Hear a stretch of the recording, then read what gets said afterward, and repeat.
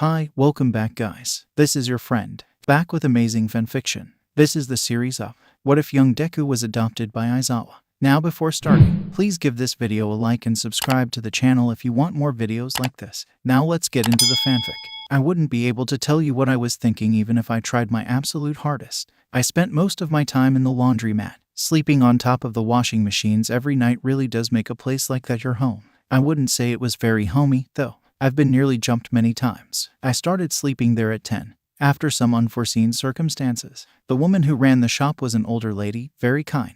She always made sure to give me something like a biscuit and maybe fruit juice before she left for the night, leaving me with the nighttime worker. I became well acquainted with the workers. They were always willing to let me crash at nighttime. At 13, it seemed as though everything changed. Seated on the wooden bench, I bit into my biscuit as my eyes were fixated on my load of washing. I watched it go round and round. It was almost hypnotic and I couldn't tear my eyes away from my clothes even if I wanted to.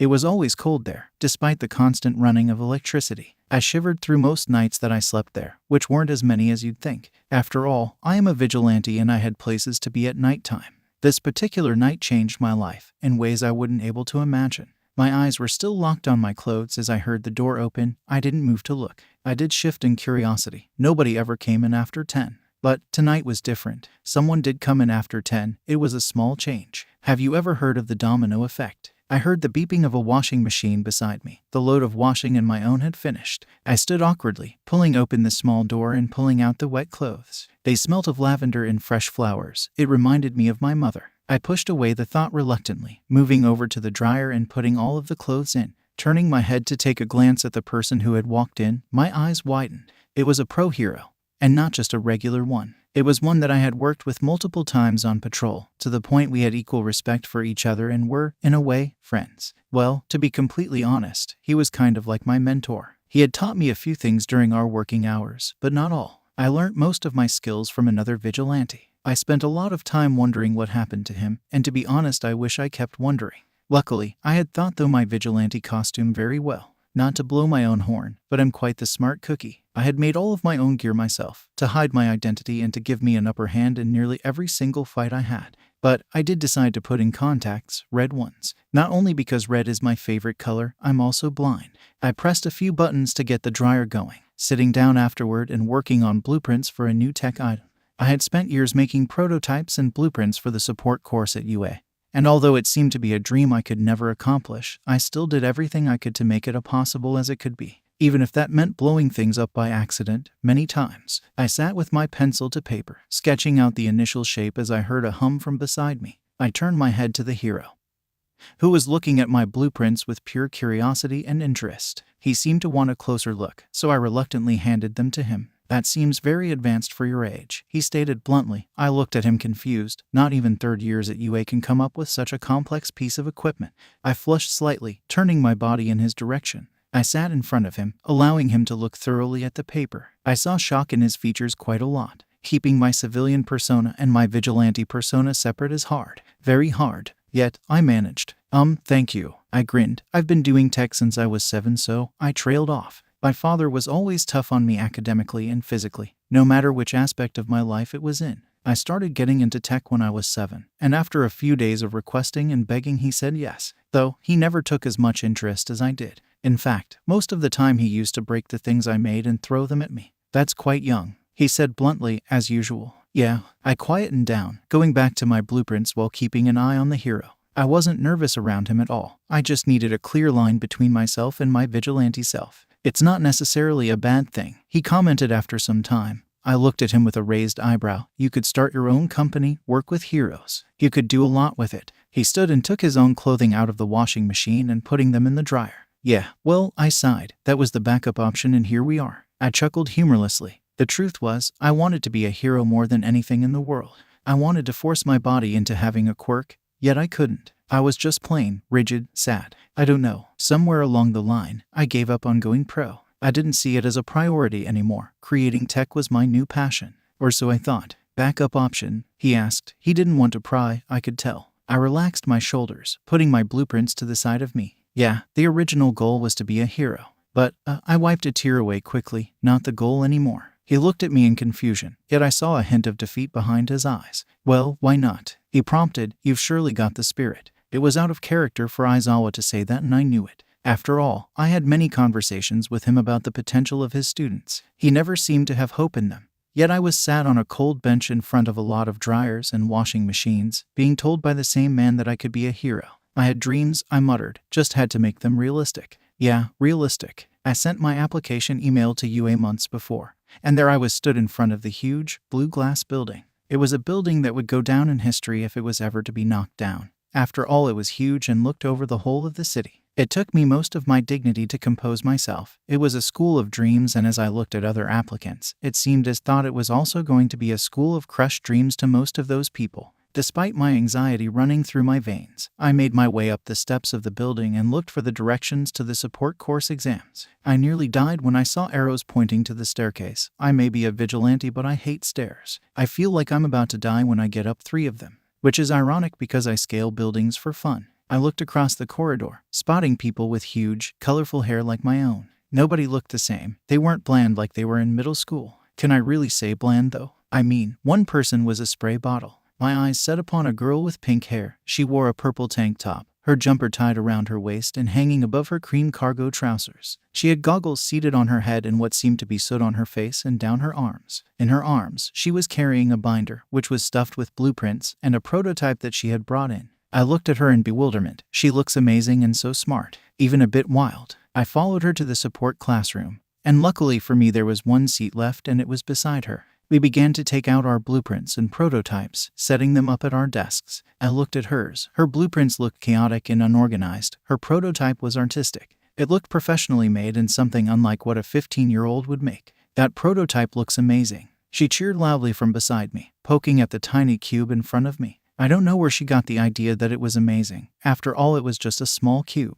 Thank you, I smiled, but it doesn't look like much. I responded sheepishly, looking toward the board where the Pro Hero Power Loader was getting a PowerPoint ready. Not to the ones who know what they're looking for, she bellowed out, almost bouncing in her seat. I see those trims around the cube. It will either turn into one thing or multiple. I smiled at her analysis of the cube. That's correct, I grinned. They said nothing explosive or dangerous to other applicants, so I couldn't do what I wanted. I sighed in frustration. I'm in the same boat, she buzzed. I'm Meihatsu. She stuck her hand out to shake my own. I returned the handshake. She was cooler than what I initially thought. Nice to meet you, I'm Izuku. She hummed an acknowledgement, going on a tangent about how we will be best friends in the coming year and how glad she is that she has free roam of what to do in the physical exam that we do. I took slight notice, adding in responses now and again. I focused on taking in my surroundings. Everything seemed to be blue. The walls, the floors, some of the doors. Just pure blue. Yet, the support classroom seemed to be more dirty than the rest of the school. And compared to photos on the internet, it seemed to be one of the largest classrooms in the school. The walls were decorated with tools and blueprints. Behind them were scratches and soot etched onto the walls. Some of the soot traveled down the wall to the floor, where there were projects and prototypes laid out, often accompanied by dirty gloves. I took note of the very obvious stereo in the back of the class, vinyls in cases all over a desk.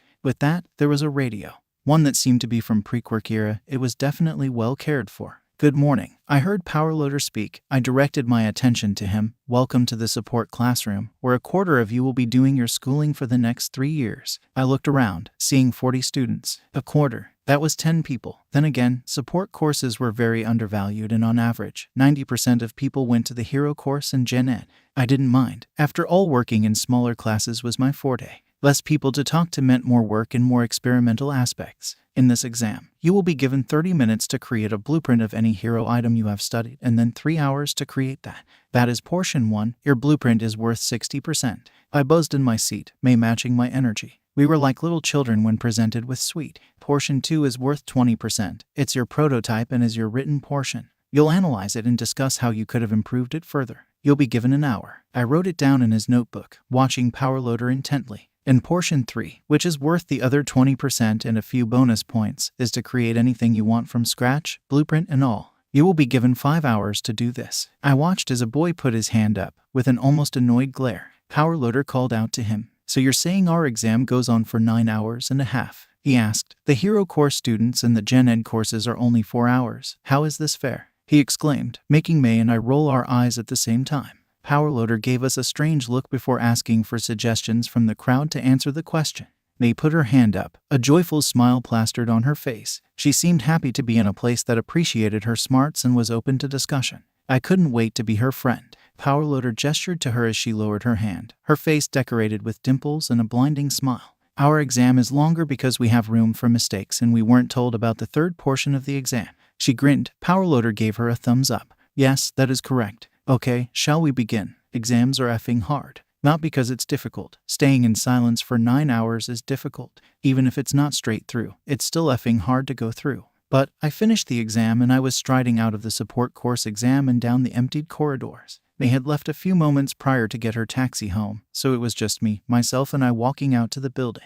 I had no idea if I was going to go to the laundromat or go visit my parents, like I had been doing every week for the past year. But I decided that I'd just have a nice walk down the stairs for a little while and just think about that exam. I knew I had aced it. The first portion was easy. I just remade Aizawa's scarf and made sure it worked. It was rather simple to achieve and I was amazed at how cool the design was, even though Aizawa's was busted up and dirty. Speak of the devil and he shall appear is a quote I like to use, because in front of me was Aizawa, with a blonde, one that I don't think I had seen before. I wondered who he was. I didn't have time to think as I had to contain my anxiety while moving past Aizawa, hoping he wouldn't notice. He visited the laundromat more frequently. In his words, it was to make sure I was okay. I made up some lie about how my grandmother ran the shop and all sorts. I don't even know my grandmother. But he believed me, and that was what mattered to me. As I walked past him, it seemed as though my luck ran out. He noticed me almost immediately. Izuku, I cringed. I turned to him anyway, plastering on that fake smile that I always gave him, showing how fine I was. Aizawa. I bowed politely to the man beside him, who grinned wildly. How have you been?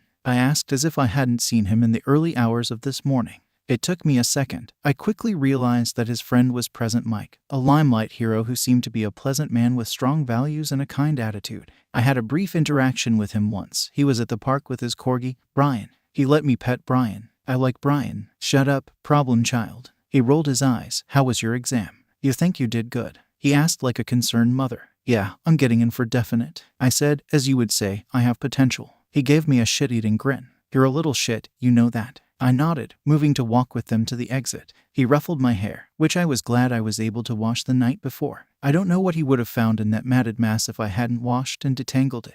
Of course, I'm very proud of it too. I jested, stuffing my hands into my pockets. When you get in, you'll have to call me sensei, he joked. I sighed. It's a sad life, Aizawa-sensei. He gave me a judgmental look. I simply laughed and burrowed myself further into my hoodie. The entrance doors were wide open, a draft of cold air hitting us against the face. I could feel the cold metal hanging from my stretched ears and the cool chain around my neck. It was an uncomfortable feeling. I sucked it up. You know what? I don't like that. He cringed aggressively. I think we can arrange that you'll just call me Aizawa. I nodded, stilling further and further down the long, red path. I looked back at the school, eyes shimmering. I remember the day I gave up on heroism, thinking that I'd never step foot in that place for school. I think I've got something better than the hero course. Where are you going now? Back to the laundromat, he asked me, buried into his scratty scarf. Once I got my version of his scarf back, he'd be gifted it by the next time we saw each other. I thought for a moment. I didn't want to go back to the laundromat. It was cold, really cold. It felt more bitter than the air outside, so I settled for visiting my parents. I often felt like if I talked for long enough, I could get them to speak. I knew that was impossible.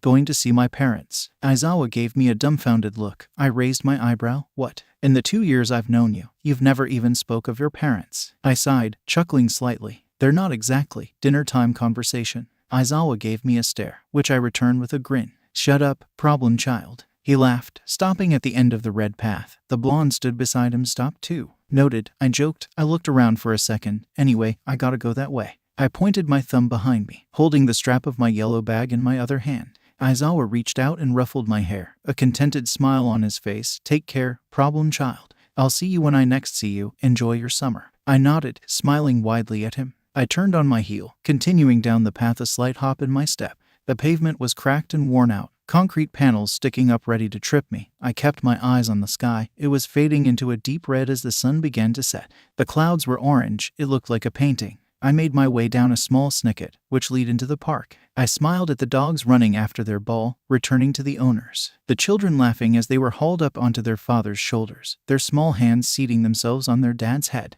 The older couple walking down the footpath, hand in hand while talking about something that wouldn't matter to me. It would matter to them. The noise of birds chirping pulled my ears as I slipped in an earbud, watching as blossoms fell before my vision. The petals began to get into my hair. I didn't mind. After all, they smelt fresh and were very pretty. The last corner I turned lead into the cemetery. My walking slowed and my head hung lower. Every time I went to my parents', the walk there was just as painful as the first time I moved through the grave.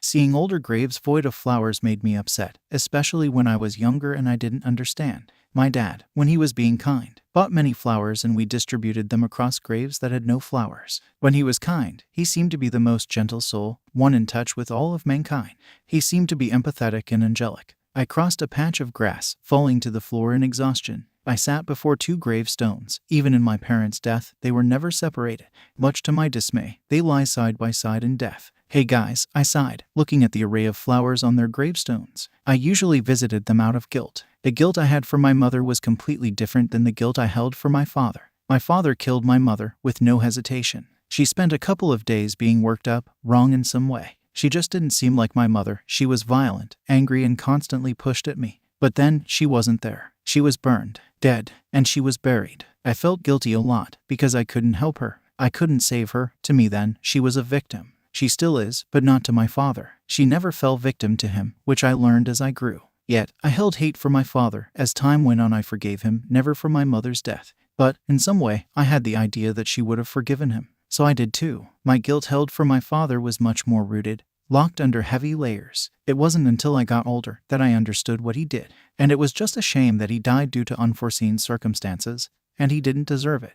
I sat cross-legged before both graves, eyeing them. They always looked different when I saw them, cleaner, I guess. But I hadn't cleaned them. I often wondered who did. So, how's life being 6 feet under? I hummed, pulling out a notebook from my bag, working on new blueprints. I'm working on this new tech item. It's kinda like Dad's quirk, you know. I began to explain. It's like this thing where you put these teeth guards in and when you activate your own quirk, fire flows out of your mouth. Pretty cool, huh? I pulled a sharpener out of my pocket, sharpening my pencil quickly. I found it peaceful sitting at their graves. It was like a weight lifted off of my shoulders when I just unloaded my life to them, as if they were still here. I often hummed a song in the silence when I had nothing to say. I heard walking behind me, then the gravel stopped echoing in my ears.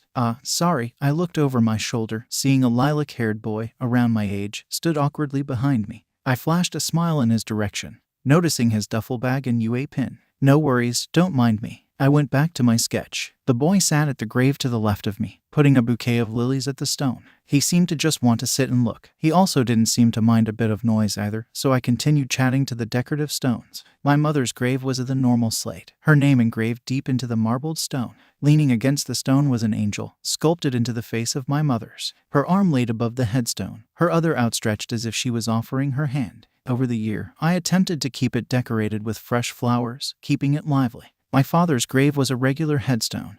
It wasn't anything special because of how vile he was to people. He was lucky to be buried beside my mother either way. I made sure he had flowers down though. So, I went to the UA exam. I saw the lilac boy perk up. I'm sure I passed. You'd be proud of that, Dad. I hummed, putting my blueprint to the side, resting my head on my fist. Sorry to interrupt. I looked over at the boy. You did the entrance exam today. I nodded. Yeah, support course, I commented, turning my attention to him. I assume you did an exam of some sort. Yeah, hero, he said. The exam wasn't geared to my quirk. Pretty sure I failed the physical. Well, it's okay. You could get into the general education course and get into the hero course through the sports festival, I commented. He sighed and rolled his eyes. It's unlikely that they'd take a guy with a villain's quirk on Gen Ed. It was my turn to roll my eyes. To me, being quirkless and all, there was no such thing as good or bad quirks. After all, I'd rather have a stereotypically evil quirk than none. But there is still no such thing as a villainous quirk. Why would there be? It's just genetic makeup. No such thing as a villain's quirk.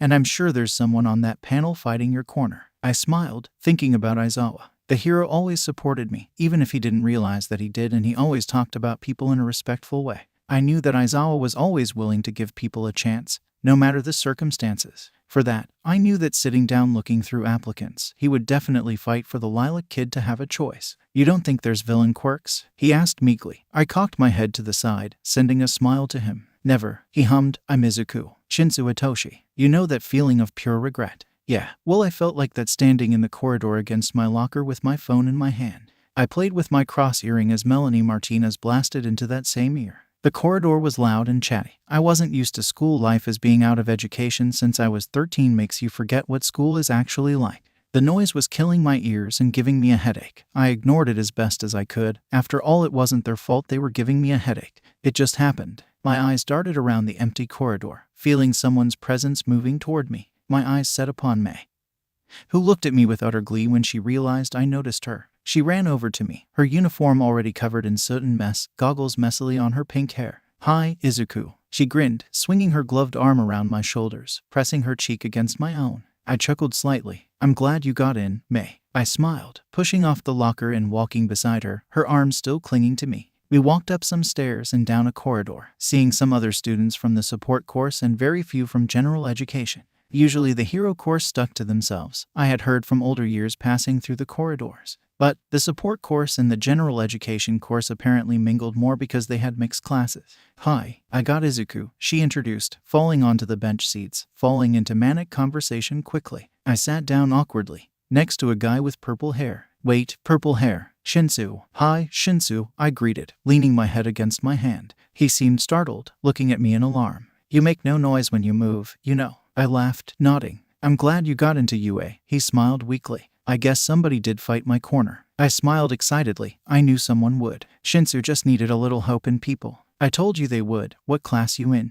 I asked, pulling out my timetable that I got given at the front desk earlier that day. I looked through it, seeing that I had maths and English that day, along with a subject, one that was labeled unspecified with the room name as principal's office. I wanted to off myself there and then. I hoped to God somebody else was invited to go do whatever they'd be doing with him. I hadn't even signed up for an extra class. 1 degree Celsius, he asked. 1H. I looked at my sheet again. "Does anybody have a subject saying unspecified?" I asked the group of 10. They all shook their heads, turning back to their conversations. I buried my hand in my curly hair, sighing deeply. It was going to be a long day, and it was only day 1. "Okay, guys, we have orientation in about 20 minutes. Any questions?" I shot my hand up in the air. I did not want to go to an introductory assembly at all. And neither did May. "Yes, He looked at the register, seeing only my first name. I never went by my last name. I didn't care for it, and plus I spent years without it and I got used to the Western ways of addressing people. "Izuku." I smiled. Anyway, May and I were wondering if we could not go to orientation and maybe sit in the hero course's quirk test.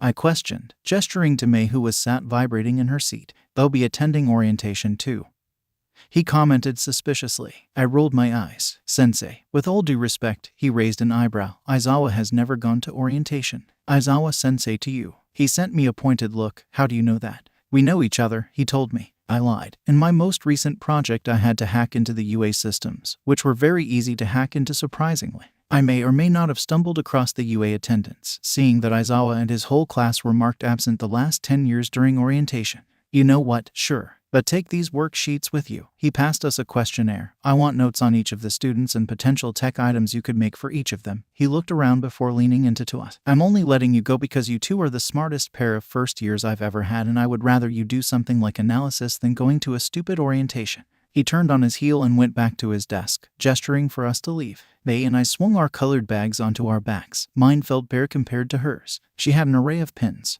Those of TV shows, food items, the UA pin everybody seemed to have. Mine was dirty and yellow. It had been with me for years and I didn't have it in me or my bank statements go through with throwing it away. She had already thrown her blazer into the abyss, talking about how she'll never put that dirty thing on ever again. Her gloves were on and her goggles were still sat loosely on her head. She had her arm wrapped around my shoulder as we strolled down the corridors and stairs, smiling through the glass of doors at the other classes getting ready for orientation. She had a slight bounce to her step and an incredible word count. She never seemed to stop talking. I didn't mind because she was good company and carried conversations when I didn't want to. May grabbed my hand and seated us on the handrail. Sliding down the railing all the way to the bottom floor was fun, until we both crashed on the floor, directly in front of Class 1A. She didn't seem fazed at all, still laying on the ground with her head rested on her hands. She looked up at Aizawa as I sat with crossed legs on the floor. He gave us a harsh glare. "Hi." I smiled up, standing up and pulling May up with me. She slid her arm over my shoulder as soon as we stabilized ourselves, with a small laugh escaping our lips. "Izuku, what the hell do you think you're doing? You should be going to orientation," he said bluntly, his eyes tired as he gave me the look. My parents gave me the look a lot. So, his class held their breath. "You're not going. I'm not going. May's not going." I pointed to us all. "Plus Powerloader said we could come take notes on your class." Aizawa rolled his eyes, but nodded for us to go forward and walk with him in his class. May kept her skip in her step, every so often squealing at random heroes she seemed to think had lovely tech items. I couldn't disagree. They all had incredible technology to back their skills. Aizawa chipped in a few times, explaining why they had such items and how it helped them. He seemed to like to feed into our knowledge as best as he could. Go get changed, he told his class, who all bowed and nodded before scurrying into their changing rooms. You two follow me to the field. We nodded, following after him. For such a chilled-out looking guy, he had such a quick walk. We followed him outside to ground beta. There were high walls surrounding it. Those walls were indented, burned and crumbling. I assumed it was from the abuse of quirks pointed at the old bricks. Trees coated the outskirts of the dusty ground we stood on.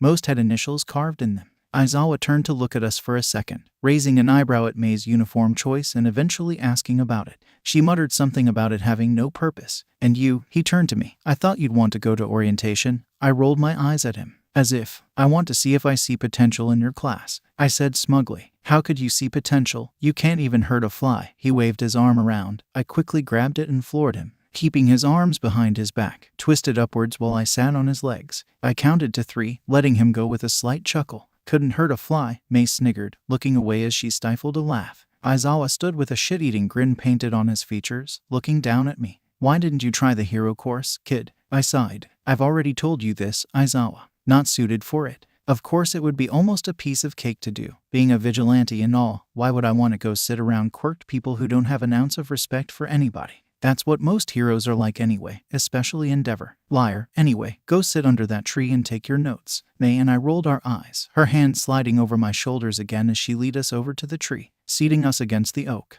You ever had that moment of realization that you are real? Like, you don't realize you're alive, breathing, people around you are real too. Well, I had a very uncomfortable moment of realization 3 times on the same day. It's way more than what I needed. The first, of course, was during that quirk exam that those hero students had to do. Seeing Kakin again really made my head spin. The last time I saw him he suicide baited me, so he's not exactly my best friend at the moment. The second, well, was when I sat in Nezu's office. That was the unspecified lesson on my timetable. Apparently he wanted to catch me up on the knowledge I missed in middle school or something. You see, Izuku, he squinted at my sheet, rubbing where my last name should be. We just don't want you missing out on your education, he told me while sipping his tea. Now, if I was stupid and didn't come tied first with Mei on the exam, I would agree that maybe going through that material would be a good idea. But I passed high school by 10 and now have 2 online college degrees. You may now be thinking, why are you at UA then? Well, it's for experience, I guess, but also to add to my fabulous, extensive resume. I won't be missing out on education. Read my file. I crossed my legs, eating whatever sweets the guy had handed to me when I walked in. He squinted his beady eyes while bending to his bottom drawer and magically producing my own file from it. He lowered his eyes, a look of shock pouring out into his features. You have passed middle school by age 7 and high school by 10. You have degrees in English, analysis, and sport, he asked, reading from the sheet. Yep, I stayed in middle school till I was 10 anyway. My dad was nervous about me not being geared to people my age. I waved my hand, brushing him off as if my file was nothing.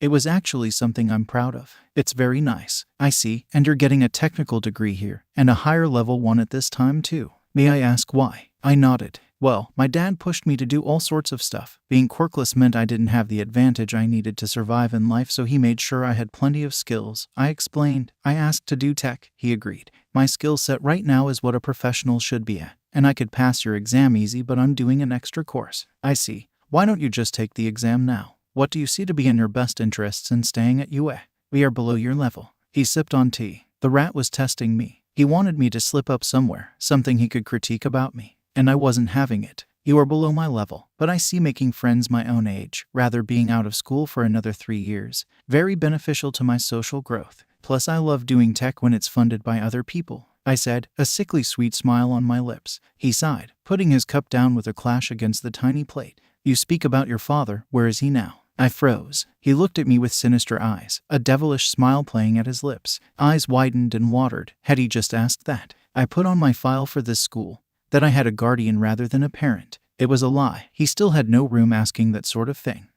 I trailed off, standing up, taking my files out of his paws. He is where he is because of his own mistakes. I suggest you don't make the same ones. I snarled, slamming his door into the back wall. I realized then, the reason I dislike people and didn't go to school anymore was because teachers are vile and don't think about what they say. And the reason I dislike heroes is because majority of them are teachers. But I do like Aizawa and Powerloader, who insisted that I call him Majima-sensei. I was glad it was about to be lunchtime. It meant I could go piss off Aizawa while he attempted to sleep in his room. I didn't want to go to the canteen. The noise would stress me out and get me very on edge for my vigilante antics later on in the evening.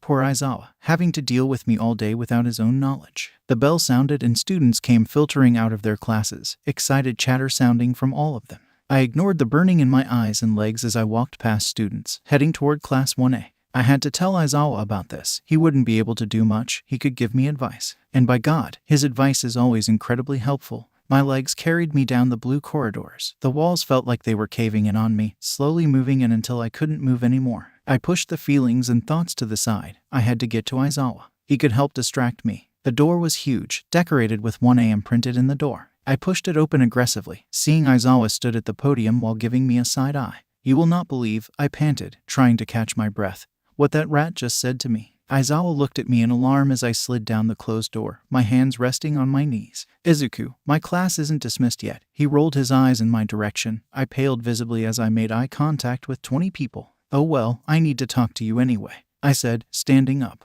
My eyes met red ones, harsh and narrowed at me with an underlying feeling of dread. I knew who it was immediately, paling even more. My hand reached back for the doorknob. Sure, I saw him at the Quirk exam. He was at a distance. But we aren't at a distance anymore. No, we're close. Too close. Deku. Aizawa's eyes flew to Bakugo, who stood at his desk, explosions popping at his hands. We thought you were effing dead. Were you trying to be better than me? He screeched at me, stalking toward me. I squeezed my eyes shut, waiting for the explosion to cover my face. But instead I heard struggling, muffled screams. I cracked open an eye, seeing the hilarious sight of Kaken's whole body being restrained by an old, gray, decaying scarf. His explosions were stopped, as Aizawa had activated his quirk quickly as soon as he noticed what was happening. You haven't mellowed out a bit, I asked bitterly, absent-mindedly rubbing the handprint scar on my shoulder. Thought you'd grow a pair of balls and face your mistakes, not turn away from them like you've done your whole life, I muttered, watching as he was dragged back to his seat by Aizawa's scarf. The fabric was loosened at his mouth, where he spat in my direction with a harsh glare. What the F happened to you?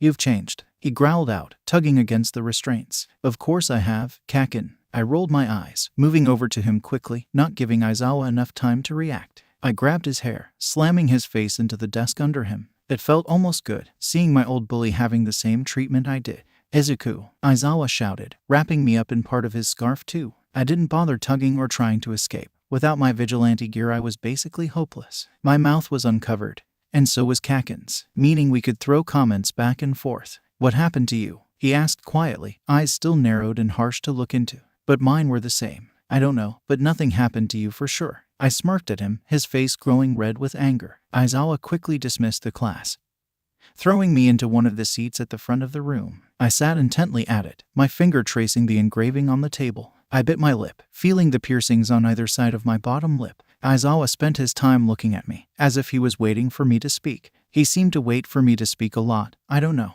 It was like he wanted me to start the conversation.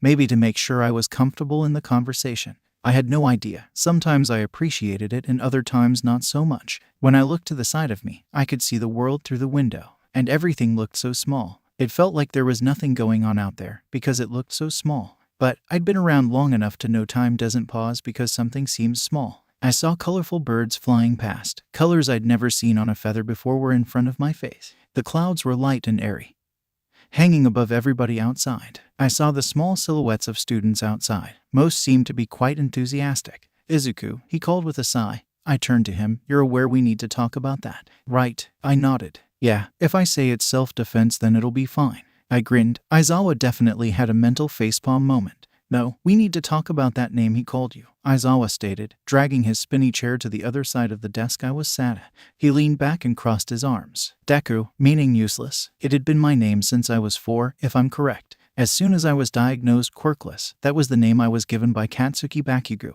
I'd done everything I could to get rid of that name. You don't always get what you want.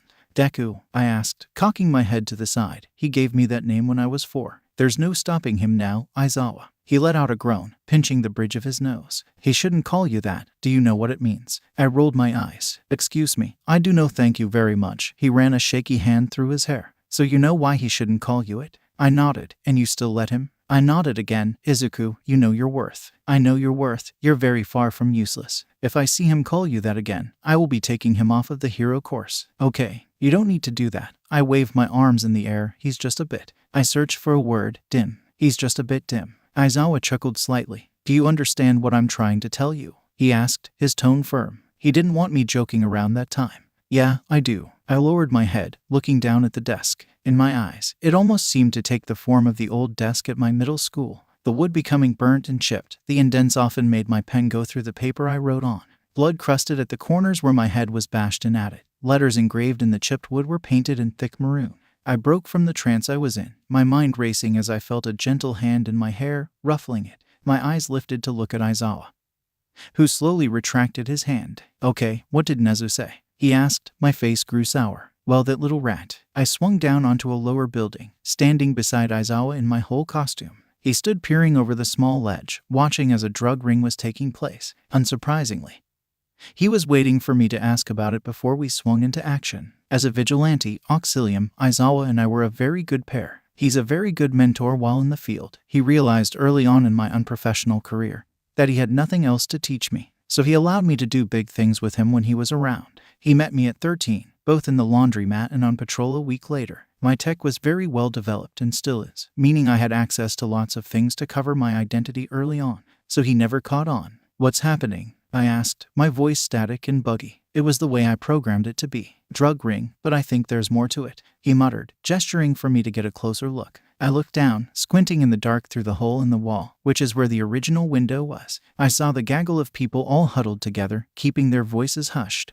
It sure looked like a drug ring. Something seemed off about it almost. It wasn't until the group straightened up and bowed deeply to a new man, who walked in with a small girl to his side. She was scared, bandages lining her arms and legs as a white bag was draped over her body. Her hair was white, a small horn erupting from her forehead above her huge, glossy scarlet eyes. She seemed to be holding a duffel bag, one far too heavy for a child to be carrying.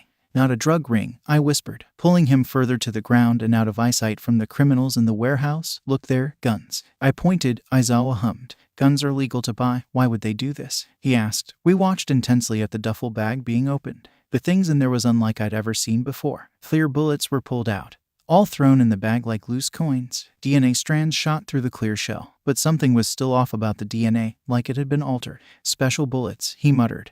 That bird mask, it looks too similar, he thought. It then clicked in my head. It's the Shai Hasekai, I said abruptly. That is Kai Chisaki, overhaul. Aizawa's eyes widened. Chisaki was the leader of a huge organization, one that wanted to restore the pre-Quirk era by removing everyone else's quirks but their own to gain power for themselves. Word on the streets, between vigilantes of course, was that he had supplied a quirk remover that was in process and it was too dangerous to even test on workers yet, and that the quirk remover stemmed from a quirk itself. A girl was the source. That same little girl beside him, I had heard her name was Iri. Her quirk, rewind. We have to get that girl out, Aizawa said, pulling his scarf. I pulled him back. Those bullets remove quirks, Aizawa. They're in progress. They're known to kill people by ripping out parts of their DNA. He raised an eyebrow. It's in progress. That isn't the plan, but it's still incredibly dangerous. Bring it up to the commission. Try investigating. He nodded, moving back and pulling me with him. Aizawa knew when things were serious.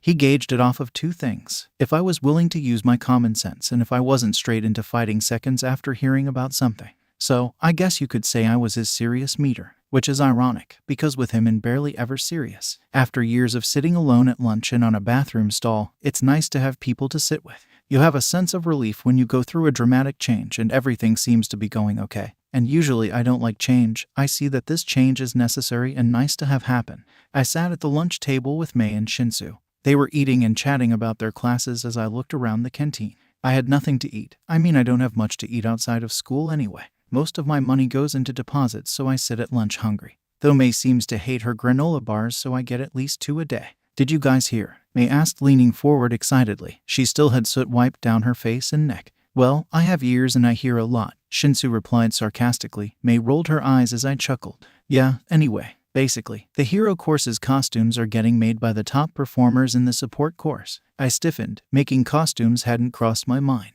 To be honest, I kind of just blocked that part out even though it was stated on the course description. I spent my life building my own costume, for me, something to help me. It was like the one thing I did for myself, and as selfish as it sounded, I didn't want to make other people's dreams come true. If I didn't get any help making my own dreams come true, no matter if they were realistic or not, I didn't want to help anybody else. They weren't my priority. After all, I spent a lot of time dwelling over my priorities as a child, only to find out that they shouldn't have been as important.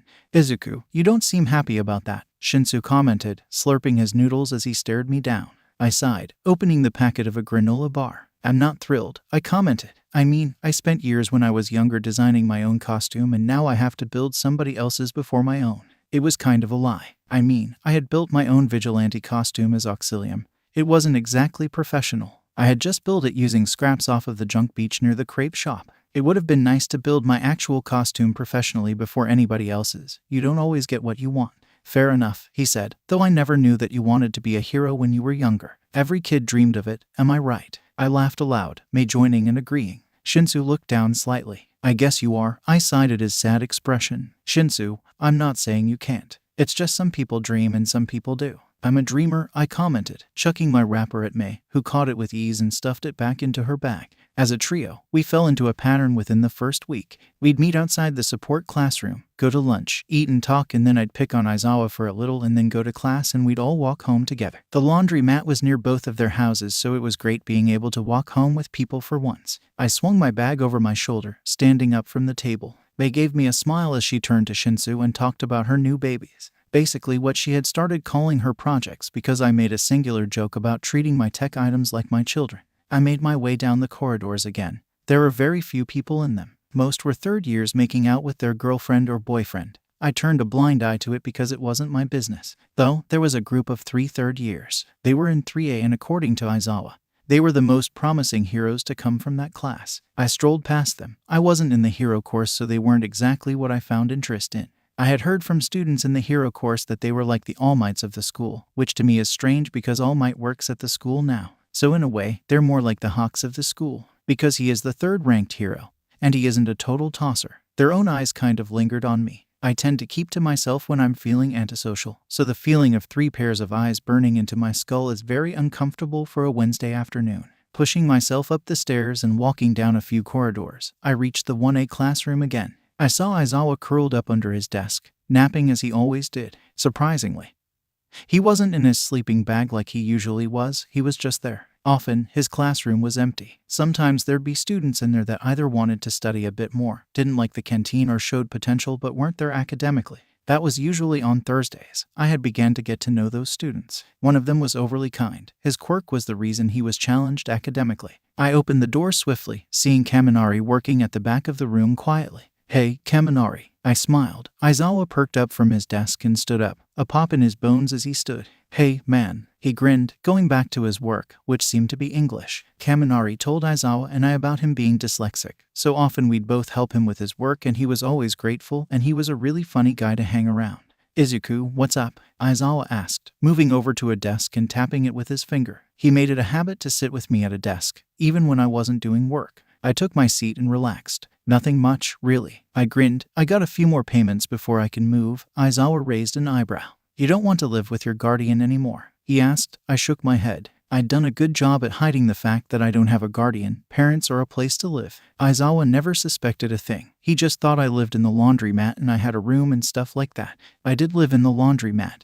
That was because the kind elderly woman that owned the shop actually let me stay there. She's nice, I said, but I want to live by myself. He nodded. When will you finish paying for this place? He hummed, sipping on his coffee. I had bought him the flash he was drinking out of. I bought him it when I was 13 and gave it to him as Auxilium. I swear, he nearly sobbed when I gave it to him. I secretly have a matching one. Around the time of internship, I grinned and he flashed a smile back. Aizawa was closed off when we first met, but based on our conversations you'd never expect it. Our first meeting was like when you're eating at a restaurant and you have that random child staring at you very intensely. Only Aizawa was the child staring. He's such an arse, you know. The first thing he asked me was why I was so short. And may I add, he was very blunt about it. He'd be upset if the first thing I asked him was why his hair was so greasy. But I didn't. Good. He looked over at Kaminari, who was trying to make it look like he wasn't paying attention to us more than his work. Aizawa sighed, tapping the desk beside me. Kaminari nearly jumped into the seat beside me, a goofy grin playing at his lips. I felt like Kaminari and Mei would be good friends, but a death sentence for Shinsu and me on a bad day. But would that stop me from introducing the two? No, because I'm willing to be damn near killing myself to make sure my friends are happy. What work are you doing, Kaminari? Aizawa asked, rolling his chair in front of the blonde. I rested my head in my hand, watching as the two interact. Aizawa always said that he dislikes loud blondes. I always knew he was bluffing. Well, he hates loud ashy blondes. I'd already heard the brunt of his distaste toward Kakin and how the only reason he's not expelling him for bullying is because he and I agreed that he had potential. But he never said anything about solid yellow blondes. I was sure that he and his friend, Present Mike, had something zesty going on behind the scenes, and often my gut feelings weren't wrong, so I decided to stick to my guns on that. So, in conclusion, if Aizawa can be friends with Present Mike, he can tolerate Kaminari. I'm not that good at English. I'm not going to lie. He turned to his phone. I'll call Yamada-sensei. I waved him off. I have a degree. I scooted over and began to explain what a homophone was. Then helped him learn how to spell the variations of there.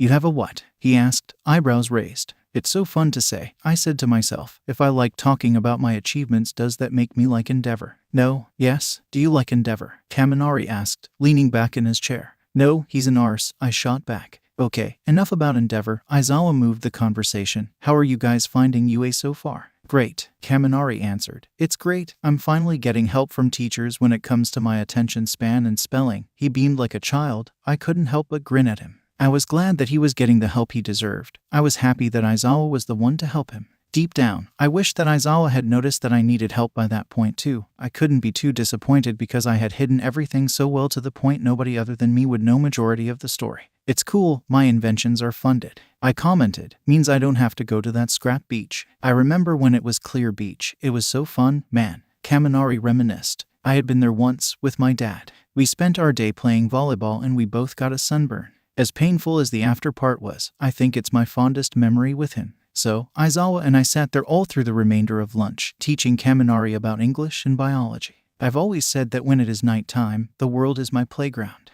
Only, my playground has more guns than most do. And that point was proven quite late in my patrol with Aizawa. We were sat on the rooftop, eating whatever chocolate bar Aizawa had stolen off of Yamada-sensei that day, listening to the crickets and cars below us. We had taken down a drug ring previously, and we had the right to be tired and take maybe a 5-minute break. Usually, Aizawa would lecture me about how irresponsible I was during whatever fight we had. Tonight, he was quieter and almost proud. He kept looking at me with this smile, and it wasn't like that one where it clearly shows he wants to kill me. No, it was more of a prideful smile. I assumed I had done well, because if anything, I'm good at helping people even if I'm feeling slightly spiteful in my heart somewhere. My spite didn't even make sense to me. Imagine someone came to you and said something like, I'm pissed off because I saved that girl from being abducted by villains, but nobody helped me when I needed it. Sometimes when I feel like that, all I want to do is run away and just not help anyone anymore. Because at that point, what is the point? I love helping people. I hate feeling spiteful about it.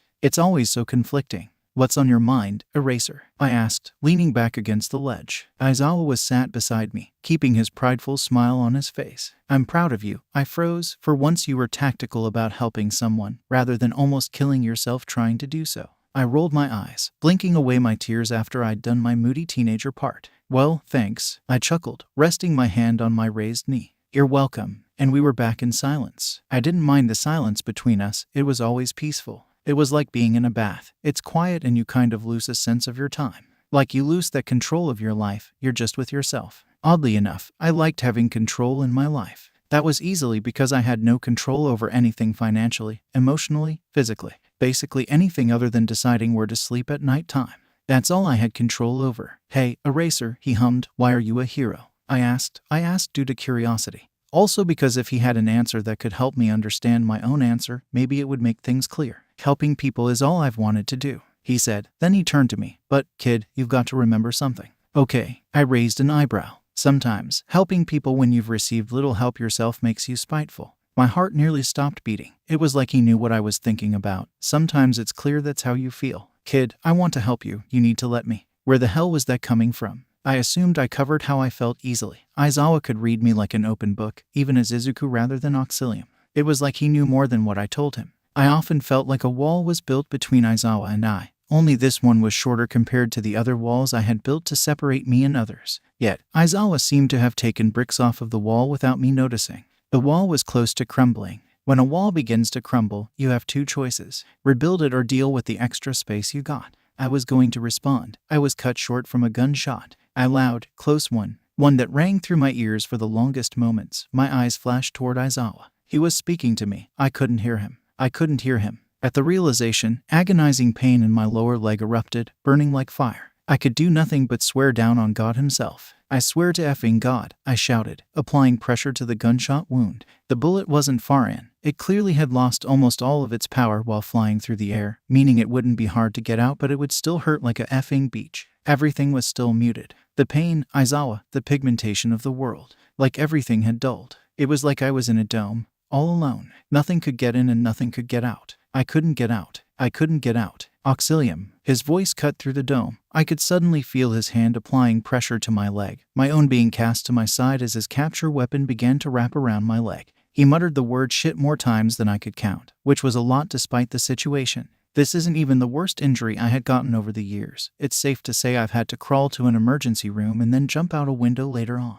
Death, as lovely as it is, isn't your best friend unless you're acting on impulse. I assumed that the shock of Aizawa noticing what I'd been able to cover up for years mixing with the fact I had gotten shot amplified my emotions to a great amount, which really is irritating. I brushed it off, attempting to come to my senses. It wasn't as bad as an emergency room visit, so I decided that the scalpel in my tiny medical kit, which stayed in my back pocket, would do the trick just fine. Pulling it out, I don't have tweezers. I should get tweezers. We have to get you recovery, girl. He attempted to pick me up. I latched myself onto the ledge with all of my might. It got to a point where Aizawa and I were both worried I'd rip it off and have to pay for damages. But Aizawa thinks Auxilium is a rich 15-year-old, meaning he probably wouldn't give a shit if he left me to pay for it. Stop fighting, he told me. I latched on harder. Auxilium, you have to get the bullet out. And I will. I retorted. Put me down, you old bastard. I gritted out when he dropped me. I'm 31. He argued back. I'm 15. You're like double my age. I deadpanned, pulling out my scalpel from my back pocket. I lined it up to the bloody dent in my leg and cut until I hit the metal, flicking it out with the end of the blade. I hissed as blood squirted from the incision, pooling at the ground. Aizawa's eyes fixated on the blood, a look of horror glossing over them. I had that same look in my eyes once, the same reaction to a near-close scenario. Only, nobody is dead this time. The same pool of blood circling a body, but mine's warm, his was cold. That same blood spraying off in the wind, painting the floors surrounding and myself in a crimson crust. The feeling of drying blood in the palms of your hand is awful. It makes the situation more uncomfortable than what it has to be. I could see Aizawa having the same discomfort. Somehow, he seemed to have gone through this before. Just worse. Kid, he took the scalpel, pulling my bandages out of my pocket. That's gonna scar, he told me, wrapping around my leg. I rolled my eyes. He was acting like he hadn't seen me get injuries that would scar anyway. He was acting like a father. The thought pained me, shooting through my heart and my gut in a way that made me want to keel over and die right there. Aizawa made me feel like I was less alone in the world, like I had somebody to go to, almost like I had a parent. And he had gotten to know me so well. As both people, he knew a person I showed to him more than anybody else did, which to be honest is more important than you'd think. You're such a dad, I joked wetly, pulling my body to a stand. I felt the shooting pain in my leg as I looked around to make sure nobody was around anymore. I have to be when you do stupid shit all of the time, he argued, grabbing onto my arm to stabilize me. He had seemed to get the hint I was not going to a hospital. I think he was unaware about all of my hospital visits and all the healthcare debt I was in. I charged it to my mother's health insurance. She was dead, so she couldn't use it. When I turned 18, I was going to be in for a world of debt. Walking with a limp is like getting a paper cut in between your fingers. Not necessarily as painful as getting a huge gash on your leg, painful enough for it to be irritating and a major inconvenience in your life. It couldn't be worse, honestly. Yue did not hesitate when adding stairs to this school. And judging by the amount of them, they weren't cheap about it either. At some point in my school day, I grew irritated because who needs this many stairs in one building? Just add some lifts or something. Stopping by Aizawa's classroom was easier than going to my own class. Who decided that the support classes should be at the top of the school? I mean, fires are bound to start in them, so in a safety design kind of way, it makes sense. But that's not the point. It was the period before lunch and I was skipping my special period with Nezu, which I'd been doing periodically for weeks. He probably wouldn't be expecting me anyway. So, in my head I had a free period to kill. And what better to do than go sit in on a class that I'm not even part of? I plonked myself in the back corner, leaning against the filing cabinet behind this tall girl with a mass amount of hair. Something I learned quickly was that Aizawa did not move from his podium at the front of class unless he was handing out worksheets. I took a glance at the sheets when Peppermint Boy dropped his sheet. It looked easy. It really made me think about asking to transfer to the hero course. The class has definitely gotten used to my unasked and unauthorized presence. I got a few side glances now and again. The kids in 1A were very sweet to me to the point where I'd been added to their class group chat. Then again, Aizawa was in it. How they got that man's phone number I will never know. What is the importance of teamwork within a mission? Aizawa asked, chalk in his hand as he stood at the podium. Kaminari's hand raised and Aizawa called upon him. So you have a better chance of not dying. He answered, correct Kaminari. He wrote it down on the chalkboard. The class shuddered at the noise. Anybody else? There are lots of reasons why teamwork is important, not just in missions. In my opinion, it's better to have a partner to have your back during any fight rather than having nobody there. It's not just for survival, it's to keep you company too. It's hard going about the streets and seeing people in such bad situations. It's better to have someone there to snap you out of whatever trance you could be in after seeing something like that, or someone to bear the burden with after. Mainly it's survival. I'd be dead if it wasn't for Aizawa keeping me in check. Muttering again, Izuku, I nearly died in my spot. Paling immediately, you're correct about company too. He wrote it on the board. I really thought I wasn't noticed this time, I sighed, earning a collective laugh. You're hard to miss, Uraraka said. Uraraka's right. It's like you have this vibe around you. Kirishima shot me a toothy grin. It's so manly. Thank you, I chuckled, pulling myself to a stand, hissing as I did so. I hobbled over to the spare chair on the opposite side of the classroom. Mina had made sure to put sparkling letters with my name on the chair so everybody knew it was for me. Aizawa looked at me with a raised eyebrow. Why are you limping? He asked me. I collided my body with the chair, taking all pressure off of my leg. It had been bleeding like crazy. I managed to get it to stop eventually. It was wrapped up and bandaged under my trousers. Sprained my ankle this morning, I lied, taking out my notebook and pen to make notes in the class. Aizawa and I had a deal that if I was going to sit in on his classes, I would have to make notes and participate like the rest of the class. No special treatment. Sure, he rolled his eyes. Didn't have time for a recovery girl trip this morning. I didn't want to go. I admitted. Now carry on. These people are losing valuable learning time. No, please carry on, Shiro begged. Yes, please, Mina following suit. I laughed at them but gestured for Aizawa to carry on, who did once he lowered his hair and his eyes stopped glowing red. When he does that it tends to make me laugh because when he's hanging upside down like a wannabe Spider-Man, he looks like an angry octopus instead. In his classes, he seems bored and tired of what he's teaching. It sounds like a speech he's prepared the night before and has repeated a few too many times for him to find any joy of enthusiasm in what he's saying. Yet, when he talks about it on patrol he's always so engaged with what he's saying. So enthusiastic, and it just seems so important to him. I found it hard to figure out why he seemed to care around Auxilium and not so much in front of his own class. It confused me greatly. Even then, when he seemed so bored, he had that look of protection in his eyes. I knew he wanted his class to be safe, but I also knew that he wanted them to succeed on their own. Many classes have gone through hero schools, assuming they'll all be too ranked together only to lose a few people on the way. He wanted to protect them from that, I assumed. Okay, I'm doing you guys a group project. The class cheered. Aside from Kakin, who just looked pissed off, I'll be picking groups. He rattled off names and I sat smiling at Kakin, who I could tell wanted to blast me to bits because of how smug I was being. Kakin's relationship with me is strange to say the least. We hadn't talked properly in years, and when we did all I got was burnt and scarred. Yet something between us really felt comforting to me. Maybe it's the familiarity of seeing someone that's alive and well from my past activities. Or maybe it's because he's constantly warm. I always feel like I'm about to melt when I stand beside him, which to be honest is nice because spending years sleeping in the cold is not nice. But I knew he hated me. There was no lie in that statement even though I wanted it to be a lie. I wanted it to be. For years I wanted him to see me as his equal, to see me as a friend that lost priority during passing years. I thought that would make him happy. You know, not being a loser's top priority, it just made him angrier with me. I often tossed that to the side. I had bigger things to deal with. But I wanted to make our friendship work again.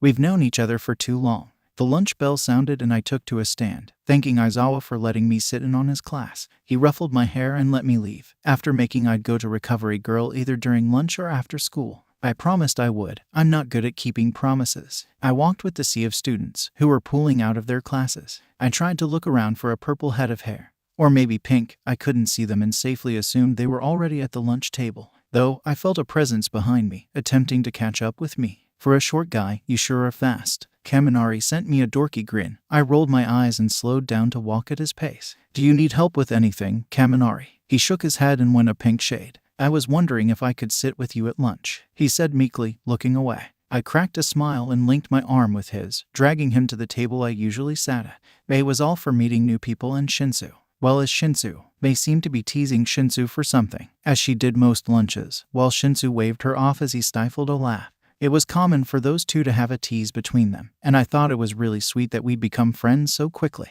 This is Kaminari, I introduced, pulling him to sit next to me. Shinsu harshened his glance while Mei beamed at the electric kid. She was already leaning over the table dying to ask question. That was until she noticed Shinsu's glare. Shinsu, stop that, she slapped his arm. Sitting back in her seat, I'm Mei Hatsume, she introduced wildly, pushing her goggles back onto her head. I had noticed that another part of her uniform had gone missing. She usually had her blouse unbuttoned and hanging over her purple tank top. She discarded of it. Denki Kaminari.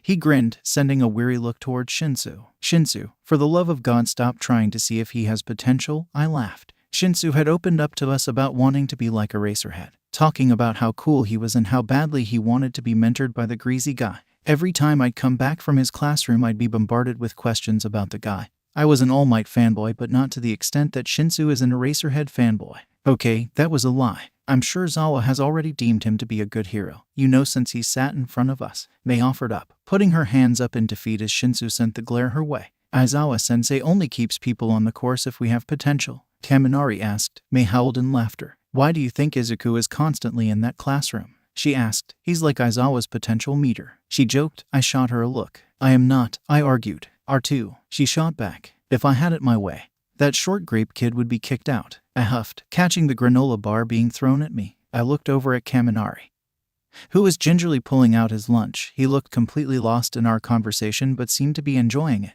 Isn't his name Maita? Shinsu asked Kaminari, who nodded. Brings shame to the names beginning with M. I put a hand to my chest in mock sadness. Mei cackled again and Shinsu rolled his eyes. You're still keeping that last name locked up, aren't you? He chuckled when Mei planted herself on the floor, following with an O. It adds to my mystery, I jested, turning to Kaminari. What you got next? I asked him, throwing my wrapper at Mei. English, he sighed. I can't spell different. I patted his shoulder. I feel your pain. I turned to Shinsu and he answered before I could even ask. I've got maths, and before you ask, yes, I can come skip and sit in the support course with you and Mei. Kaminari perked up. Mei crushed Shinsu in a hug as I moved over to give him one too. He pretends he doesn't like hugs, but I can tell he likes them once in a while. Usually, I'd tell Shinsu to go to his lessons. He's passing second-year maths, so I genuinely didn't care. I didn't care about his subjects in general, and if he missed them, I just liked to piss him off by telling him to go. You think Yamada-sensei would notice if I was gone? Kaminari asked. I thought for a second.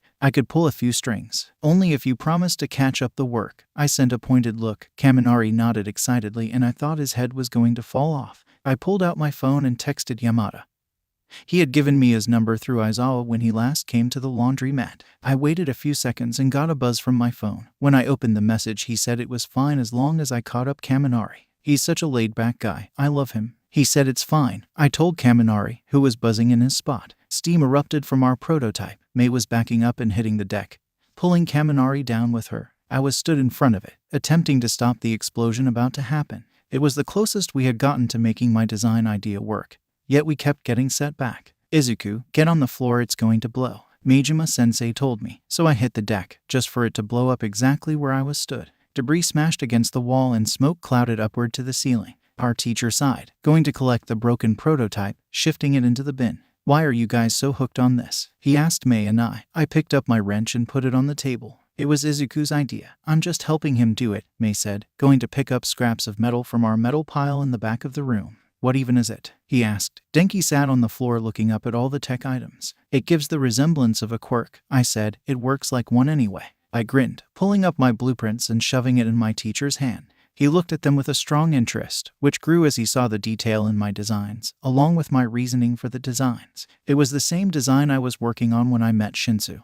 Only I was attempting to make it so the user didn't have to activate their own quirk to use my fake quirk. Have you made one that activates using a quirk? I shook my head. Okay, what gases are you using? I gestured to the blueprint. He looked down at them. Mei stood at my side, suddenly covered in black soot. Shinsu was on the ground beside Kaminari, dusting off his blouse from the soot he got on himself. You're using too much of this gas, he showed me. It's only by a little bit it makes it unbalanced and blow up. I grinned as he passed back my blueprints and walked over to where Mei and I were working. He began to help us bend our metals onto the mouth mold we had made the week before. Whose mouth is this? He asked with a sharp laugh. Mine, I chuckled, tightening the screws. So it's for you. I nodded. If it was for anybody else, it'd need to be specialized, I said. He hummed in acknowledgement, taking the warmed plastic and applying it to the gum line of the mouth guard. He had seen me make it so many times he knew how to do it perfectly. only needing me to direct what was wrong a few times. He seemed pleasantly surprised at how well the design was and how safe it would be to use once the gases were in balance. He put in the retainer which held fireproof properties comfortably in them. The retainers were like those ones you get after braces, only these ones were covered with metal and sharpened to a point on the teeth. "What are the sharp teeth for?" he asked, attaching the retainer to the gum line.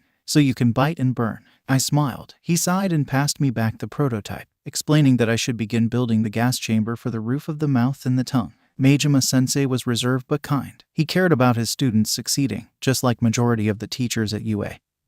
He seemed to care that little bit extra and even went an extra mile for us now and again. He showed he cared by purchasing an expensive material for one support item, always buying in bulk. He did it out of his own pocket too. He'd take time out of his day too by staying after school with May and I when we were close to finishing an invention. And he always seemed as excited as we were when it worked. Sensei liked to explain that the better our skills are does make an invention more likely to work. In support work, it's almost always trial and error. He kept our spirits up by saying that quite often. Sometimes when May and I would make a very destructive explosion and he didn't even get angry like some teachers would, he just requested Mentos come patch up whatever wall we broke, and often took the blame from Nezu. He definitely cared more than most. "Kaminari, shouldn't you be in English?" Sensei asked, quirking a brow. Kaminari looked at me like a deer caught in headlights. I rolled my eyes. "He's got authorized absence from Yamada-sensei," I told him, looking up at the clock. It was nearing the end of the day and Sensei announced it was clear-up time, which usually means we were to sweep our area and put our items in storage, unless it had wet paint on it. "All right then," he said. "You should have gotten a letter today though. It's about a trip to the USJ.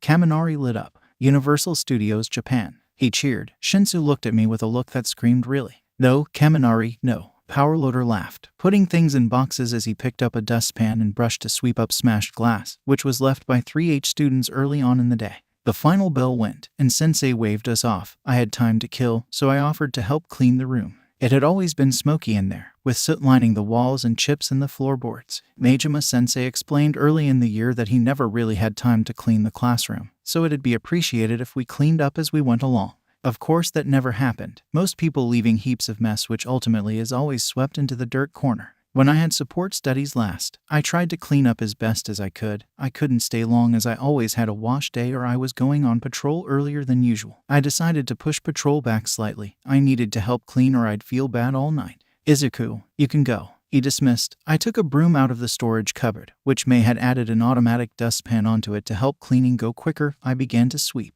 "I have time," I smiled. He shot a grateful one back and began to clean up the mess left by his third-year students as I began to clean the mess left by second years from earlier in the morning. We fell into a comfortable silence, the only sound being teachers walking downstairs, the brush colliding with the ground and the air conditioning unit. Some teachers would pop in, passing a letter to my sensei or telling him to get home safe. I found it sweet. I'd noticed that certain teachers reverted back to teenagers when around their colleagues. For example, Midnight. Whenever she saw Yamada-sensei or Aizawa-sensei, she would often turn into a teenage girl and invite them over to her house, probably like she did when she was young. Yamada-sensei was always more likely to agree to going over to her place. Aizawa just looked at her like she'd killed his cat. Mentos and Majima-sensei had a good friendship. I could tell that they were rather fond of each other. Mentos would often come in with a tea for my teacher, joining in our conversations from time to time. I liked Mentos. He was kind. "What quirk made you think of your tech item?" he quizzed, pouring glass into the bin. I looked over my shoulder at him, offering a weak smile. "My dad's." He had fire breathing. I dumped the dust into the bin beside me, picking up the cloth discarded on the floor and putting it in the wash sink. The sink was always shining. It was probably the cleanest thing in the support classroom. Everything else was covered in dirt and sweat. "Oh," he paused. "Did you want to make it to be like him?" he asked, hesitating. "Yeah, I mean if I could have one of my parents' quirks, I'd pick my dad's." I gestured to the metal mouth guard on the table. "It's easier to fake than telekinesis." I chuckled. Majima-sensei laughed lightly too. "It would be difficult to fake, but you'd probably be able to pull it off. You've got a brilliant mind." I flushed at the compliment. Maybe it could be my next invention. I smiled. "I've already got an idea." His eyes grew to the size of saucers. "Your homework for the weekend is to make a blueprint of that invention. Do not start it." He sent a pointed look to me. "I don't want you dying if it involves fire." "Haven't died yet. I'll be fine." I sent him a salute, taking his brush off of him and storing both of them in the storage cupboard. I pulled out 2 rags and handed him one. He wet it in the sink and began to wipe down the tables. We fell into a silence again, the table squeaking as the rag was pulled down against the gloss which was reapplied once every 6 months. It was nice to know that people actually looked at me for my smarts, especially heroes seeing me for something other than having no quirk. It wasn't like that in middle school, so it shocked me at their kindness and willingness to help me around quirk-based subjects in classes such as PE. In PE, they'd mainly focus on training quirks legally. Learning how to use a quirk after high school is more difficult, I had heard Nezu state when he came into my class. I had PE with Mei and Shinsu, so it was always great fun because we spent the whole time under Shinsu's mind control. He was hesitant to use his quirk on us. He became more comfortable with his quirk as time went by. He became more comfortable with himself as time went by too. If only I had a quirk, something to be hesitant about. Maybe it would stop me being reckless or something, make my past dreams more reachable. What a shame. It was a warm night. I had a can of Fanta and a packet of Haribo Star Mix, so I was living my best life. I may or may not have taken them out of the bag of some mindless criminals he deserved to be stolen from. He was attempting to rape a girl. So obviously after I'd taken him down, I took his stuff. Adding an inconvenience is my job. Aizawa wasn't out yet. He was always later on weekends. He said something about having dinner with his husband before coming out for patrol, which I found insanely cute. I couldn't imagine Aizawa sat at a kitchen table with dinner in front of him. He looked more homeless than me. I'd never tell him that though. Well, maybe one day. I had homework to do. I couldn't run the risk of Aizawa seeing the work and recognizing it. So I often did it on top of a washing machine and waited for him to come in and help me with it, though we both knew it was just for company. The fact that Aizawa kept coming to the laundromat meant a lot to me. His washing machine and dryer was fixed within the first week that he saw me, but he just kept coming back to check up on me maybe. I wasn't sure, but I loved him for it. So I sat on a roof, drinking my Fanta while watching the sunset. The golden glow blinded me. I couldn't even see Aizawa meeting me at my side, a hand on my shoulder making me jump. "Auxilium," he greeted, lifting his hand off of my shoulder and letting it drop to his side limply. I rolled my shoulder, a tingling feeling in one of my scars. The area of the handprint scar had actually gone numb. A few tingles from form contact weren't rare, but it was uncomfortable. Eraser, I looked over at him. He'd put his hair up for once. "What's with the hair?" I asked, crossing my arms and leaning against a wall. "Had a meeting before dinner," he complained. "Really wish I didn't have to go to them." I ran a hand through my hair. I wanted to laugh. "A meeting on a weekend?" I raised a brow. "Yeah, school trip next week. Health and safety and all that." He waved me off, starting to jump between rooftops. I followed him, making sure to check each space between houses. You'd think that crimes would happen in alleyways rather than near the bins of the houses. Crimes next to somebody's kitchen window were quite common. I didn't pry about the trip as much as I wanted to. I had Kaminari to pry from at lunchtimes now. I wanted to ask a few questions about it from the man running it himself. "You're gone all day, I presume?" I hummed, running in a direction of a blood-curdling scream. "Yeah," he said, tugging on his yellow goggles. It reminded me of Mei when she's getting ready for a small explosion. "Looks like the greenie is going to have to stay in his classes," I joked. Aizawa had told me all about me, which is funny, because often when he'd ask rhetorical questions about Izuku to me as Auxilium, I'd have to refrain from actually answering like I knew the mystery kid who was actually sat in front of him. "He only skips Nezu's weird subject," Aizawa argued my corner. "Come on, you know he skips English, maths and doesn't do PE for the whole period." I slid in, digging me a deeper hole for Monday. I dropped down into a fight, beginning my whole "stop or I'll have to fight you" speech. My face was blasted with water. Thanking myself for the Velcro I added to my hood to stick to my mask, which covered my whole face. It helped keep my hair covered, which was good because apparently everybody can tell who I am because of my shitty hair. Kaken's words, not mine. I think my hair was and still is fabulous. I wiped down my mask with a huff, pulling a small tube out of the platform boots I made. They're cork-proof, pretty cool, right? And they store like 5 knives, a staff and bullets in each shoe. I was very proud of how I made them. I clicked a button and my staff erupted, accidentally slamming into the water user's face. I hissed at the sight of blood pouring out of his slightly squashed nose. It had to be a break. It dribbled down onto the floor and the crimson pooled at his feet. I wanted to die. It was a total accident, which made me feel bad. The man lifted his hand to his nose, pulling it away slowly. Once his red eyes met the sight of blood running down his hand, his eyes rolled back in his head and he dropped like a sack. My eyes followed his body as it dropped and I heard the cackling of Aizawa from above me, holding the other fighter in his capture weapon, shooting him the finger. I grabbed my handcuffs and tied the guy's ankle to his wrist, kicking him out onto the street deliberately. If I did it on purpose, my guilt wasn't even a thing. Doing something by accident is a whole different story. Aizawa pressed his call button, which sends the police station his whereabouts to come pick up whatever criminal he had taken down that night. It was made about 3 years ago to make patrols as effective as they could, and it did make it more effective. He gestured for me to come back up to the rooftop. I clicked close the staff after wiping off the drying blood with my excess fabric of my trousers. With that, I swung up from window ledges to get to the trim of the roof, swinging my body up fully so my legs were dangling over the edge. I have to say, he chuckled. I've never seen anybody accidentally and successfully take out a criminal. I sighed, jumping up in my spot as I moved between the rooftops again, Aizawa following suit this time. It was our first capture of the night, and usually on a bad day we'd get at least 9 more. On good days we'd get about 14 more. Sometimes we'd get distracted by a cool car we'd see. We saw 2 matching cars. You know those ones out of the movie Grease? Yeah, matching cars. I didn't take Aizawa for a musical fan, but when I brought the musical up he did not stop talking about how much he liked Rizzo. I had to agree with him. Rizzo is pretty cool, even when we got distracted. We were back on track rather quick and even stayed out an extra hour to make up for it. That usually ended with a racer lecturing me about how I needed rest before school. It didn't stop him from coming with me. Unsurprisingly, the next time we saw each other on patrol, Aizawa would complain about how he's banished to the couch for the weekend, and he'd often blame it on me. Yamada-sensei was a man who knew what he wanted, and he wanted his husband in bed at the right time so he knew he wasn't dying.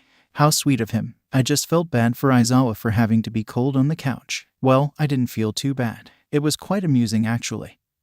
He was like a whiny kid afterward. Sometimes on patrol, quite early on, we'd swing through abandoned buildings for fun. There was plenty in the area due to a fire that happened around 10 years prior. As much as Aizawa scolded me for it, he did it with me sometimes too. He said it was to make sure I was safe, like he didn't let me get drugged up by a Quirk once. Stupid bastard. But even though it was early on patrol, we'd already found a quaint spot on one of the cafe rooftops. Said cafe closed earlier so we were free to make as much noise as we wanted in the early night. So you're green kid, I drawled. I never really brought me up because it was uncomfortable to hear about me and give input on me. It's just a lot of me. It's a me situation. But I was in a fun mood and I liked to tease Aizawa about being such a dad. By green kid, you mean Izuku? He asked, narrowing his eyes at me. I held my hands up in defense. Hey, I'm just trying to understand why you're such a dad to everybody. I jested. I got a harsh nudge in my ribcage. He's fine, he commented. There was something weighing on his mind and I was going to find out what it was, especially if it was about me. What's up with him? He looked at me confused. You can read me like an open book and I can read you just as well. What's up? He looked away. Not like everyone else. It's like he's got a piece of himself missing. I nearly choked. What in God's grace? It's like sometimes you look at him and he's there. He's in front of you but he's just somewhere else, he admitted. He thinks too much, he doesn't stay in the present and he is just so questionable. How so? I pushed, messing with my cross earring in my ear again, moving to the next 2 dangling piercings from my lobes. His parents aren't around at all. He has a guardian I've never met, never even heard her name. He's always in the laundromat late at night, like periodically. He ran a hand down his face. I hadn't noticed that he'd noticed all of that. I mean, I knew there'd be some concern, but to go as far as noticing that my parents hadn't be around and that my guardian was also never around. Christ, what else had the man picked up? I didn't want to ask. I found myself asking anyway. What else have you noticed about him? I asked hesitantly, looking off to the side. He doesn't like it when you mention his father. His mother, he just gets sad, but he's open to talk about her, he sighed. With his dad, he just shuts down, gets angry and doesn't speak. It's like he regrets something, I don't know. He wasn't wrong, but it stung to hear. I did shut down when somebody spoke about him. I had every right to be angry. I had through originally. But through time, it changed and that can only be revealed through time. You're his age. I snapped my head toward him. If you were in that situation, what would you want? I stopped for a second. I knew what I would want. But to make it believable I had to hesitate before telling him exactly what young, little Izuku wanted.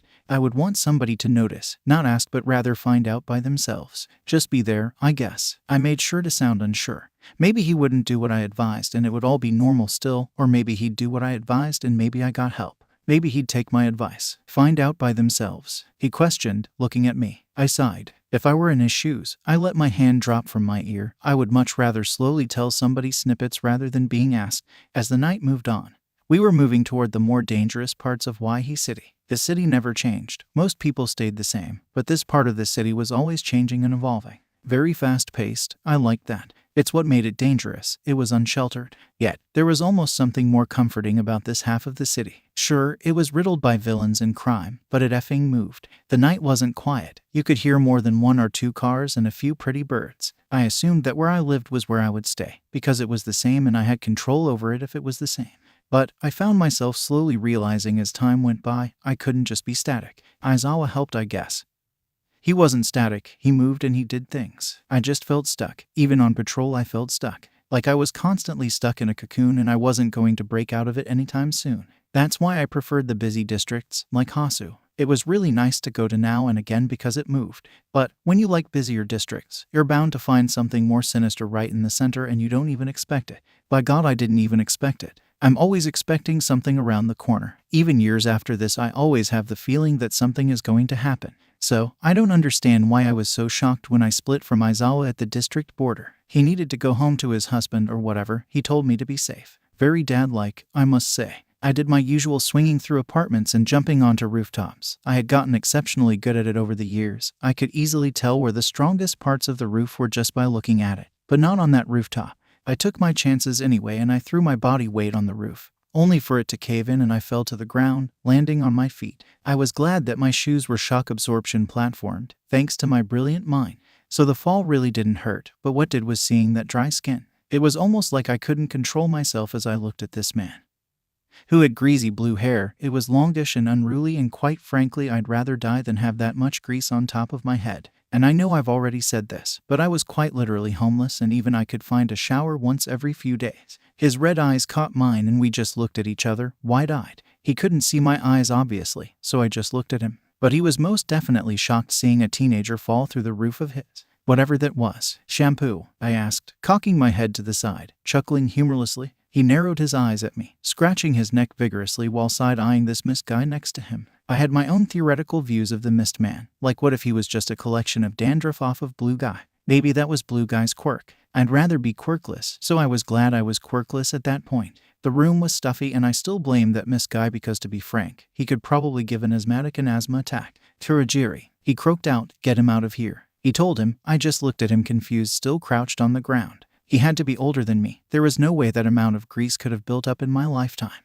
Okay, I'll stop with the jokes, but he had to be older than me by at least 5 years. Yet, despite the fact he was older than me, he acted like a whiny child. Like a bratty child. I was just leaving. I pointed to the roof, jumping up and pulling my whole body weight onto the stable part of the roof. I heard Kurajiri telling this guy off. I heard his name was Tamura, but I felt like it was strange they were in there, and I'm always down to find out about sketchy businesses. I made sure to make as much noise as I could, pretending to walk away from the spot of the roof. I stood on the ledge of the roof, leaning into earshot of their not very quiet conversation. It's a shame that people get better at whispering once they realize their business is splattered across the walls of school. I like to listen in on their shitty love lives and who was sleeping with who, and what STDs people were collecting like Easter eggs ready for the holiday.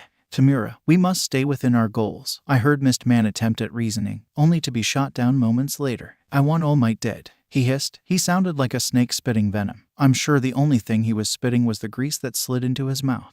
Dirty git. But All Might dead. That's a bit of a stretch. Sure, I've found great joy in my early years watching All Might get smacked in the face. I've never wanted him dead. But that's just me. I still never wanted him dead. I just was spiteful he had a quirk and I didn't. That is your sensei's job, Kurajiri reminded. His sensei. What was he, a villain teacher or something? I want to kill him, he screamed. I almost wanted to die at the sound of his vocal cords straining to yell. He sounded like he had a constant sore throat, and I had to resist the urge to throw down strepsils to help soothe his throat. You are the distraction, young master. You must know your place. Master. I had to push away the thought of these two being in some hardcore BDSM as a three-way with this random sensei guy. Also distraction. For what? Well, All Might was a hero and this guy was clearly a villain by terms, so maybe distract the heroes, take out the big number one. Stupid, if you ask me. You are not getting past Aizawa. Well, more like Nezu, but Aizawa because he's always been my favorite. Why can't we attack before they go to the USJ? More kills. He sneered. I froze. Shit. Yeah, that would not be happening. Even if I nearly died in there, they were all getting out safe. Other than Minta. I really hoped he would die. But most were getting out alive again, excluding Minta, even if I had to kick the bucket.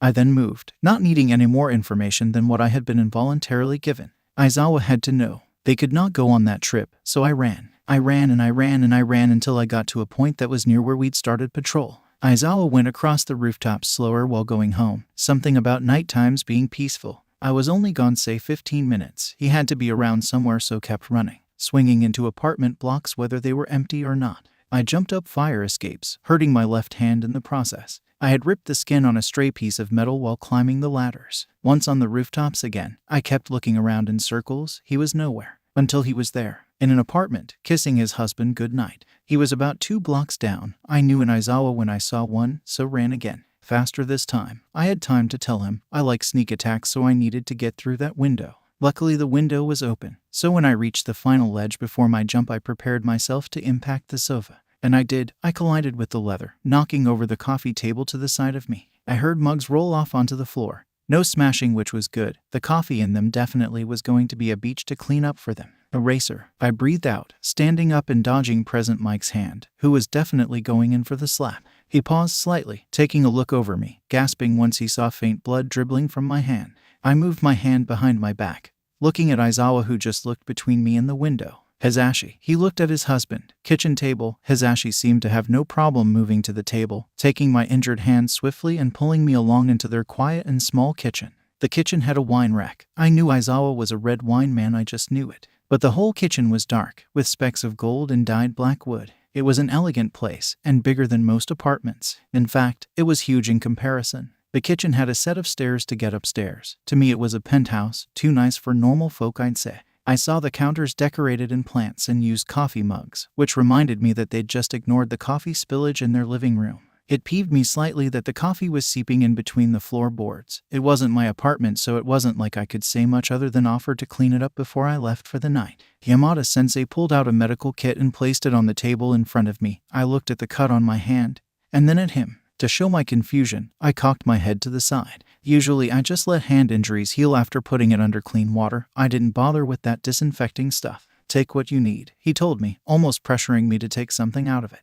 It was like going trick-or-treating and only taking something small at that rich house, being pressured to take another thing. I'm fine, Present Mike, I tried to reason, only for him to reach forward and grab my hand. I had no time to pull away, my hand already prisoner to Yamada-sensei's disinfectant wipes. You need to treat wounds correctly, or you'll die. Aizawa looked at his husband in alarm, until he met my face and kind of just shrugged. I let him disinfect my hand and put gauze around it. He expressed his hatred for plasters in the middle of the hand. I couldn't agree more. Aizawa brewed the kettle. 3 mugs out with instant coffee grains already in the mugs. Each cup had a cat on it. I found that to be cute. I love cats. He poured his water into the mugs and came over and sat down with us. I looked at him confused. He couldn't tell until he caught me looking at him for an extended period of time. How the hell was I meant to drink the coffee? I had a full face mask on. He turned around, grabbing something from the countertop, presenting it to me. A straw. Who drinks coffee with a effing straw? Me, apparently. I took the straw and put it in the coffee, moving it beneath the mask so my mouth could reach it. Okay, what do you want, kid? He asked me, putting both hands around the mug as if to keep the coffee warm. Villains, I stated plainly. Yamada-sensei looked confused. Important, he asked, which usually meant, are they a threat to you or me? Very. Yamada-sensei's eyes flicked between Aizawa and I, seemingly lost in the conversation.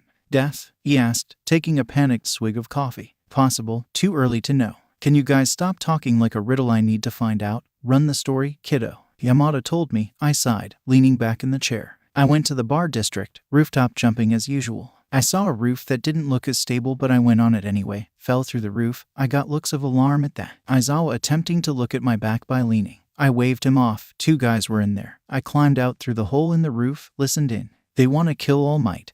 That earned a snort from Aizawa. So do I. He's a pain in my arse. He crossed his arms, a smug look on his face. They know about the USJ. They're gonna attack it. He grimaced. Aizawa no longer looked smug. Instead, he was panicked. What? Yamada-sensei asked. Attack it? How do they know? I don't know. But you need to call that rat and tell him. I instructed, finishing my coffee and standing up. I took a look at my hand and thanked Yamada before going to the same window I came in through. Kiddo, you could just use the door. Yamada-sensei reasoned, putting the mugs in the sink. Where's the fun in that? And then he had the audacity not to believe me. Can you believe that? They huffed, leaning against the table with crossed arms. We were hanging out in the canteen. We'd skipped PE and Shinsu went. He wanted a head start on training for the sports festival or something. I can't believe it, I said, letting my mind drift as she droned on about a cute girl she saw at the cat cafe she went to with Shinsu. I had bigger things to think about, though whatever she was talking about would definitely come second on the list of things to think about. I was wondering if Aizawa had called off the trip, and if he didn't, why not? It was completely unsafe to go. I'd told Aizawa and all there was to do would be wait and see if he took my advice to not go. This Tamura guy may be a greasy hunchback, hand freak. I did not ignore his collection of hands to the side of him, but if he's going to attack a hero school with his dandruff friend, he was either very stupid or very smart and knew what he was doing. I'm never one to underestimate situations. What didn't make sense to me was that there was only 2 of them discussing that plan. and usually there's at least 4 people to back up the main 2. It couldn't just be them.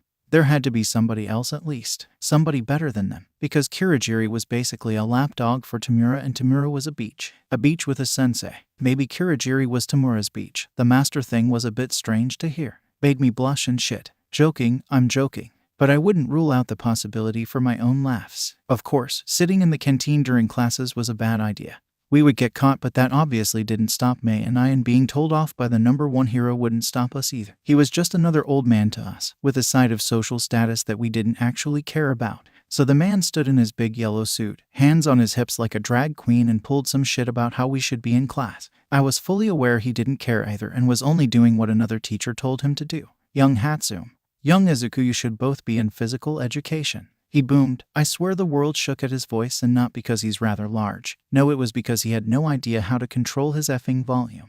The amount of times I nearly went deaf stood next to him, and the amount of times I saw Nezu collapse and go into stun possum mode. Though, that was my idea. All Might is a pretty cool guy when you get to know him. We were talking about my babies. May showed her newest invention, thrusting it into All Might's hands with such enthusiasm. All Might made sure to be careful with it, treating it as if it was an actual child. He talked to May with such attentiveness and interest. It made me want to hug him because he was genuinely everybody's dad. Other than Aizawa, he's always #1 dad. This is an incredible support item, young Hatsune. He cheered, handing it back to her gently. She beamed up at him with the most childish grin I've ever seen on her face. He then looked over at me with a raised brow as he took in my soft smile. I've never seen you with such an expression on your face, young Izuku. I rolled my eyes at him. I kept the soft smile because it was like he made everybody smile. It was too sweet for the world. Not a lot of people get to witness it. Be grateful, All Might. I clicked my tongue. He simply smiled and took the seat beside me. I had to move on to the next one because the man was effing huge. A solid brick wall with a coat of stainless steel. He was indestructible, sat beside me, and it made me feel a little weak. All Might genuinely was kind. He always had something off about him, like he was running out of time constantly. Plus he'd disappear constantly after an hour or so, steaming and sweating like I do after an hour in the sun. I'm not good at tanning, so obviously he confused me. He drew me in. I was like a moth drawn to a flame, but everything seemed to be in flames. I just wanted to know everything, All Might's secrets being one. He was always kind while talking to his students and always kept their interests at the forefront of his mind and conversation. I guessed it was to make whatever teenager he was talking to feel valued for their mind rather than what was appearing on their face. He wasn't snobby as I'd assumed while watching from afar. No, he was kind. He talked like a normal man and often complained about normal people things, like the cost of garlic bread going up. I could agree with him that the cost of garlic bread going up was, in fact, an inconvenience that could be controlled. Young Izuku, I heard him ask, pulling me back to the present. Yeah, I asked lazily, running a hand through the curls on the top of my head. Aizawa-san is looking for right now, it seems, he said in a hushed tone. Would you like to hide behind me? He looks rather mad. My eyes widened. Aizawa was definitely pissed about Auxilium's revelation of the fact I do not go to English and maths. Pretty please. He took that as his cue to change his body direction toward the door, keeping his eyes locked on May as they discussed further about what pins May would add to her bag next. I must say, if you ever want to be away from Aizawa's wrath even for a minute, All Might is your guy. He may fear the greasy guy if he gets too close. From afar he's great to hide behind.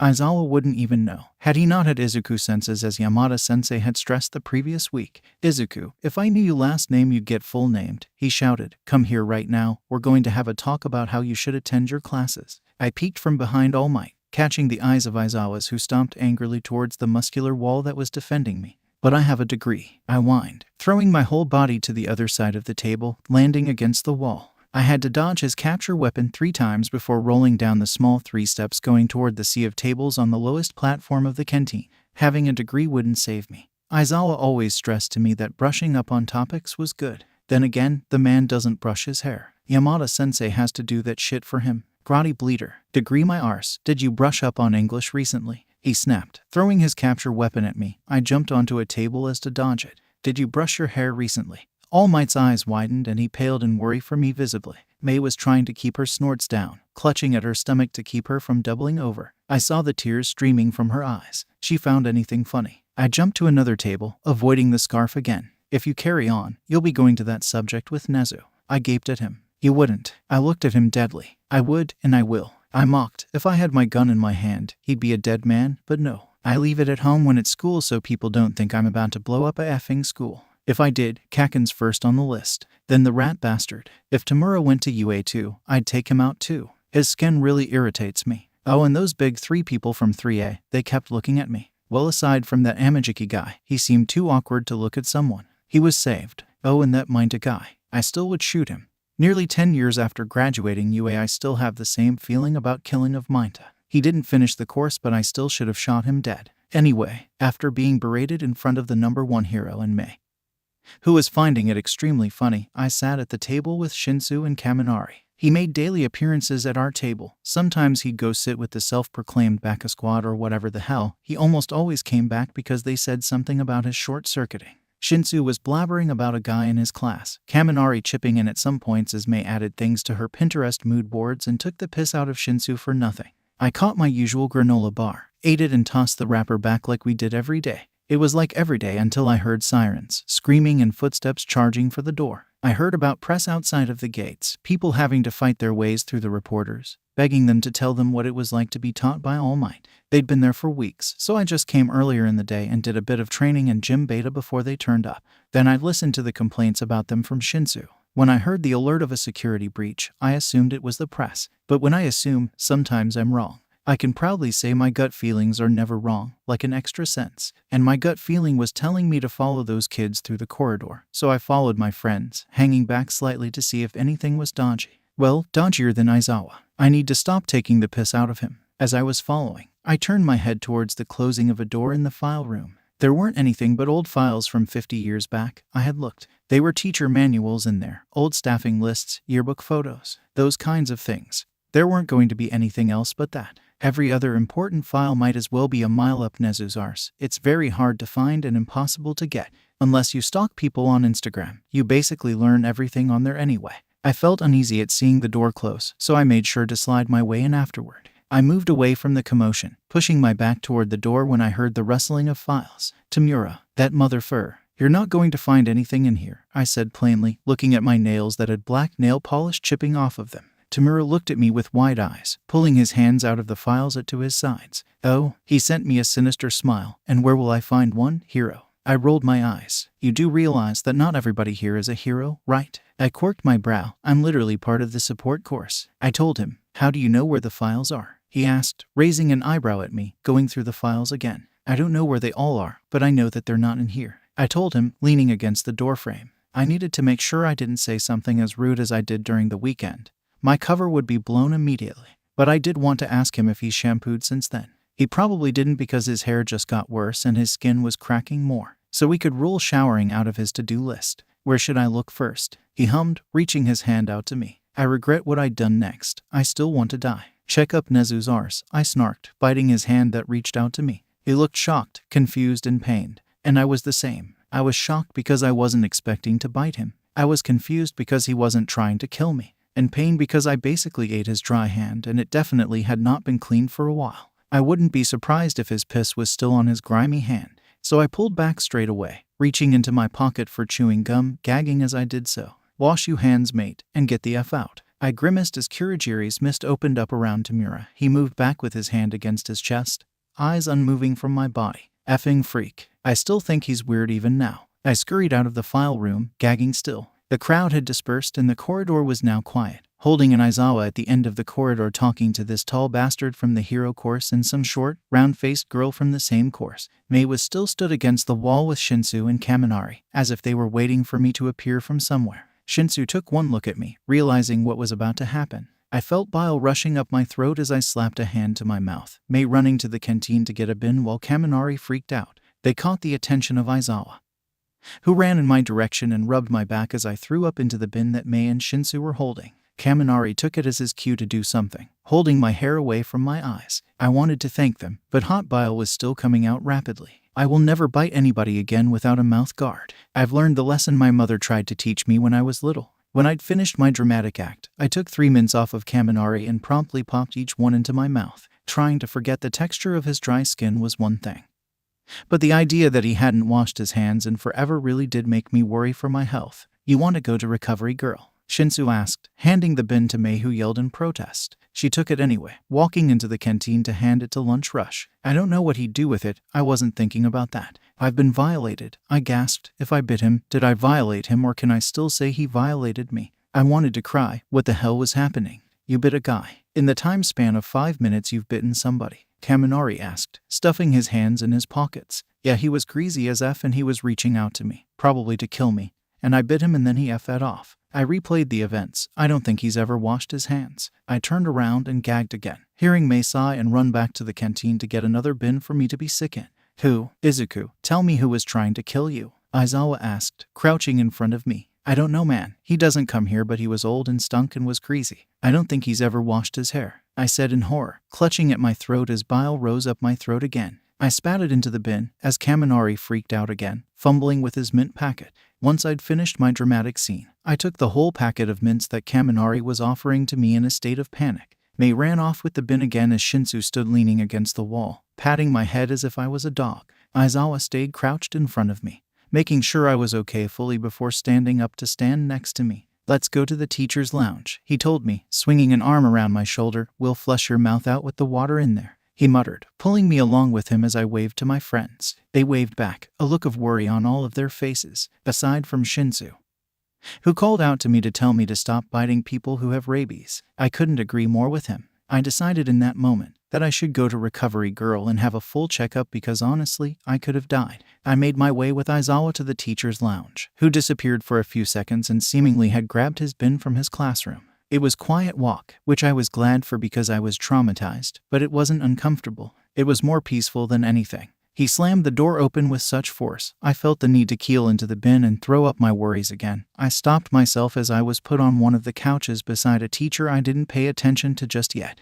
I heard the tap running, a squeak coming from it. Aizawa came to me with a cup of water, as 3 teachers followed with 3 more plastic cups. I smiled at them gratefully, snatching the one Aizawa had given to me and swirling it around my mouth. Spitting it into the bin, I felt slightly better. I definitely needed more than water to help me get through this trauma. What's Izuku doing in here? I heard my maths teacher ask. Then the sound of the printer. I kept my eyes trained on the bin, which was now filling with water slowly as I took more and more water. Something happened during the security breach, Aizawa told him, keeping the bin near my mouth with one hand, and he kept his other. Okay, my back. Understatement of the century, Aizawa. I gagged, holding back the bile attempting to run up my throat. I was not going to be sick again. Well, I was going to. Just later, when young Izuku is feeling better, perhaps we should ask what startled him. I heard All Might suggest from behind me. Good idea, I think I might keel over, I admitted, gripping the bin with all my strength. Midnight came over with more water, helping me drink it and spit it back into the bin. Surprisingly, she was very sweet. I knew that her sexual persona was just a show. It still felt strange seeing her be caring and gentle with people, even if it was with me. She kept telling me that I was okay, something I didn't hear often, and I wanted to cry. She was angelic when helping people, and she was a very maternal woman. You're okay, kid, she told me, ruffling my hair as she lowered the bin from my grip after 5 minutes. She moved up onto the couch beside me after a few moments, waving Aizawa away after hearing the bell for the last lesson of the day. I looked over at the teacher I'd been put next to earlier. It was Yamada-sensei. He offered me a smile before pulling out strong mints from his pocket. I took them gratefully, popping them into my mouth for the 3rd time in an hour. The familiar taste of mint pulled my mouth, and I relaxed at the taste of Tamura's dusty skin leaving my taste bud. If you want to know, I never did get over that, and I never will. Izuku, would you mind telling us what happened? Yamada-sensei asked. Midnight moved to the floor in front of me where she passed me a baby wipe out of her purse. He was so crusty, I whispered. What was that? Midnight asked as I wiped my mouth and tossed the wipe into the bin beside me. I get gut feelings, I told them, leaning into the couch. I had a feeling that it wasn't just the press getting over the gates, so I walked slower than my friends. I saw the file room door being closed, and I felt like something was wrong, so I went in. I coughed for a second, attempting to not heave into the bin again. I went in and this guy was there. He had blue hair. Very greasy, I must say. Worse than Aizawa, Yamada-sensei snorted, and he was looking through the files, so I told him the important ones weren't in there. He asked where I could find them, and I won't repeat what I said because that rat will hear me and he might try kill me. But then he reached for my face like he was going to use his quirk, so I swallowed. I bit his hand. Sensei, it was so dry, yet moist, and I swear whatever germs were on his hand, they definitely bit me before I bit him. I nearly cried. I heard my teachers try stifle their laughter.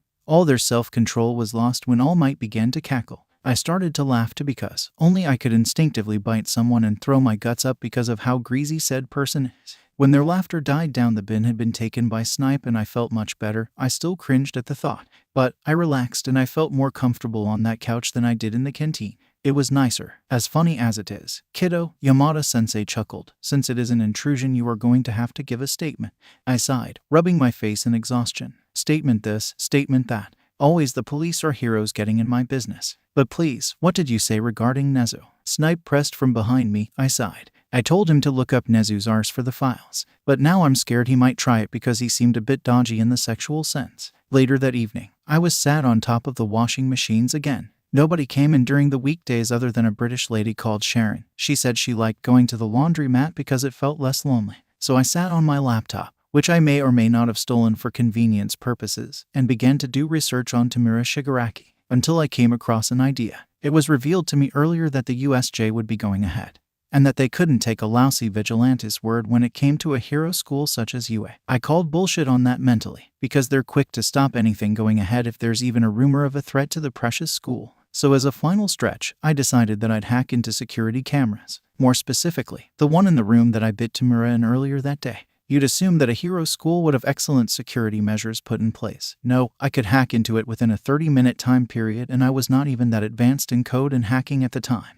But it worked out in my favor as I copied and sent the footage to my vigilante phone. With that, I sent it to Aizawa. I'd gotten his number after I broke into his home. He said it's easier than startling his husband.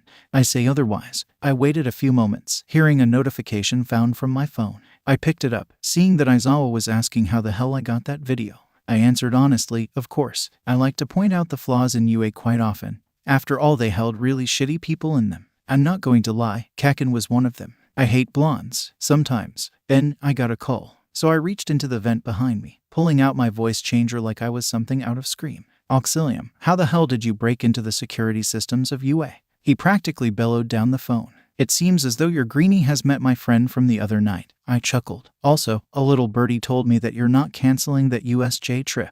I hummed. It's the commission, they refused to. He groaned. No matter what evidence we could give them, they said it's highly unlikely to happen. Well, when it does, I hope none of your kids die if I don't get there in time. I mumbled the last part. I was a member of a vigilante forum. I had been since I started. A mentor of mine had led me toward it, and it served well for sharing information about dangerous thugs, villains on the rise, and attacks happening. I posted on there frequently about my own findings, and I often got a thread of conversation out of it. It would consist of adding to the information before somebody put everything we'd gathered into a large message. Sometimes, if the event was big enough, they'd pin the message, or we'd get an emergency text closer to the time of it.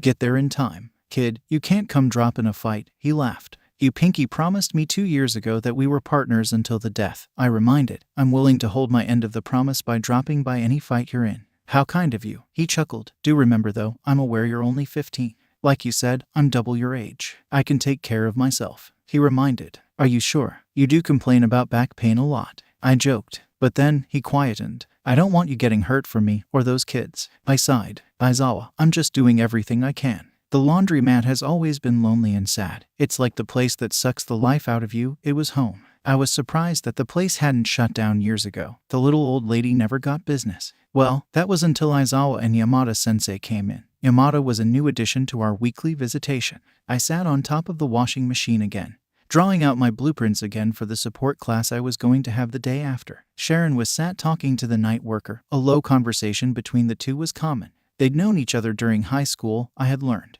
All I could hear was their conversation and the sound of dryers slamming against the ground as they finished their cycle. It was only early, 8 o'clock, and I had the night off from my vigilante duties. It was on the schedule, which I hung up in the vent I was sat against. But the sound of the bell from the door rang through my ears. I lifted my gaze from my blue paper to the door. A smiling Yamada and a waving Aizawa was exactly what I had expected. Aizawa asked if he could bring his husband to our weekly visit, and I happily agreed. Hey, little listener. He grinned, pointing finger guns at me. I smiled brightly at him as Aizawa sat in front of the washing machine I was on. I didn't fail to notice that Yamada-sensei had his hair down and was wearing normal clothes for once. Even though I had seen him in his literal pajamas, it still creeped me out that he was an actual normal person. Aizawa being an individual such as he wasn't hard to get over because he wore homeless clothes and wasn't the nicest looking. But Yamada-sensei was always well put together. Hello, sensei. I smiled, stuffing my blueprint into the vent behind me. Why do you call him sensei and not me? Aizawa raised an eyebrow. Well, I've known you for like 2 years and plus I searched for a word, you. Present Mike bit back a laugh, seemingly pulling out paperwork from his back pocket. It was folded and crumpled. A sea of staples in the corner was holding the small booklet together. He then pulled out a red pen and began writing on the blue paper. Aizawa pulled out a similar sheet of paper, only he was grading class work and I couldn't help but peep at it from where I was sat. He was grading Kaken's work. I didn't even have to look at the name because his handwriting is so explosive. No pun intended. But sometimes he starts in lowercase. It's small and easy to read, then it becomes huge and in capitals. It's confusing to look at him write and look at the actual work because it merges together.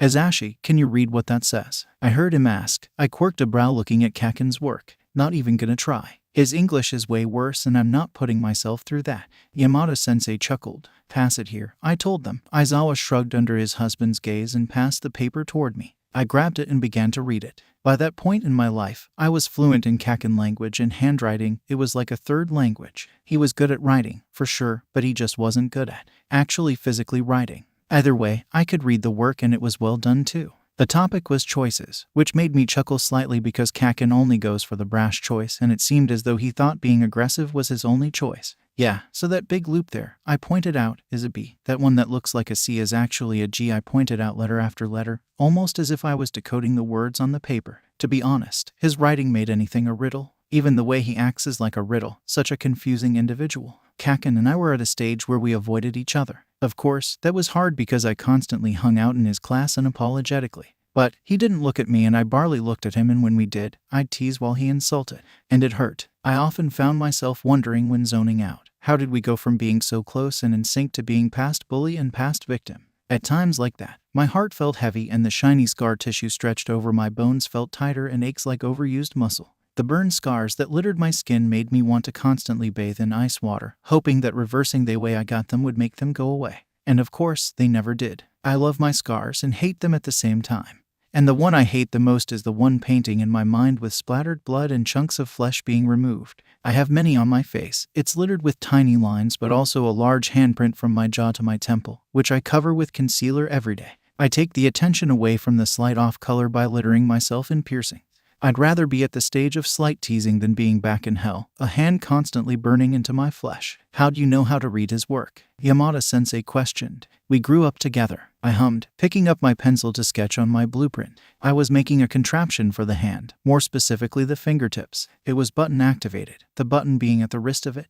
When the button is pressed, it gives 5 seconds until it releases a bullet from the fingertips. Another Quirk resemblance. You grew up with him? Aizawa chuckled. I mean, I knew you knew each other when you were 4, but growing up together. It happened. We stopped talking for 2 years though. Leaving middle school early and all that. I waved him off. I just can't imagine it, you know. Izuku over here so calm and collected, I snorted, and Bakugo, being all loud and explosive. Calm and collected. I chuckled, looking away. That was far from the truth. I spent my days scattered emotionally, not knowing how I was feeling or how I should be feeling, and I spent it panicking, and there was always a sense of guilt that I couldn't deny. I never had a reason to be guilty. It just tended to creep up on me during the day.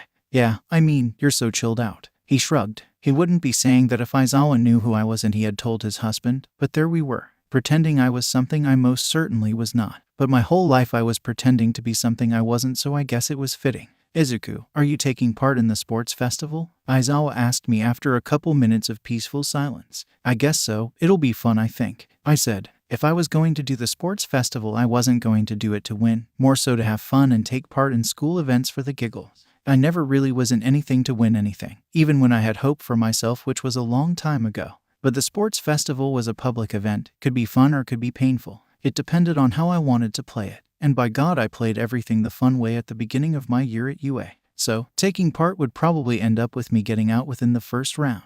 Well, if I didn't use a few little techniques that people I didn't know I had. But if I got far enough and I won, I'd be hurt and probably burnt because there'd be no doubt that Kaken would try blowing me from the inside out. And I was not willing to have my stomach falling out of a cooked hole in my stomach that acted like a slow cooker. God, you know for a fact that those slow cookers have the power to make your day 10 times worse just from having a casserole in it. A sausage casserole to be exact. I changed my mind. I'm too fabulous and I'll get like 3rd-degree burns, and I really don't want to become the inside of a kettle. I told him, laughing to myself at the idea of my hair on top of a kettle. Why would you get burned? Aizawa asked, raising an eyebrow. Was he stupid? I think he's stupid. Hello, sir. Katsuki Bakugo and Shoto Todoroki are quite literally in your class. I shot him a look. Girl, that was common knowledge. Sure, that Todoroki guy didn't use his quirk or whatever the hell, which I found to be quite a D-move considering I literally didn't have one, but he still heats up like a radiator and those hurt if you put your bare skin against it. My intention was not to put my bare skin against Todoroki, but it was most definitely to be able to land a punch wherever I wanted without a burn and without frostbite on my knuckles. And it was also common knowledge that Kakin is more explosive than my arse after a very spicy curry, which is saying a lot. Plus, that means that my arse will be burnt anyway if I fight him because he doesn't leave one area uncovered, and by God I would know that. I've always known that. I always will know that. Todoroki doesn't use his fire. Yamada-sensei spoke up. Sure, but his fireside is still like a flaming grill. You ever got close to that? I hummed. Yeah, have you? Aizawa shot back. As a matter of fact, yes. I was stood in the lunch line when I was getting Shinsu a bacon sandwich and he was talking a ridiculously long time asking for soba. There was no need. And then when he got it he turned round and he was boiling hot, man. I rambled. But he smelt nice and he seems too sweet. I think I'm going to snatch him as a friend. Strange choice of words. Yamada-sensei commented. Snatched? Well, I hope he gets snatched from that father of his. I rolled my eyes. That flaming bag of pig shit needed to be down more than 6 feet, because that effing giant would still be sticking out the ground. Everybody wishes that, but he has the commission on his side as the number 2. Yamada-sensei whined. I hate how people who are higher in the ranks have less punishment. I know a guy who can take him out. I told them, grinning from ear to ear. God, no, I heard Aizawa say, his voice muffled from his hands that were latched onto his face. He's great at taking out heroes nowadays. I shrugged. Stain, you have connections with Stain. Yamada-sensei gaped. I did. A very strong connection at that. But that was his auxilium. And at that moment, that was not who I was. But I had the tools necessary to cover that up and still joke about my past mentor. No, but I have the tools to have that connection. I jested. Please, no. We don't need Endeavor dying. We'd have Hawks as the number 2 then. Aizawa didn't like blondes. He never has. I'm surprised he married one and enjoyed being with him and didn't file a divorce. The list of things I'm surprised about regarding Aizawa goes on. But he had a particular distaste for Hawks and All Might, which I don't understand. Hawks was and still is a stubborn sweetheart, and I understand that the stubborn part was what got on Aizawa's nerves. But he was a sweetheart nonetheless. In fact, I remember one time on patrol he came to me with cookies. I love cookies. We never crossed paths, and I can guarantee that Hawks was strictly told not to engage with me like other heroes had. I could tell that he wanted to. He got that privilege later on, of course. Either way, Aizawa's dislike for blondes is highly irritating to me. Like, good God, can't you just like the same people I like and get over it already? There's nothing wrong with that boy, Shouta. Yamada-sensei pressed, sending his husband the look. Even I shivered at the look, such a jump scare. Right, Aizawa lowered his head in shame. Yeah, Shouta, I teased, his head shot up. No, he simply stated. Very unfair, you call me by my first name. I huffed, but brought out a smile nonetheless. Because you put your last name as TBC, legally. Aizawa pressed. I am not calling after you like you're an episode of Wednesday. You watched Wednesday. I cackled slightly. You didn't. Yamada-sensei asked. Girlie, does it look like I have access to a TV in here? I asked, quirking a brow. No, I didn't think so. You have a laptop, he said dully. Does it look like I can afford a Netflix subscription? I quirked my brow again, gesturing to the device. No, while that's rude, I jested. We fell into comfortable silence again. I continued my sketch while they continued their paperwork. The air was comfortable and it continued to be throughout the night. I waved goodbye to Sharon, who handed me a chocolate bar before going on her way. She was going to see her mother in the nursing home, as she did most days she came in. She was a kind soul, really. But when she left, it was just me and the heroes, and I started to think, was I happy where I was? In the support course, everything was simple. It was my brain power, my ideas and pure creative mind, shining through in whatever I made. The support course allowed me to help those who were in the action, but what if being on the sidelines wasn't enough?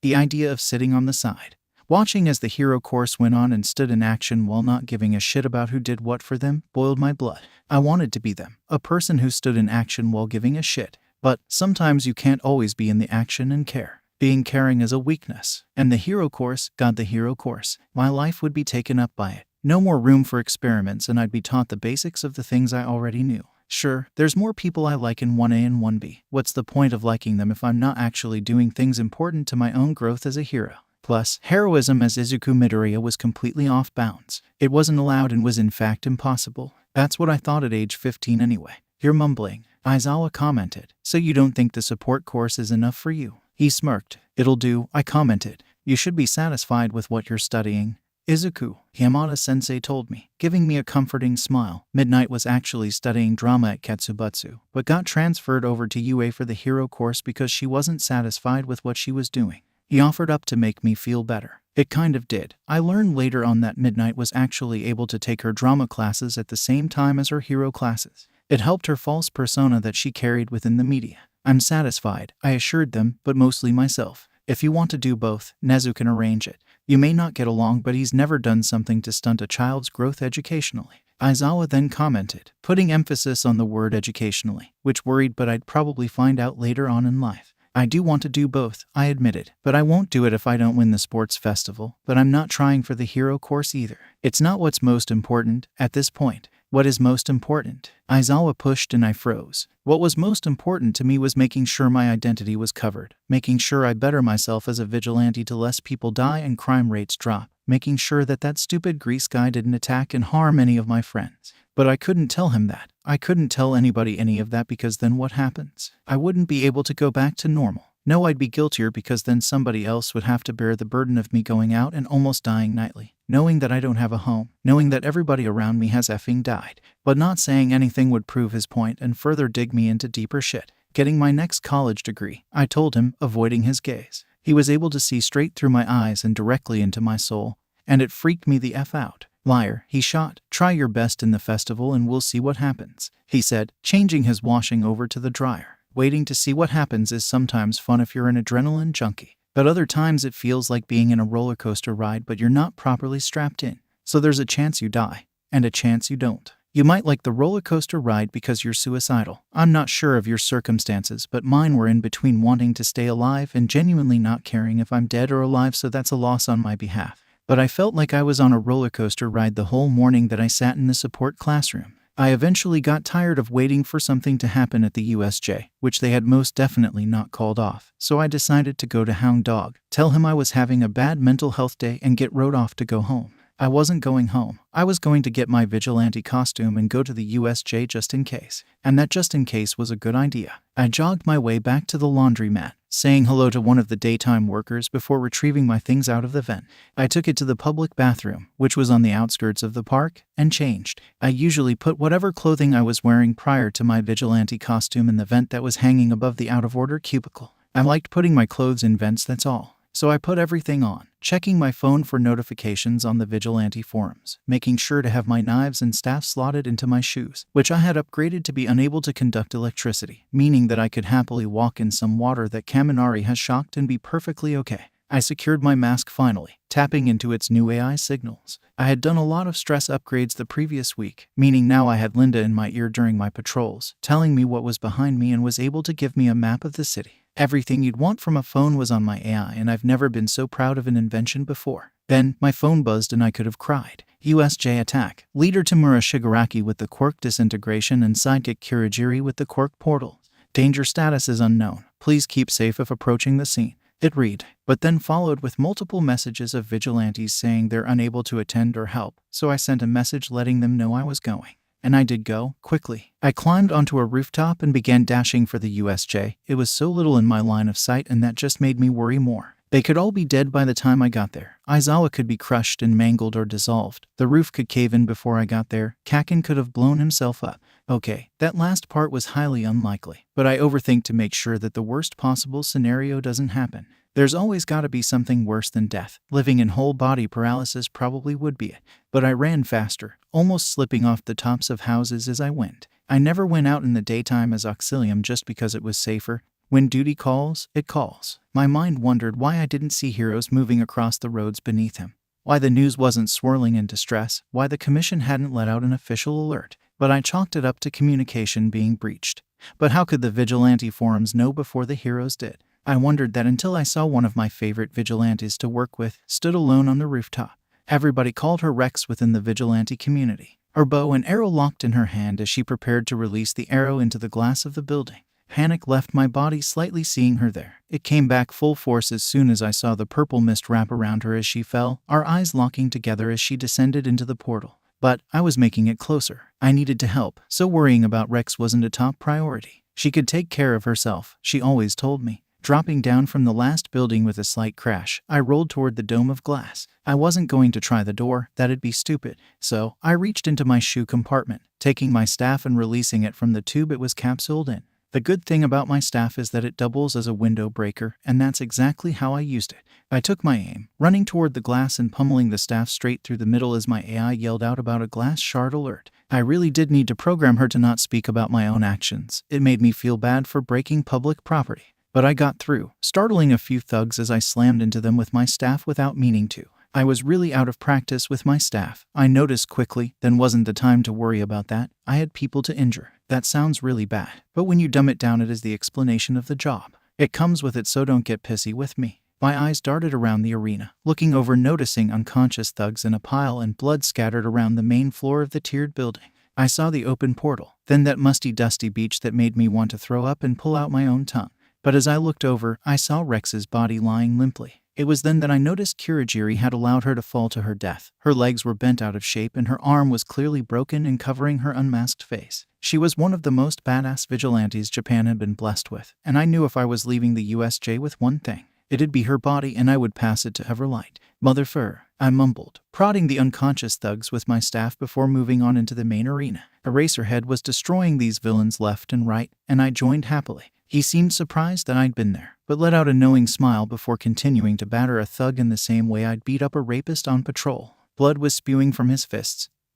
And shortly after, I could feel my own split and the crimson liquid began to leak out onto whoever's face I was punching. The metallic smell clouded my nostrils and made me sick. I pushed through. A thug swept my legs, watching me drop to the floor as I did so. But I wasn't going to let him kill me, of all people. I was going to die. It was going to be by somebody worthy. Thank you very much. If I was going to die at 15, it would be to my own hands and my own choice. Thank you. I pressed my gun to the middle of his boot, which he was trying desperately to shove on my face so he could kick me or something.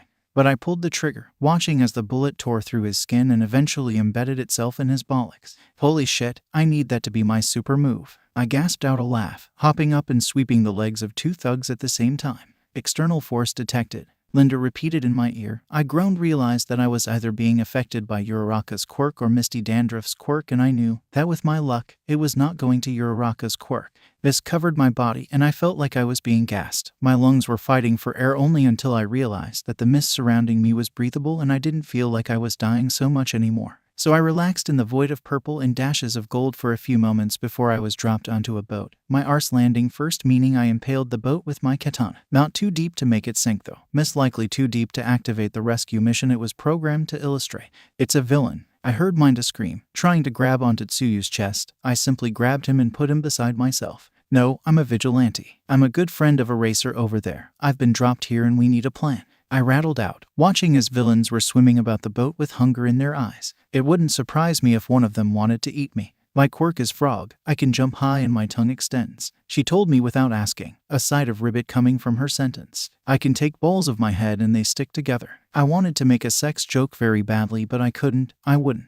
I would. And I could. And I did. You might need medicine if your bollocks are sticking together. Sign of an STD. I moved away jokingly. Minda can't get near any girls to be able to contract one of those. I cackled at Tsuyu's witty response. I'm surprised you're willing to take the piss out of the guy just before we nearly die. I don't know about you, but my tech gear is quite heavy. I hummed, taking a look around the boat. I could take off my tech gear, but what use would that leave me at? I'd be stuck with hand-to-hand combat, meaning I'd be lucky if I could even throw a piece of shattered glass for long-distance fighting. Which, by the way, wasn't a bad idea. But the boat had resources. If it was a simulation, it had to have a way to turn off the sinking mode or whatever it was on. And since it was a simulation, it had to have things on it to make it easier to get off the boat without tiring out Tsuyu and Minda for overusing their quirks. I was always one to try out new things in the comfort of having Eraser to save my arse. But Eraser was busy, and Tsuyu and Minda definitely did not have the level of training required to pull the shit I did on the streets. Plus, this wasn't the streets. This was a boat, and I must say, the closest I had ever gotten to water in a patrol was that one fight that ended up with me on a dock and a drowning guy.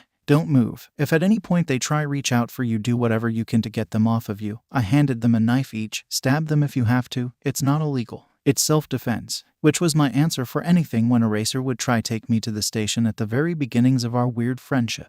You're going to get hurt, you know, he'd ask me, but to that I'd say, well, he hit me first, self-defense. You're doing this illegally.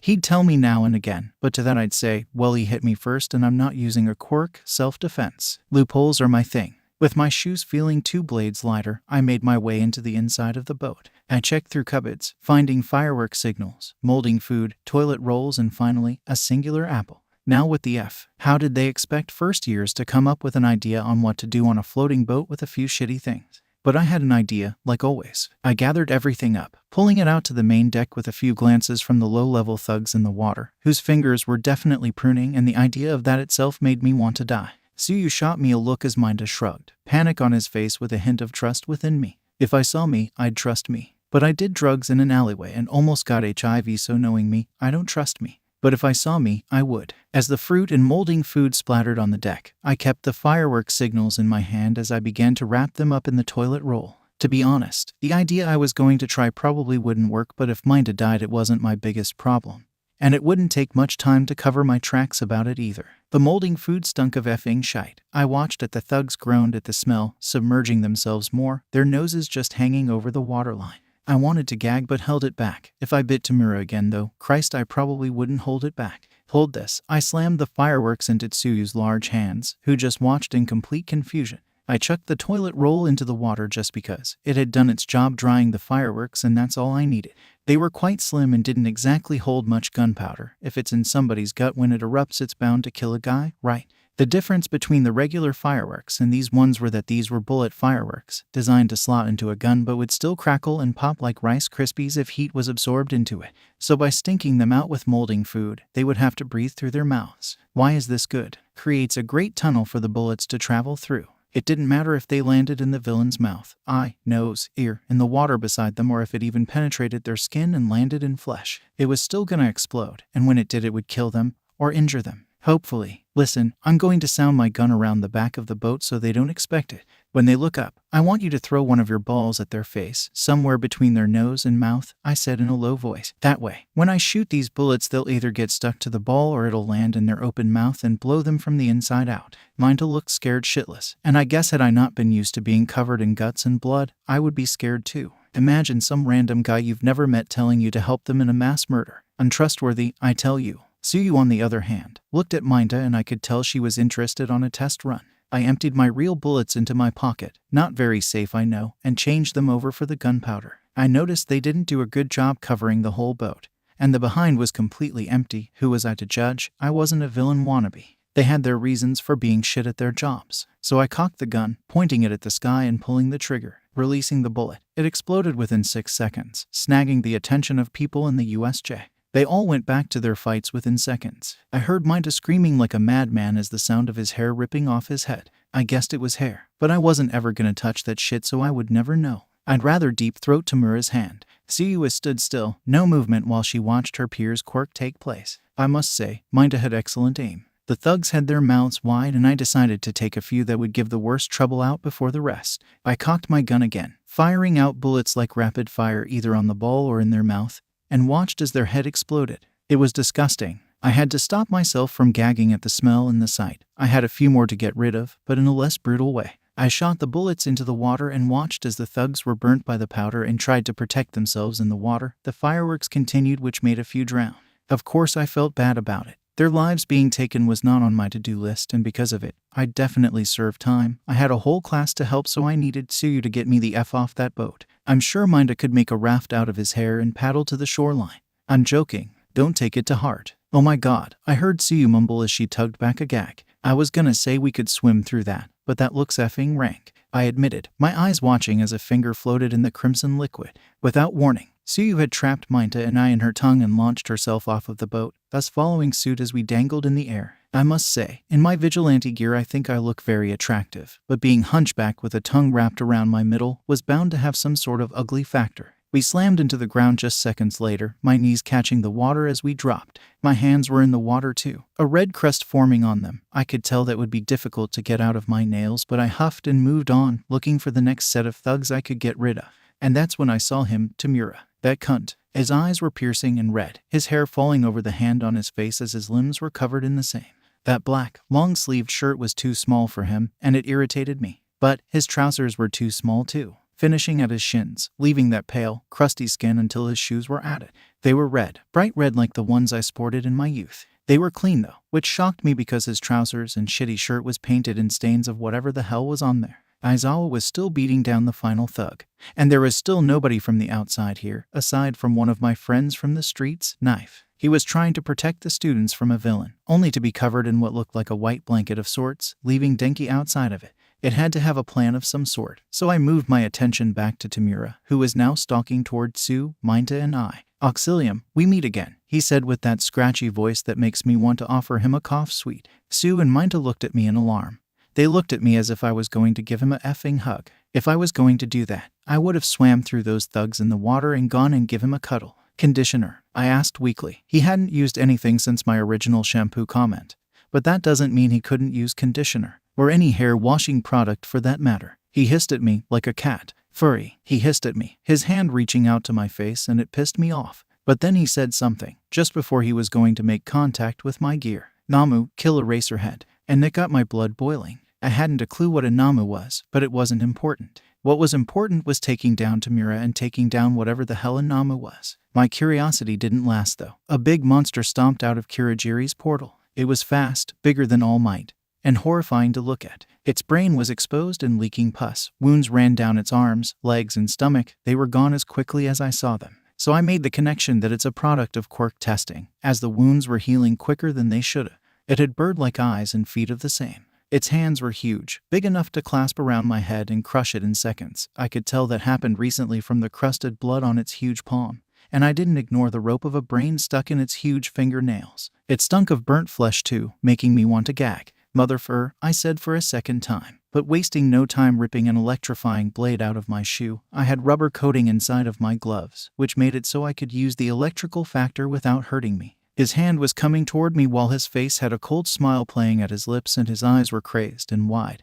And I needed to act or my identity would be out along with my brain, which isn't very nice to think about. I lifted my knife, planting it in Tamura's hand as I pressed the button on the handle, releasing the electrical charge into Tamura's body. I watched as he shook, his eyes rolling back and his mouth beginning to pool and drool. It was disgusting to look at. I couldn't look away. I felt my face heating up from the close electrical current and my sweat pooling in my mask. "That's vile," Tsu blinked, not knowing where to look. In front of her was a shaking villain, one that was the leading operator when it came to their mission. Beside her was Minta, which is a jump scare in itself. And behind her was bloodied water, which had body parts floating around in it. "Agreed. Anyway, you and Minta need to go up those stairs and go back to the class," I told them, turning off the electrical current and ushering them away. They went, making sure to avoid the thugs going at them. I looked over, snapping out of the daze I hadn't realized I'd entered, and I heard it. The scream, the crack, and the splatter of blood come from Eraserhead. Crimson liquid splattered close to myself, and I had to force myself to look at his face. His face, which was crushed and was covered like face paint. I watched as the creature sat on his back, ripping Eraser's arm back until I heard it crack and pop. I reached into my shoe after putting my electric knife back into its slot. I pulled out my staff, and just before I was going to move toward the creature, I stopped and looked down at the shaking man at my feet. He seemed to be coming back to his senses, and I wanted him dead. So I raised the blunt end of my staff above his temple, about to slam down into his skull. But a whimper escaped from him, his red eyes searching in mine for an ounce of hesitation. "Please," he said, less scratchy. He sounded different, like everything inside of his head had dispersed and it was just him. He sounded clear. "What?" I asked, looking over to Eraser, who was being helped by Kaken and Kirishima. They were tugging the Namu off of his back and ultimately bought me more time. "Please, don't kill me," he begged, pulling himself up onto his knees. "Please don't resort to the ways of Stain, please," he cried, grasping my trouser leg. I hesitated. Midoriya. I froze, looking down at Tamura's shaking form. My eyes softened at his pleas, and I lowered my staff and stepped over his body. "Thank you," he then screamed, falling through a purple portal and out of the USJ. I watched as it happened over my shoulder, and the great fear in his eyes lingered in my memory and my thoughts until I heard an explosion. Kaken used his quirk on the Namu, but the explosion seemed to bounce off of the Namu and be fired back in Kaken's face. Kirishima quickly ran over to Kaken when he saw me growing close to the Namu, which went back to Eraserhead in seconds. I had to think fast. It had some kit of regeneration Quirk put into it. And everybody knowing Quirk biology would know that Quirk activity stems from the point of activity. So in order to remove regeneration from this beast, I'd have to either skin it alive or beat it to a point of dust. But it also took orders, and orders are registered in the brain, and the brain was exposed. It was a point of weakness for the Namu, and I knew where to target. I reached into my pocket to find a fine cutting object, but I couldn't, and instead I found a spoon. A effing spoon, of all things. But I needed to use it, and I didn't have time to reach and get a knife, so my staff and a spoon were my weapons as I climbed onto the Namu's back. I gestured quickly for Uraraka to come forward, and she did while Kaminari and Jiru beat thugs as she moved. I stood on its back and grabbed the brain with my gloved hand. I felt parts of it leak with blood and the stench filled my nose. I gagged but felt a sense of victory when it moved off of Eraserhead and instead was attempting to drag me off of it. Float him, now, I told her. She visibly paled at the sight of her teacher passed out on the floor. She lifted him nonetheless. I felt myself get distracted at the sight of Eraser's busted-up body as I felt the large hand of the Namu wrap around my leg uncomfortably. I muttered a curse before my leg was in excruciating, probably dislocated. My back collided with the ground as the monster stared at me, lifting its fist to punch me in the fact. The fist came closer to my face and I rolled to the side, letting my arm take the blow and be cracked in two. I bit my lip to stifle a scream. I'd never had a clean break. I looked and saw a bone protruding from my skin. I had to get rid of this Namu. I reached into my shoe again, attaching an electrifying dagger to the end of my staff as the Namu began to retreat toward Eraser slowly. And once it attached, I stood, shaking as I did so. Uraraka, be careful, I heard students yell as she ran up the steps toward the exit. The large doors had been locked and barricaded with debris collected by villains. I took a step, almost falling at the pain of my dislocated knee. I needed to keep going. I stumbled and tripped but got toward the Namu after a short period of time. I clicked the button on my dagger and rammed it into the back of the Namu. It shook profusely, a cacophonous scream echoing in the arena. It turned trying to take the dagger out, but I simply kept my hands attached to my staff. That was until it shook harder with more power, leading me to collide with the cobble steps. Groaning in pain, I looked at my fingers, which were definitely fractured, and as I looked to the side I knew I was bleeding from my forehead as I could see the droplets of blood on the marble. I muttered, standing up with a shake again. Kakin seemed to want to come with me. Leaping forward, I stopped him with my hood hand, holding him by his collar. Let me go. I can defeat that thing, he screamed. Even after a possible concussion, he was still as fiery. Shut up. Go sit down and make sure you don't have a minor concussion or hearing loss, I stated, adrenaline pumping around my body and giving me the energy to run back down to the Namu. I leapt onto its shoulders. It began to try get me off of its back. I wouldn't let it take me off this time.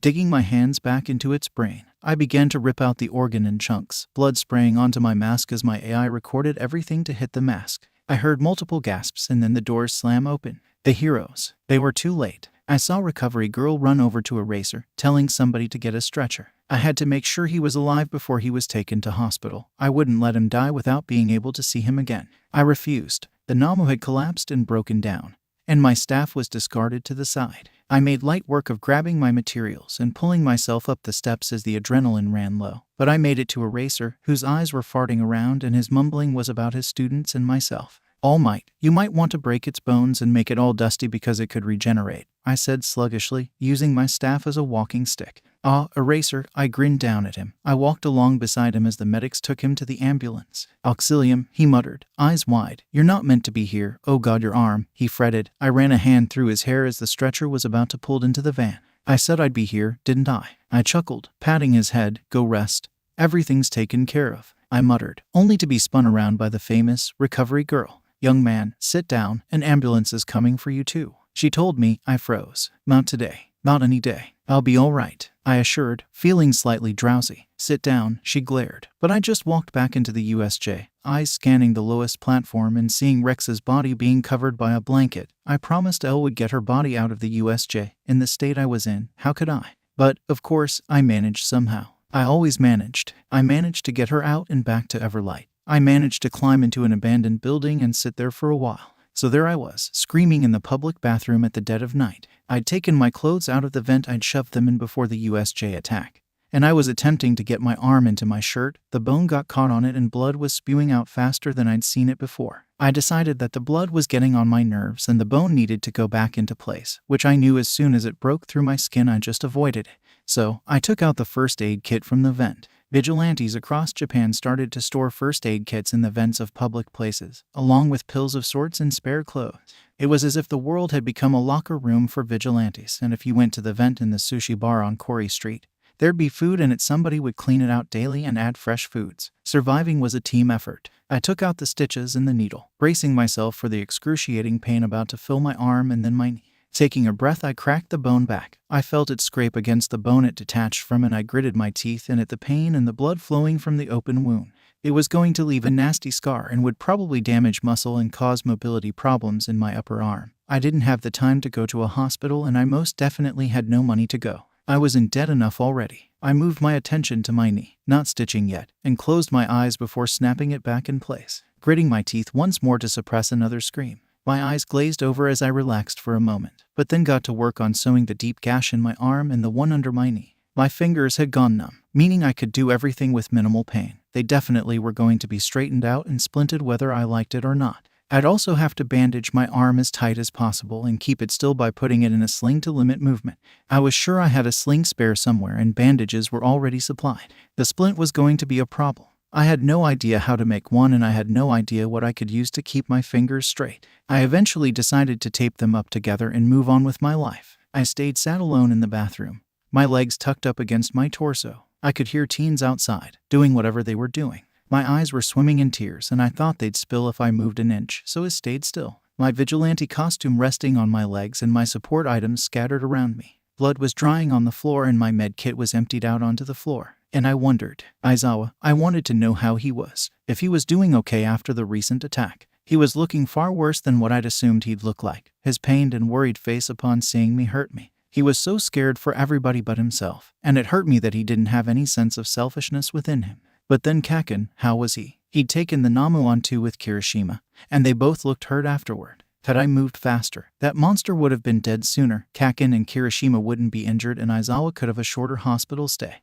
It was my fault. If I'd moved faster, everything would be okay. But I didn't move faster. I never moved fast enough. And nothing was okay. Pain. It's a funny thing. It comes different to everybody. Usually, I'd be surrounded by mental pain, struggling to get up in the morning, because what was the point? Wanting to kill myself because, to be frank, what was there to live for? But my pain, the day after the USJ, was unlike any other. It was emotional pain, but mostly physical. I felt my heart beating in my stitches, my fractured fingers were stinging and aching, and my knee felt fragile. But I needed to go see Aizawa, so I picked myself up off of the bathroom floor and changed into an oversized jumper to hide my upper body injury. I put on some baggy tracksuit bottoms too to hide the swelling of my knee. My hair was far from presentable. It was a knotted mess of green, but it covered my forehead that had dried blood on it, which reminded me to wash my face of all of the blood that I'd lost the previous day. So I scrubbed my face and put on my best fake smile. If I was going to see Aizawa, I was going to do it and make it a performance I'm proud of, even if that meant hurting my arm more than what it already was, which is near impossible. But, while gritting my teeth, I made it out of the bathroom and to the train station. And when I sat down on the train, I was very happy because no more pressure was on my leg. But the train ride was short, so I had to get off and walk to the hospital. The hospital was about a mile away from the train station, and paying for public transportation was not in my budget for the month. Aizawa would have to wait to see me. Then again, he didn't even know I was going to go visit him at all. But if I was hurt, he'd come see me. I knew he would. When I got the hospital, it smelled of chemicals and so clean to the point I got self-conscious because I could tell how much I smelled of blood. I kept moving and eventually made my way to the front desk. "Hello, sir. How can I help you?" the lady at the desk asked, taking in my appearance. She noticed my arm and my splinted fingers, but chose to ignore it. "I'm here to see a friend," I mumbled. "Aizawa Shouta." She hummed and looked through her files. "What's her name, sweetie?" she asked. So I told her, "You're listed." "The photo checks out," she mumbled. She handed me a sign-in form, and as I was signing it, her eyes dug into every injury I'd sustained. "Honey, I don't mean to pry, but how did you get these injuries?" she asked. "I'm part of the hero course," I lied. "Got caught up in the USJ attack. Recovery girl couldn't heal me all the way." I listed and she nodded, telling me Aizawa's room number and which floor to go to. I hobbled over to the lift, pressing the button, and as soon as the doors closed I allowed myself to hiss in pain. My knee was sore, my arm was killing, and my fingers were swollen. I felt like shit. I wanted to be there for Aizawa, so I pushed on when the doors reopened. I noticed a few pro heroes stood outside the door, worried expressions playing at their facial features. I ignored them, sliding into the hospital room when they noticed me. The room was filled with quiet beeps of the heart monitor and slight snoring from Aizawa and his husband. I looked over Aizawa's state and teared up. It was my fault. I let him get hurt. He was wrapped in a bandage, covering his face and arms, and he shifting uncomfortably in the binding. I wanted to erase his pain like he did for me so many times. I couldn't, and I pulled up a chair beside him. Yamada-sensei hadn't woken up from my presence in the room, so it left me quiet and muttering apologies to Aizawa with my head hung low. Aizawa was my weak spot, and I had no doubt about that. I'd drop anything for him. No matter which person I was acting as, I would be there at the drop of a hat. If he needed me, I'd be there. And that's what would hurt me later, and I knew it. In my days of knowing Aizawa, he'd been kind and patient, worried too, but he never changed his attitude toward me no matter what I told him. He believed in me, as Auxilium and as Izuku, and it meant something to me. More to me than he'd know. Aizawa was as close to family as I thought I was going to get. My parents were dead, and I had nobody to look up to after Stain left me alone.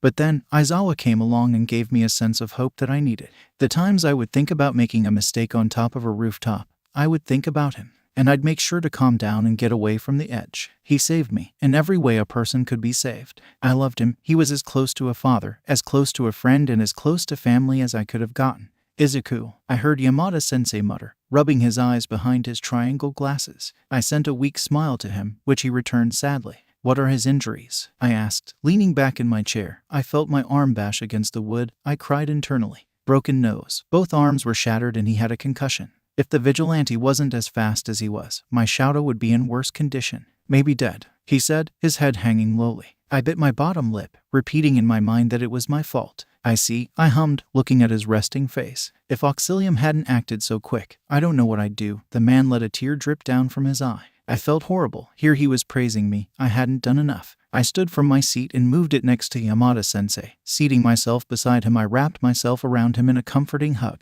Let's not think about that. He's okay. I told him, he's safe. He's going to come home to you. He's healing. I muttered, stifling a hiss as Yamada-sensei squeezed my broken arm. I just expected him to come home yesterday.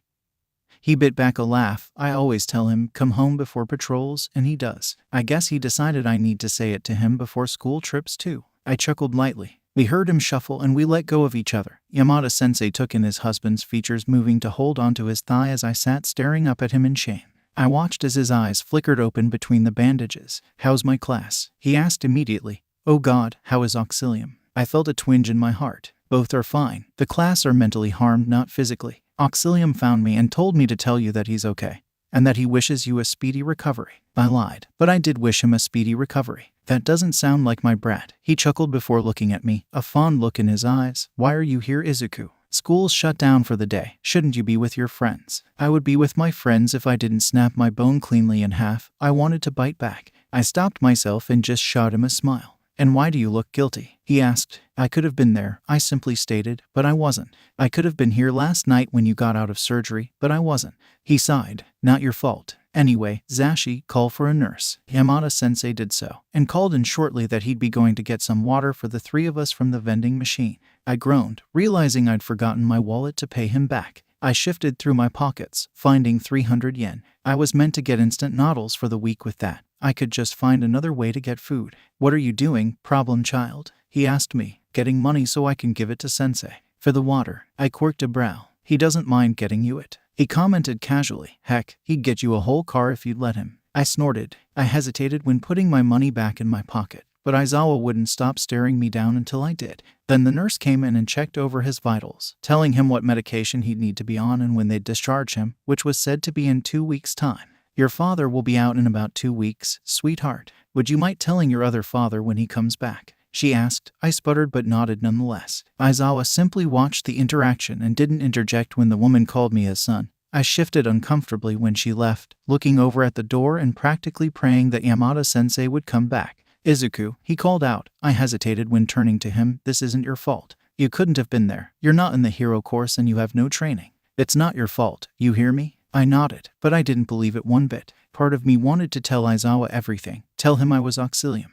but I couldn't bring myself to do it. Every time I opened my mouth to say something, no noise would come out. It was like I became mute. I just couldn't tell him. But the other part of me wanted to keep it secret, and I guess that's why I couldn't tell Aizawa a single thing. Because I was scared, worried, ashamed maybe. I wasn't sure. But all I knew was that there was something stopping me from being honest with Aizawa. I figured he'd find out on his own eventually, somehow. Maybe by me telling him, or perhaps my mask slipping off during a patrol. Maybe it would be leaked in the internet. I just knew that Aizawa would find out at some point. and I wasn't sure if it was going to be pretty or not. I know, I didn't know. It just made me feel worse. At least you get discharged in 2 weeks. Could have been longer. I tried to lighten the mood. That's not happening. I'm getting discharged today. I sat and stared at him for a hot minute. I knew he liked to be out and not confined to bed rest. What was the point of leaving the hospital if he was going to be restricted from patrol and work? The best he could do is sit on the couch in front of the TV. He was being stupid. That's not happening, I commented, crossing my arms. I ignored the burning feeling in my upper arm. I agree with the little listener. I heard Yamada-sensei agree. I sent a pointed look to Aizawa, who just groaned in annoyance. We sat in silence for a while. I was given water and I tried to give Yamada-sensei the money without Aizawa noticing. He sent me a look and Yamada-sensei insisted it was on him. If he'd known how I was involved in the USJ incident, he probably wouldn't want me in the damn room. I was too slow again. And I was upset because I made another mistake that almost cost Aizawa his life. I had to be better, I had to do better. It was my duty as a vigilante. I wanted to get up and leave, give them peace. I'd feel more guilty if I walked out on him because deep down, I knew Aizawa wanted me there. And leaving would give him more discomfort, so my own could wait until visiting hours were over. My discomfort wasn't just from guilt, it was also from confusion. Tamura, he'd known my last name. How? As far as I was aware. Nobody knew it. My records literally were Izuku TBC because I'm just funny like that. But Tamura knew it, and like a switch in his brain had flipped, he was a different man. Completely. He was almost childlike. And I saw pain in his eyes in the same way I had when cowering before my father. He was begging for his life, but in a way that made it obvious he'd begged for it before. It made me uneasy. Maybe it was the fact he knew my civilian identity. Or maybe it was that he knew my last name. Maybe it was the way he begged for mercy at my own hand, bringing up a mentorship only I knew about. Either way, it was effing weird. He was different. Something was different when his life was in danger, or he'd been hurt in some way. Shouta, I heard Yamada-sensei sigh. I'm not getting you discharged early. Aizawa huffed, but pressed the call button for a nurse. Of course, he did. Aizawa, you need rest, I commented, standing up from my seat to push him back down on his bed. He shrugged me off and sat up. I heard him curse under his breath through the pain. I can rest at home, Izuku. He snapped. I let go of him. I had to remind myself he was just frustrated. He was wrapped up like a mummy and tired and worried. He had a list of problems, and I had to remind myself that he didn't mean to snap at me or be rude. And I had to remind myself to be patient. The nurse came in moments later and then left to get the discharge papers. Yamada-sensei and I were not very happy to let him out of the hospital. He was a grown man and he would do what he wanted. We couldn't stop him even if we wanted to. He was a stubborn bastard. I wasn't sure if I was angry about the fact Aizawa was back at school teaching within a few days, or if Class 1A were back at school within a few days. Either way, it pissed me off. I was walking up to school, my arm throbbing and my head beginning to hurt due to the pain located on every inch of my body. By the time I got to the doors, the second bell had gone and everybody was meant to be in homeroom. I wasn't. I was late and it dawned on me I had thousands of stairs to climb and there was a strong chance I'd end up sobbing somewhere between the first and second floor. But Kirishima wasn't at homeroom just yet either. He stood staring at the glass building, his eyes showing he wasn't in the present and his fists were clenched at his sides. He seemed to be holding back tears, and despite my distaste for comforting people, I felt bad for him. The USJ was a traumatic event for those in 1A, and nobody deserved that at age 15 or at any time in your schooling career. Kirishima, I asked. Once he seemed to be aware, I placed a hand on his shoulder to bring him back down to earth again. Izuku. He looked down at me. God, what time is it? He sighed. I looked down at my watch. 1:30, I said. You zoned out there. Do you want to sit down for 5 minutes? He looked back at the building, then at me and nodded. He almost crashed onto the step, his head in his hands. This so isn't manly, he groaned. I sat beside him silently, looking out into the street. I couldn't understand how Tamura had gotten the information about the USJ. He seemed more like a pedophile and nobody likes pedophiles, so who would tell him? No, you came to school despite what happened, Kirishima. That is manly, I said, feeling slightly awkward at the last word. It felt like I was taking his catchphrase, to be honest. Really? He asked, looking at me with wide eyes. I don't understand how all of you are back at school. That's pretty manly. But what's also manly is to take a break. The USJ was traumatizing for you and your class. So whether you turn up, stay home, have a little cry, it's all manly if you ask me. I offered a soft smile, which he returned with a blinding one of his own, his shark teeth on full display. Thanks, Izubro. I cackled slightly at that. He'd been using people's last names to make nicknames for them. Since nobody knew mine, it made it difficult for him to come up with one. No worries, Kirishima. Are you ready to go in? I asked, knowing I was going to miss homeroom altogether. May would have to forgive me if I helped her on one of her babies. Yeah, I am. He stood up gingerly, offering his hand to me. I took it and made my way up the remaining stairs with him. He wasn't expecting me to walk him all the way to his homeroom. I wasn't just going to leave him alone. That's a recipe for more zoning out, and he would probably stand in the hallway until a teacher found him or Kaminari did. I climbed the stairs with gritted teeth. I got Kirishima to his homeroom. He was worried that Aizawa would tell him off for being late, but I promised I'd handle it. "Kirishima, why are you late?" Aizawa asked. Kirishima shrunk back but moved to his seat while pointing at me. "He was with me. I fell over. He helped me to Recovery Girl." I lied. Aizawa hummed and sent me on my way to homeroom. Not before I waved to everybody. Sitting on the floor was relaxing for me, especially because the flooring in the support classrooms were freezing. Majima-sensei said that was because chemicals explode if they're heated. I knew that. He was happy talking about things he knew, and he was so sweet I wanted to see him happy. Shinsu had been sat doing his English homework as Mei was being forced to finish her classwork. Our teacher had told us that if we were going to continue to hang around in his classroom when we were meant to be in other classes, we had to do work. Other subjects came first though, apparently. Luckily, I tended to finish my work faster than my friends because I had nothing better to do but work. Mei liked to remind me of that. Well, until she realized I had an actual problem when it came to work ethic. "You know, All Might?" Mei asked, using her calculator.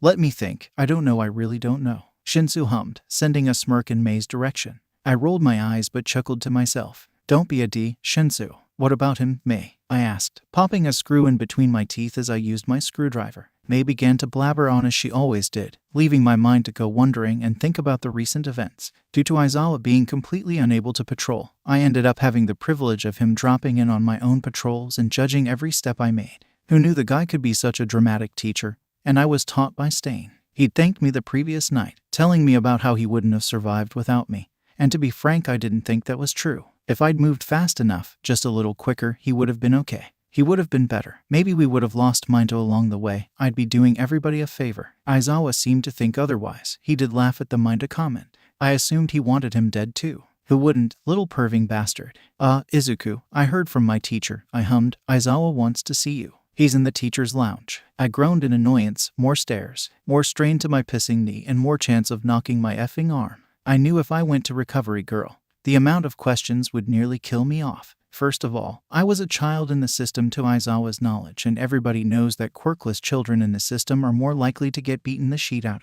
Also, the addition of my wanting to leave my guardian's care as soon as possible was obviously suspicious too. I smiled at my teacher, standing and suppressing a hiss as I walked out of the room. I took myself down the stairs, trying to be as fast as possible so I could face the pain when I got outside the teacher's lounge rather than face it on the stairs. When I faced it on the stairs a couple of days beforehand, I ended up falling and spraining my ankle, so I was walking around sporting a broken arm, a sprained ankle, broken fingers, and a healing dislocated knee. You'd think it'd be fine after you popped it back in the socket, but no. Not at all. It swells up bigger than a tennis ball and you have to walk on that sheet. 0 divided by 10. Once outside of the teacher's lounge, I hummed in pain, letting it shake through my body. I bit my lip, which only hurt my teeth because they collided with my lip piercings, which made me want to cry in pain. My eyes welled up in tears and I fought myself through the painful surge. I was not going to cry because if I did, Yamada-sensei would probably see me and hug the ever-loving sheet out of me, which would make me cry more. And this whole thing is just a chain of events at this point.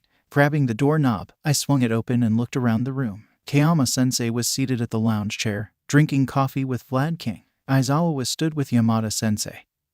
He stopped to look at me once I made my entrance known. "That rat's not in here, is he?" I asked, looking around. "No, but he definitely heard that, Izuku." Kayama-sensei chuckled, running a hand down her face. "Well, shame, anyway. Powerloader sent me to talk to that guy right there." I pointed at Aizawa, who let out a sigh. He was done with my bullshit by that point. It made it all the more fun, especially because all I could see was his eyes through those bandages, meaning reading his emotions happened through his eyes, and it was too funny to me. "We are going to Recovery Girl," Aizawa told me, walking out the door behind me. I shot Yamada-sensei a look, who sent me one back while tapping his arm and knee. Shit. I turned on my heel and began to follow after Aizawa, walking unusually slow. I knew if I even dared to move away from him or try run away, he'd catch me and that would hurt me more than necessary. The walk was quiet, and the quiet was uncomfortable for myself, not so much for Aizawa. I wanted to walk away, and Aizawa wanted nothing more but to make sure I had a clean bill of health. Probably to make sure I'm healthy enough to beat the shit out of for doing something I most definitely shouldn't have been doing.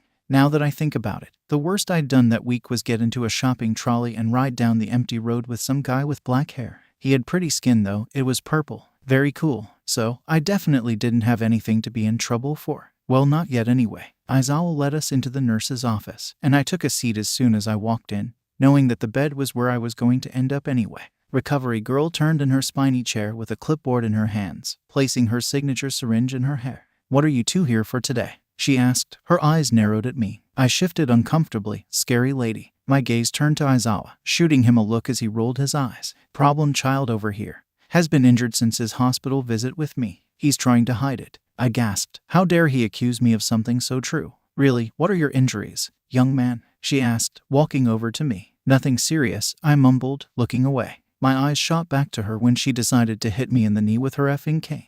If she wasn't elderly, I probably would have smacked her back. But I have morals. "Stupid boy, blazer off." I complied and shrugged it off. She gasped at the sight of my arm and fingers. I will admit, they didn't look pretty at all. I mean, my fingers were swollen, slightly bent and a blue tint. My arm was covered in dried blood because the stitches in my arm kept coming undone on patrol. But not only that, my arm was tinged a purple color with an undertone of red. Like I said, not pretty. But to add to it, the majority of my arm was bruised blue and black. "What are your injuries?" Just as I was about to speak, she interjected. "And do not use that, it's nothing nonsense." I ducked my head. "I have a sprained ankle, broken fingers, a healing dislocated knee, and my upper arm is snapped in two." Aizawa winced at the list, shifting to be more uncomfortable as I spoke. "How did you get those?" she asked skeptically. "Car crash," I stated without thinking, surprising myself. I didn't let my own surprise show because it was a good excuse nonetheless. "Oh dearie, why wouldn't you come in and get healed? Why walk around with these injuries?" she asked, planted a kiss on my forehead and forking over her gummies. I did like those. They were always super nice and gave me a sheet ton of energy. Aizawa never liked me having them. Apparently I was like a mini Nimiri. Hellspawn. "I don't know," I mumbled, pressing my arm slightly and feeling no pain.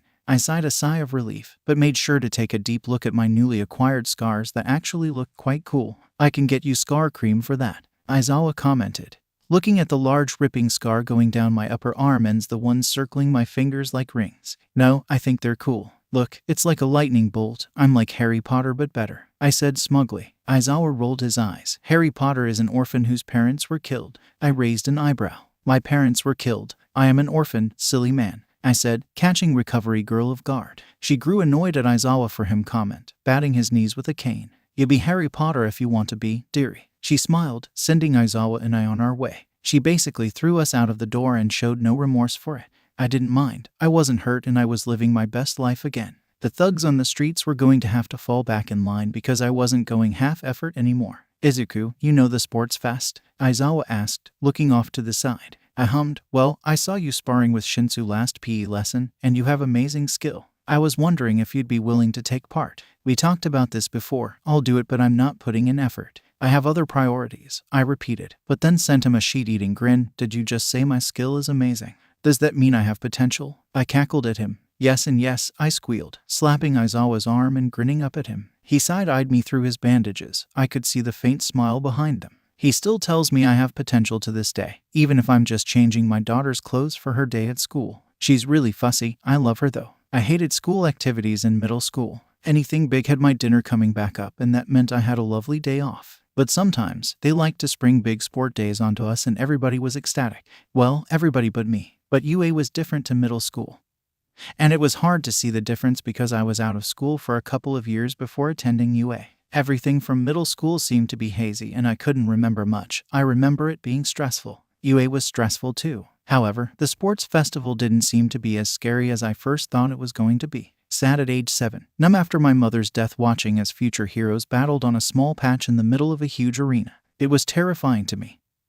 Having so many eyes on me at one time felt like absolute hell and I hated the idea. But once I got to the arena, it was calm but competitive. It was nice to be in a school event that was actually filled with people who wanted to do their best rather than beat down on people to show how good they were. If Kakin was in front of me, I would be pointing at him. I sat in the 1H room, which only had May and I in it. We both didn't really want to take part during the week of training we had. When the day came, we got excited but not for the reasons you'd think. "You think it'll work?" she asked, holding up the Quirk-proof mic is designed and built during a lunch break. "Already tried it. I have one too." I grinned, pulling it from my sports uniform. I made the microphones able to connect with the stadium speakers. That meant that during May's battle she could broadcast her products for Hatsum Industries, which she was sure I'd join later in life. I had my own, because what was the fun of giving away my own item and not being able to use it? Plus I wanted to annoy Aizawa. Sumi. We sat quietly in the changing room. We were both working on blueprints and sharing knowledge between each other, as well as critiquing the other's work. Some people would get mad, but May and I understood that we were matched in smarts when it came to building technical items. Not so much the theory behind it.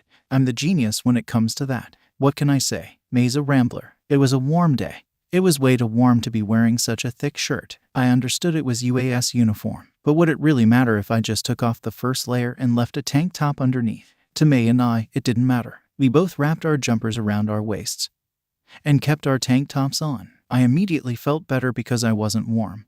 May clearly had another idea. She began to pull up one of her trouser legs and cuff it at her thigh. When I raised a brow at her, she simply shrugged and muttered something about being warm. I couldn't agree more. Oh Izuku, I have this you need to give to Yamada-sensei. May handed me a tub of hair gel. I raised an eyebrow at her. Why do you have this? I asked, inspecting the tub. I needed the gel to make the cogs turn better, she said, referring to another support item she made the previous week. I nodded and quickly left the room, realizing early on that I had no idea where Yamada-sensei was at all. But then I remembered that he had to be in the announcer's box. So I'd have to find Aizawa. Aizawa was probably with 1A, so I turned on my heel and went down the next flight of stairs to try find the man. He would most likely be lecturing them about doing their best or them being moved down to 1B, which wouldn't be that bad.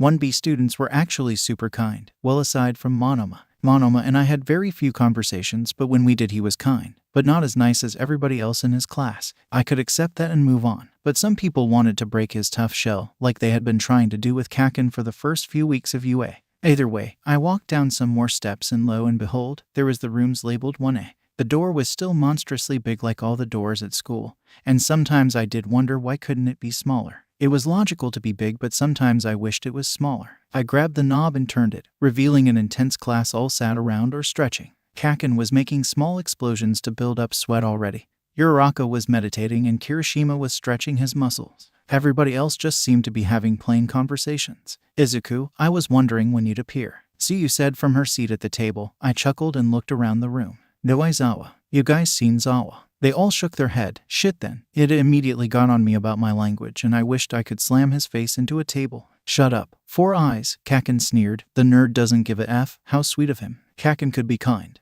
I always knew he could. It was strange to see it in action. I moved over to the large desk. It was bigger than the one in the support course, but then again there was only May and I in there. We didn't use much space when we were doing blueprints, and if we did, we'd just use a wall to do a rather large print. Sitting beside Yaoyorozu, I looked over at her work. She was reading what materials she would need for certain items. I then looked over at Todoroki, who was on the other side of myself. He was staring me down like I'd just killed his cat or something. It honestly freaked me out because who needs a candy cane lookalike staring at you? Hello, I asked, waving a hand in front of his face in case he zoned out. I'm going to beat you. Girl, what? My eyebrows raised in surprise and confusion. No thank you, I said, side-eyeing Kaken, who had the same look on his face as myself. Despite everything that happened between us, we were still in sync and often thought the same things. He was like an estranged brother to me. Ah, Todoroki, my man. We shouldn't be declaring war on each other so soon, dude. Kirishima gave a forced laugh. I'm not even competing to win. If you wanted to beat me, I genuinely don't give a shit.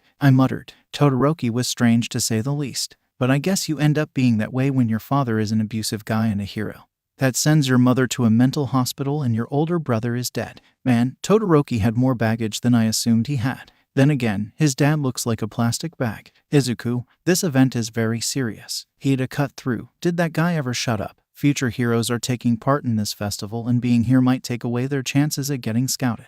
I rolled my eyes. Serious my arse. You're all getting televised like a week after that USJ attack of yours. Villains are going to be watching, and if you can't beat me, to be frank, that's quite sad. I told him, because not only will you have lost to a quirkless kid, but you lost to a kid that's not in the hero course, which is just devastating on your behalf. Ain't that right, Kaken? I quirked a brow in his direction. The lad looked like he was about to blow a fuse with the anger in his body, reminding him of the last time we fought, which was when I beat him, and he cried about it. I have never let him live it down. To this day I still say to him at hero meetings, Kaken, don't get too egotistical, I'll deck you here. Shut up, Deku. I'll kill you. He growled like a dog. We both know that both me and you have tried to do that, and it hasn't worked. I rolled my eyes, walking toward the door and pulling it open. Bye-bye. Good luck, I called as I exited the room and began to speed walk down the corridor. I had about 10 minutes until the festival started and I still needed to get to Yamada-sensei and talk to Aizawa beforehand.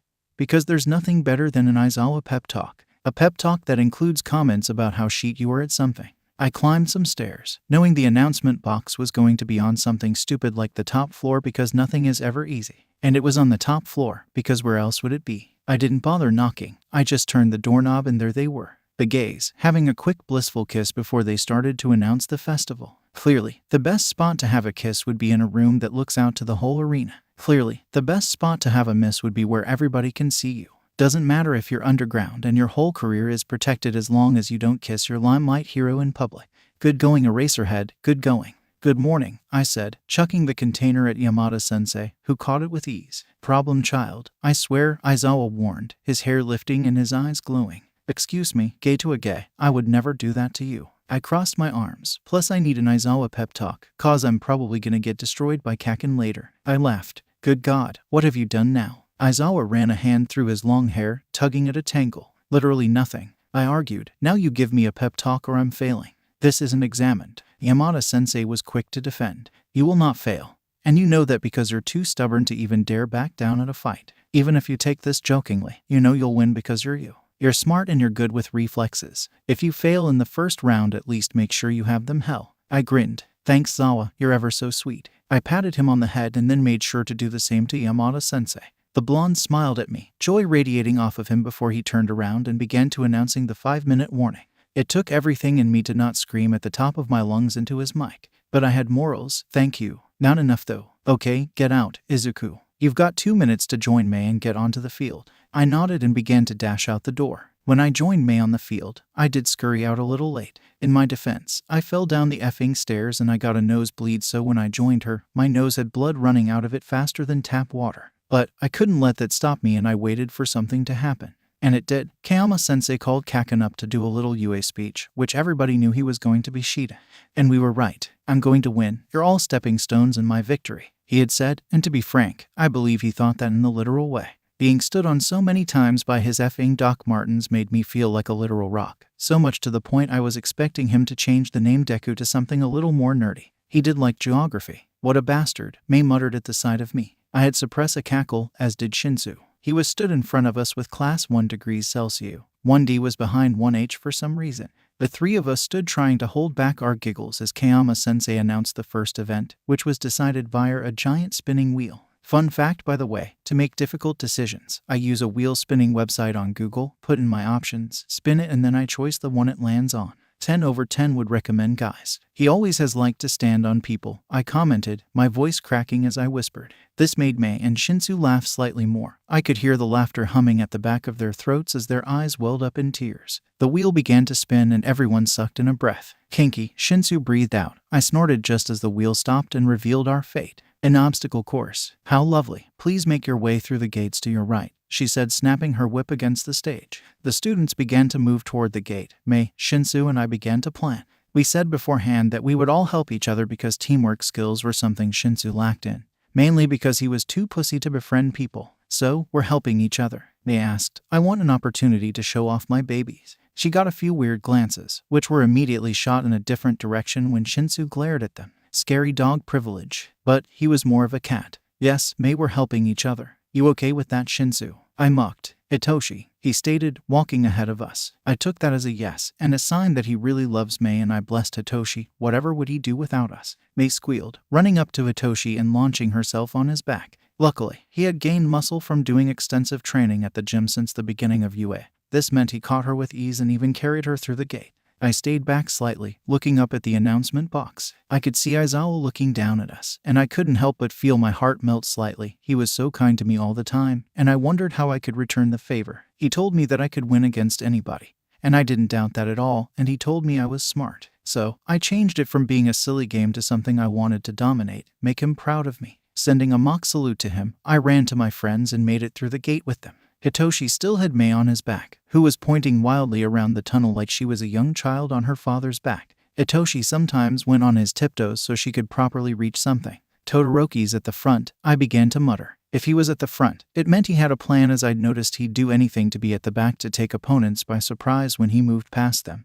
But I'd learned that when he was at the front he was most definitely locked in with a plan. It was the same for his dad. Jump when midnight says go, I told Hitoshi, who seemed to not mind the extra weight of Mei in his back. He nodded, and just as I expected, the moment she said go, large ice spikes trapped opponents in their spots. But not Hitoshi. Mei and we were quick to charge out of the tunnel and began to scale the faux buildings that lined the trail. The rule was, don't leave the grounds, and if we were on the roof, who was to say we were leaving the grounds? In fact, we could go as high as we wanted and we wouldn't necessarily have left. I thought that was pretty cool. Hitoshi, let Mei get on my back. I see big robots down there, and if we can deactivate them or control them, we are gonna have a great time. I chuckled. Hitoshi complied and shook Mei onto my back. She immediately latched on and refused to look down as Hitoshi and I ran over the rooftops. It seems as though we only have 5 contestants out so far. 3 are teamed up. The Wonder Woman of the support course, Mei Hatsume, the brainwashing brainiac, Hitoshi Shinsu, and our quirkless wonder, Izuku. They seem to be quite the trio. I heard Yamada-sensei announce, but will they beat Shoto Todoroki and Katsuki Bakugo?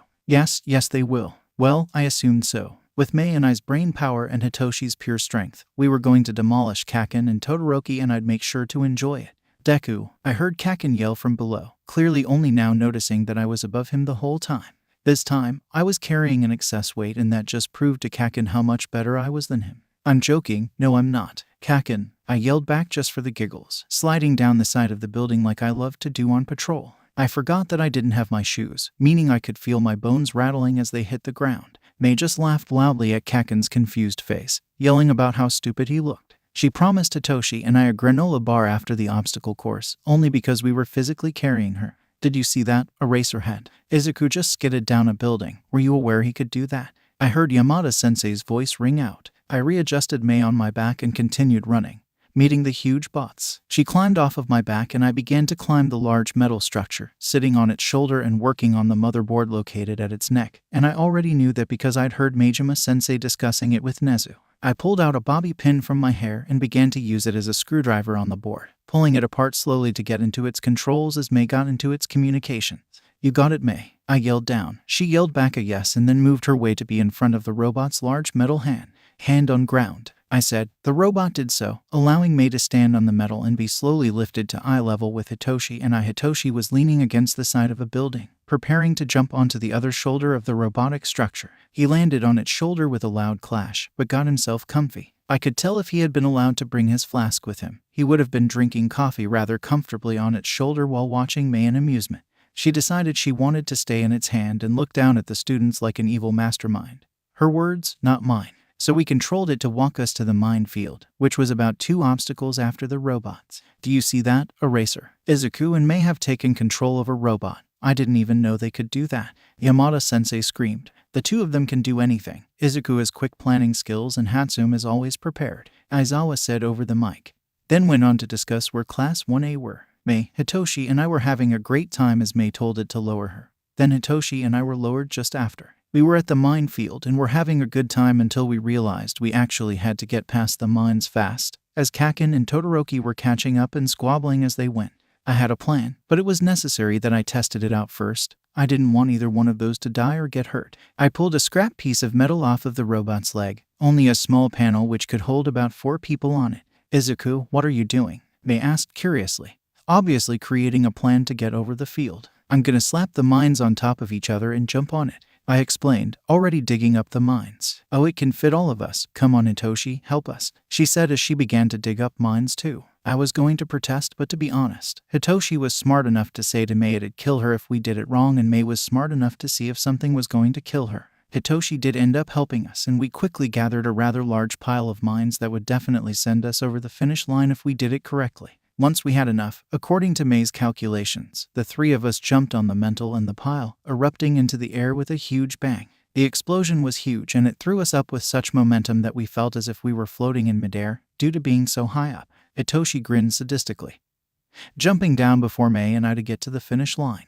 Mei wasn't having any of that, jumping down after him and yelling something about him pulling a D move. I jumped off last, knowing that the distances we all jumped off at were safe. I landed with a cloud of dust behind me. I didn't waste time and ran past Mei and Hitoshi, thoroughly leaving Kaken and Todoroki behind me. The end was so close, and without immediate threat, I didn't see a point of running, but my own competitiveness overpowered any movement I made. If I wanted to slow down, I doubt I would have been able to. Izuku has come first place in the obstacle course, I heard Yamada-sensei announced as I came to halt in the arena. I looked up at the stands of people. They were clapping and cheering as the next 4 people were announced. Hitoshi had come second, Mei came third, Kaken fourth, and Todoroki had come last. I watched as the dual-haired boy and the angry bastard glared at me. I paid them no attention, simply going to celebrate with my friends. Izuku, your nose. It's still bleeding. Hitoshi laughed, fumbling around his pockets and eventually finding his tissue pack. I completely forgot about my nose. But there was a constant metallic taste during the obstacle course, so that explained it.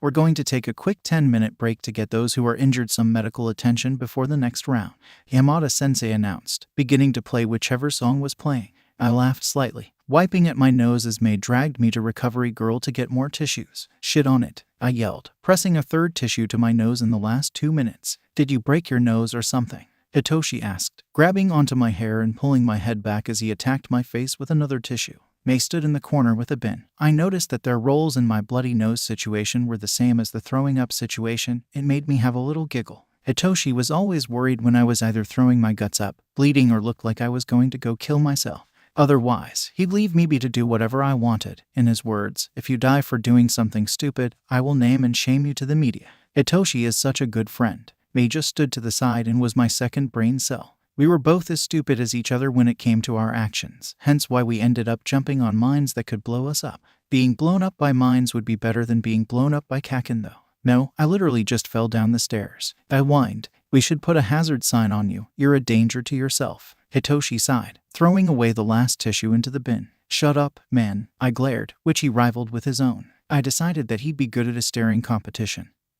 But that wasn't relevant until later in life. Mei was also surprisingly good at staring competitions too, which I learnt later on. We were all quiet, cleaning my blood from the floor and the table until Kaminari came through the door, telling us we had 5 minutes until the next round. He lingered at the door, making us assume he wanted something. Are you guys partnering up again? He asked. Mei and Hitoshi looked at me. I gave them a quick nod, tossing tissues into my locker that I was given earlier that morning.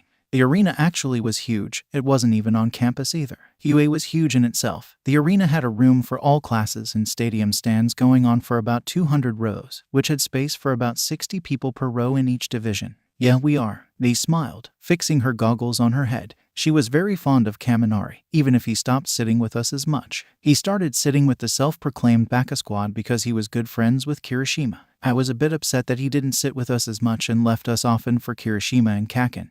He wasn't property and I couldn't control him. I think what annoyed me most was the fact that Kirishima had everything I wanted within such a small time period. I had been stuck waiting for Kaken to treat me like an equal for 11 years, to be my friend again, waiting for that day when he said sorry. But he didn't, and I was under the impression he never would. But Kirishima, he'd done it in only a few weeks, and I found myself wondering to myself, what did Kirishima have that I didn't? The obvious answer was a quirk. Kaken's ideology made him have the belief that quirks were ranked in power, with him being at the top of that ranking. And had the ranks actually existed socially, he probably would be at the top and I'd be at the bottom. But the ranks didn't exist, and it was all in his mind. At 4, I didn't think it mattered. I was still his best friend. I was Izuku to him. But at 13, I knew that my lacking of a quirk would stop me ever being friends with Kaken. I was Deku to him. There was nothing I could ever do to solve that on my own. I think my moment of realization was when he told me to take a swan dive off of the roof of the building. I stopped going to school after that, and I don't think I regret dropping out. Do you want to join us? I asked Kaminari, sending him a sweet smile. He matched with his own. It was blinding. Please. You guys were insane last round. Bakubro and Todoroki were not happy. He laughed. I hummed and walked to the door after checking my watch. We had 2 minutes to get to the field and we would make it if we set off then. We all walked down the corridor. Mei had slid her arm over my shoulder and Hitoshi was walking with his hands deep in his pocket, listening to Kaminari ramble on about the hero course. We added in comments now and again, squinting as the sunlight flashed in our eyes as we entered the stadium. Kaminari said his goodbyes and went to stand with his class, doing a handshake he'd perfected with Shiro and Kirishima. Meanwhile, Hitoshi ruffled Mei's hair as smacked my arm, going to his class and leaving Mei and I alone together again. I was interested as to what the second round would be, but especially how many points I'd got. And by God, I wished I stayed curious. Starting with the scoreboard, Izuku has been awarded 10 million points. Kayama-sensei announced. Oh, piss off, I yapped, leaning against Mei for moral support. Kayama-sensei then announced she'd be spinning the wheel again to see the next event. Everybody stood in anticipation, completely unsure as to what I was doing at the stupid event. When my points were announced, I wasn't sure if I wanted to crawl into a grave and be buried alive or if I wanted to quit school and immigrate to Spain. "We're still partners, Izuku," they told me, sliding her arm over my shoulders. I nodded, watching the wheel go around and around, before it landed on the event. Calvary Battle. Did I get a little horse I could name Timmy? No, not at all. Despite UA being loaded, they couldn't whip me out a little unicorn. Scammers, then again I could build one. You will be getting in groups of 4. The person with the most points will be on top and you must work together to steal other people's headbands and defend your own. Kayama-sensei explained. That was great. We already had a group of the perfect size. The crowd of students dispersed and I made my way to Hitoshi and Kaminari, May following suit. "Sorry about my score, guys," I hummed nervously. "It's fine, man. We can still win this," Kaminari told me, dragging us to get my headband. "When I tell you, those things were effing ugly, I mean it." Hyue wanted me to look like an idiot. When I looked at Kaken and Todoroki, it basically confirmed my theory that they want us all to be unappealing.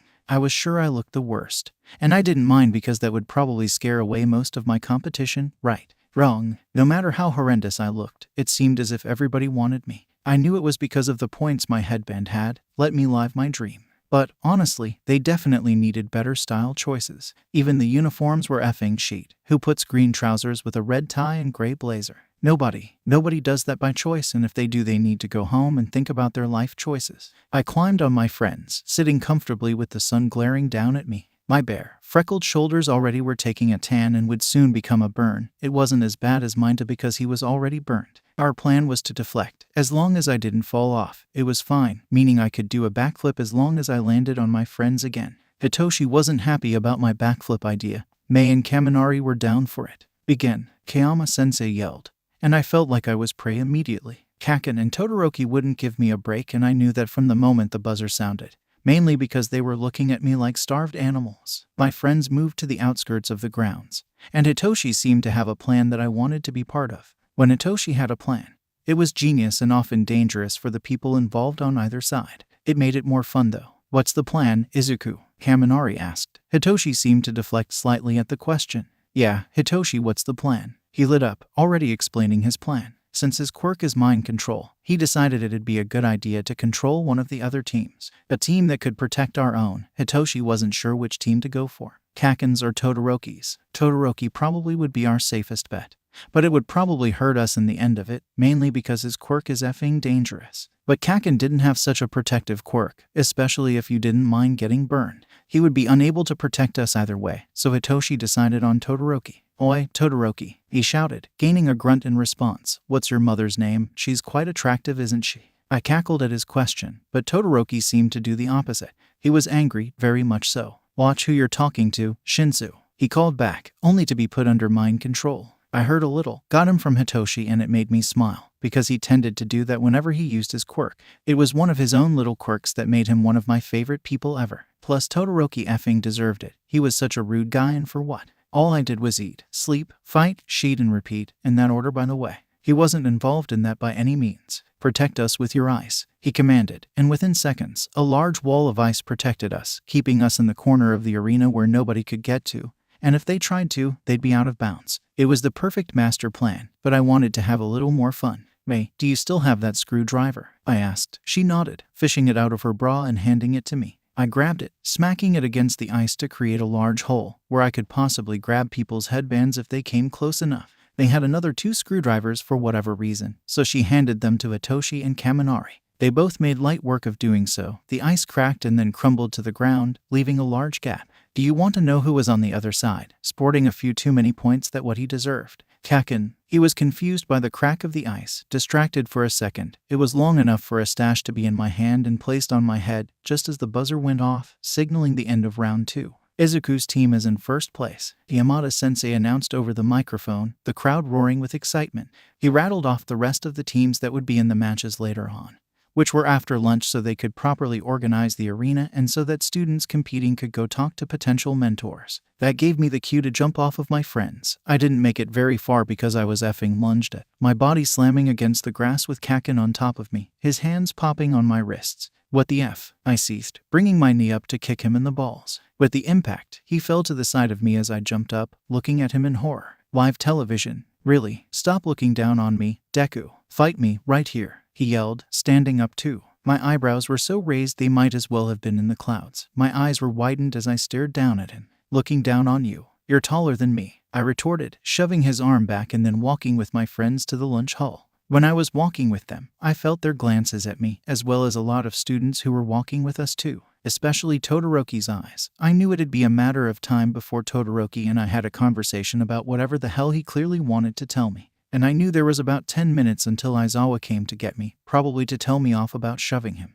Though, he'd congratulate me for getting first in the first 2 portions and for standing up for myself. Even if I do that anyway. I took a seat beside Hitoshi, facing Mei and Kaminari. They fell into conversation, Mei sliding over 2 granola bars, muttering something about me needing the extra energy. Listen, we've been avoiding this for like 5 minutes, Kaminari started. What the F was that about? I laughed, running a hand down my face. I don't even know, I sighed, resting my face in my hands. In my 15 years of existence, this is the first time I don't understand that boy. We literally ended the game, and he just knocked the breath out of you, Hitoshi cackled, using his hands as an example to show how it happened. I couldn't suppress my own laughing, letting it out as a tear escaped my eye from laughing so much. You're taller than me, Mei quoted, sliding the screwdrivers back into her bra. This coaxed a laugh out of Kaminari again, who sounded like a seal. I put a hand to my chest in mock offense. Her impression of me was terrible. She said it like 5 times higher than what I did sound like at the time. But I couldn't help but laugh because she got my mannerisms just right. He is though. It's honestly humiliating, I sighed, looking over my shoulder to see an apologetic look from Ishido and Kirishima. I waved them off, turning back my attention to my friends. You're taller than her, Hitoshi said, pointing at me. She gasped, lunging for him over the table. Aizawa-sensei is probably going to give you guys hell for fighting on live television. Kaminari muttered under his breath. Yeah, I gotta go see him about that or I'll have my arse handed to me tomorrow morning. I ran a hand down my face, pushing back on my chair. It sent a screech through my ears as I began to walk out of the food hall. Only after patting Kaminari and Mei on the head, Hitoshi got a flick to the forehead. Due to everybody being on lunch, the corridors were empty aside from the odd hero walking down talking to another. But when I turned a corner, I heard the deep voice of Endeavor and that sent chills down my spine. On most of my early patrols, I spent at least an hour per night outrunning that man. My body was usually covered in burns and bruises by the end of the night, and I was sometimes unable to go into school. He was the cause for quite a few of my hospital trips. So I blame him for my weighty debts. His voice alone was enough to send me into a spiral. Memories of my hand slipping off of the roof filled my mind whenever I heard his name on the news. Endeavor had this thing he did when he was trying to catch vigilantes specifically. No matter what age we were known as, no matter what quirk, nothing mattered when it came to his capturing tactics. He would chase us into a small building, then set fire to it, burning us out of it. He'd either wait until he knew we were unconscious or when we got out of a window, then he'd attack us. Many vigilantes died by his tactic, and a lot spent time in abandoned schools being treated by other vigilantes. We called the schools the secret hospital. It wasn't a creative name by any means. It described what it was perfectly. We'd stock up on medical supplies and do what we could. The vigilante page often were flooded with messages, asking who could do what shift. There was always somebody there. It was nice to know they were there, because those who had a little more money than the rest of us often supplied food for us too. It was like a food bank. Those who were younger and couldn't go to school were often taught while in recovery. It was where I learned sign language. After a particular attack from Endeavor, I stumbled across the secret hospital and was immediately treated for my burns and nursed back into good health. It was the first time I'd seen the underground network of vigilantes actually working,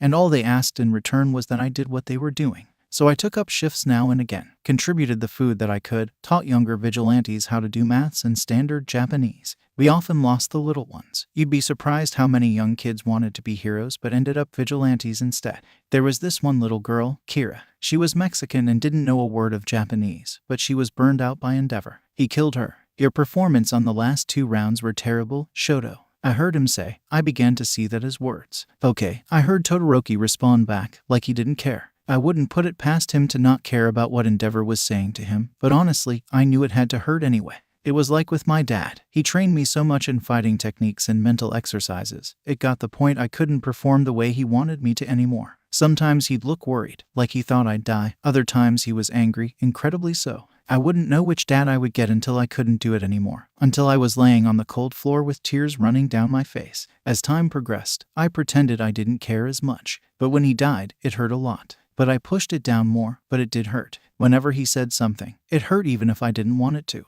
And I knew that it'd be similar for Todoroki.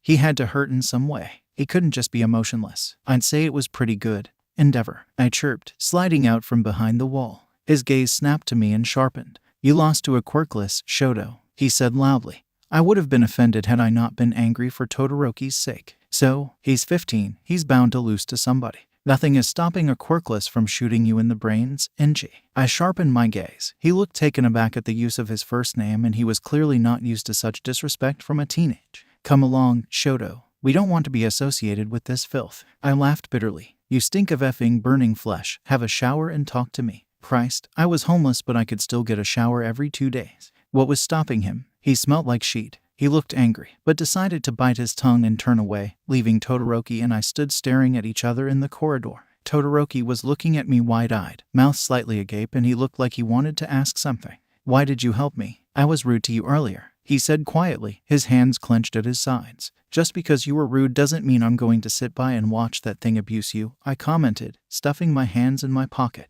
I found it awkward, standing 2 meters away from him and talking in a quiet corridor, unmoving. But I was there and so was he. Plus it looked like he needed to get something off of his chest. I was more than willing to let him tell me something, and I'd keep it a secret as long as he wanted me to. My assumptions were correct as he told me to follow him, and I did like a lost puppy. He led me through the stands and down into a tunnel where the bathrooms were. It was shaded and shielding us from the blazing sun. I ran a hand down my arm, nipping at my skin in anticipation. He took a deep breath, staring into my soul as he did so. Todoroki was strange. He was closed off but wasn't afraid of oversharing if he wanted to. It was confusing. It seemed to help him heal whatever trauma he'd been through. Everybody heals differently, and if spilling his life in large and unrelated chunks helped him, I'd be willing to share his burden. Do you know what a quirk marriage is? I was taken aback by the question. I did. I'd done lots of research into it when studying quirks when I was younger. I wouldn't say it was a topic that fascinated me. It was a topic that I felt it'd be a good idea to be knowledgeable and to avoid being in that kind of position. A quirk marriage is when 2 people with highly valued quirks get married and have children to produce the perfect child. Often it's the parents who arrange this marriages. Sometimes they're done by the bride and groom anyway. Scientifically, quirk marriages have a 20% success rate. That is that the perfect child is born. And by the question Todoroki was asking me, it seemed as though his parents were in that 20%. Yes, what about it? I asked, playing dumb. My parents had a quirk marriage. My dad always wanted to marry my mother. Not for love, but because he wanted her quirk to be a part of a masterpiece. I cringed at the last word. Masterpiece. I assumed he saw his children like an art project, something to create and be perfect the whole time it existed. Oh, I said, allowing him to continue. It took my father 4 tries to have the masterpiece he wanted. Which was me, Todoroki said, his face void of any emotion other than pure rage that shook his fists. My siblings were discarded the moment I was said to have a mix of my mother and father's quirk. This ended up ruining my oldest brother. Talia, right? I asked. His name sounded familiar, and often his photographs on the news spooked me because his eyes were too familiar, like I'd seen them somewhere before. Yes, he died. I believe my father had something to do with it. I didn't doubt that in the slightest. Even if Endeavor hadn't done it by his own hands, he definitely helped Talia along the way. Talia's whole case was incredibly depressing. Seeing it on the news was like watching a murder case. And it was, once I realized what Endeavor was. I don't use my fire, as I'm sure you've noticed. He sent me pointed look. Had it been under any circumstances, I would have smirked. That's because it's my father's quirk. It isn't mine. I will defeat you using my mother's quirk and not his. I wanted to beach slap his pretty little face right then and there. He spilled his life to me, just to say he's going to basically give me hypothermia instead of turning me into a rack of ribs, and then rub it in my face that he had 2 quirks. Girly, I couldn't even snatch one up in the womb, and he refused to use the second one he was handed to on a silver platter. I'm joking. Don't get offended. Todoroki not using his father's quirk was entirely justified in his mind. But it didn't make sense to me at the same time because he wasn't his father. Plus, his genetic makeup is different to Endeavor's, so it wouldn't be his quirk anyway. Todoroki's quirk is a dual quirk, meaning it is 2 put into 1. Let me repeat that. 2 into 1. Let me give you an example of what that meant. Say you had 1 droplet of water, but then you added another droplet of water. It's 2 droplets, but it made a bigger one. Basically Todoroki's quirk, 2 sides of 1 quirk. By the time I'd come to that conclusion, he was already stalking off down the tunnel and back into the sunlight.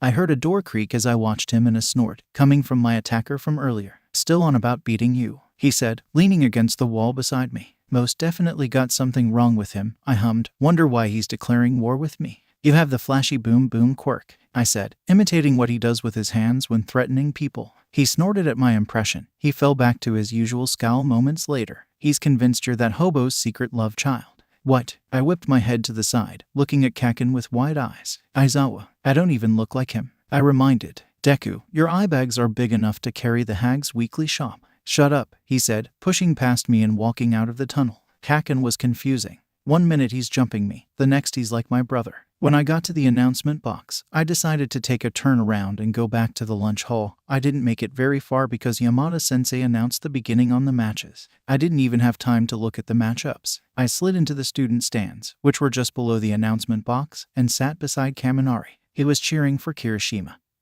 who was going up against a girl from 1B. When's your first match, Izuku-kun? Yororaka asked me. I smiled at the adopted nickname. I don't know, I didn't have time to look. I hummed, though. I think Siro got a photo of the board. She called Siro over, who showed me the order. I looked at the screen, seeing my name appear after the next match. I was going against Monoma from 1B. What a nut job. But I wasn't sure if I'd have the upper hand in this case because who knew what quirk Monoma could have copied before our match. Now, I may have been Japan's biggest nuisance by night, but by day I was Japan's most average person. But, as a vigilante, I knew that there were certain people that I couldn't take down without support items. And if I was going to take them down with support items, that had to be damn good ones. So it wasn't a matter of if I could beat Monoma or not. It was a matter of could I beat anybody in that arena, whether they're heroes or not. I just hoped whatever quirk Monoma copied, he couldn't handle it and passed out. But he didn't, so spoiler for that. Monoma, damn, Jiru commented over my shoulder. I saw him touching up Kirishima earlier, if that's any help. I laughed at her words, but thanked her and went to analyzing Kirishima's quirk. Kirishima's quirk was one of those that I wouldn't be able to defeat without my tech gear, or a quirk, and I had neither of those. And unfortunately Monoma's quirk did not involve copying people's smarts. Monoma wasn't as smart as I was, and he still isn't, but he wasn't far off being as smart as Kaken and Todoroki. He had a big brain, but an egotistical attitude. But his ego was as fragile as Kaken's. It was easier to break than Kirishima's quirk. I needed a surprise element if anything, and I had an idea. Izubro, you might want to go get ready, the next match is starting. Kirishima smiled, a bit of blood dripping from his forehead. He was quickly attended to by Yaoyorozu, and I went down to the changing rooms. I was still in my tank top, but for my plan I needed pockets, so I shrugged on my jacket and pulled my phone out of the pocket. I began to dial Nezu's number, letting the phone ring as I held it up to my ear. Sitting on the desk, I waited for his squeaky voice to connect. It would be the first time I'd hear his voice since I stormed out of his office, but we both knew we weren't stupid, and I was aware he knew more about me than what I wanted him to, even if he didn't know the whole truth. But him knowing such information could come in handy for me. He's always been big on representation. I've been expecting your call, Izuku. What can I do for you? He said sweetly. I could hear his teacup hit his china plate. I need you to authorize 2 things for my next match, I said, quick and to the point. What would those 2 be? He asked. I could hear his drawer opening. I assumed he was taking out his personal laptop to hack the forms I put in at the sign-up point. The form asked if I wanted any support gear, something to be authorized by Nezu himself. A lighter and a pack of cigarettes. I hummed, taking them out of my locker. I hadn't smoked in 2 years. But if I was going to beat Monoma, I might as well go back to old habits. I definitely would be doing that if I had a chance at fighting Kaken.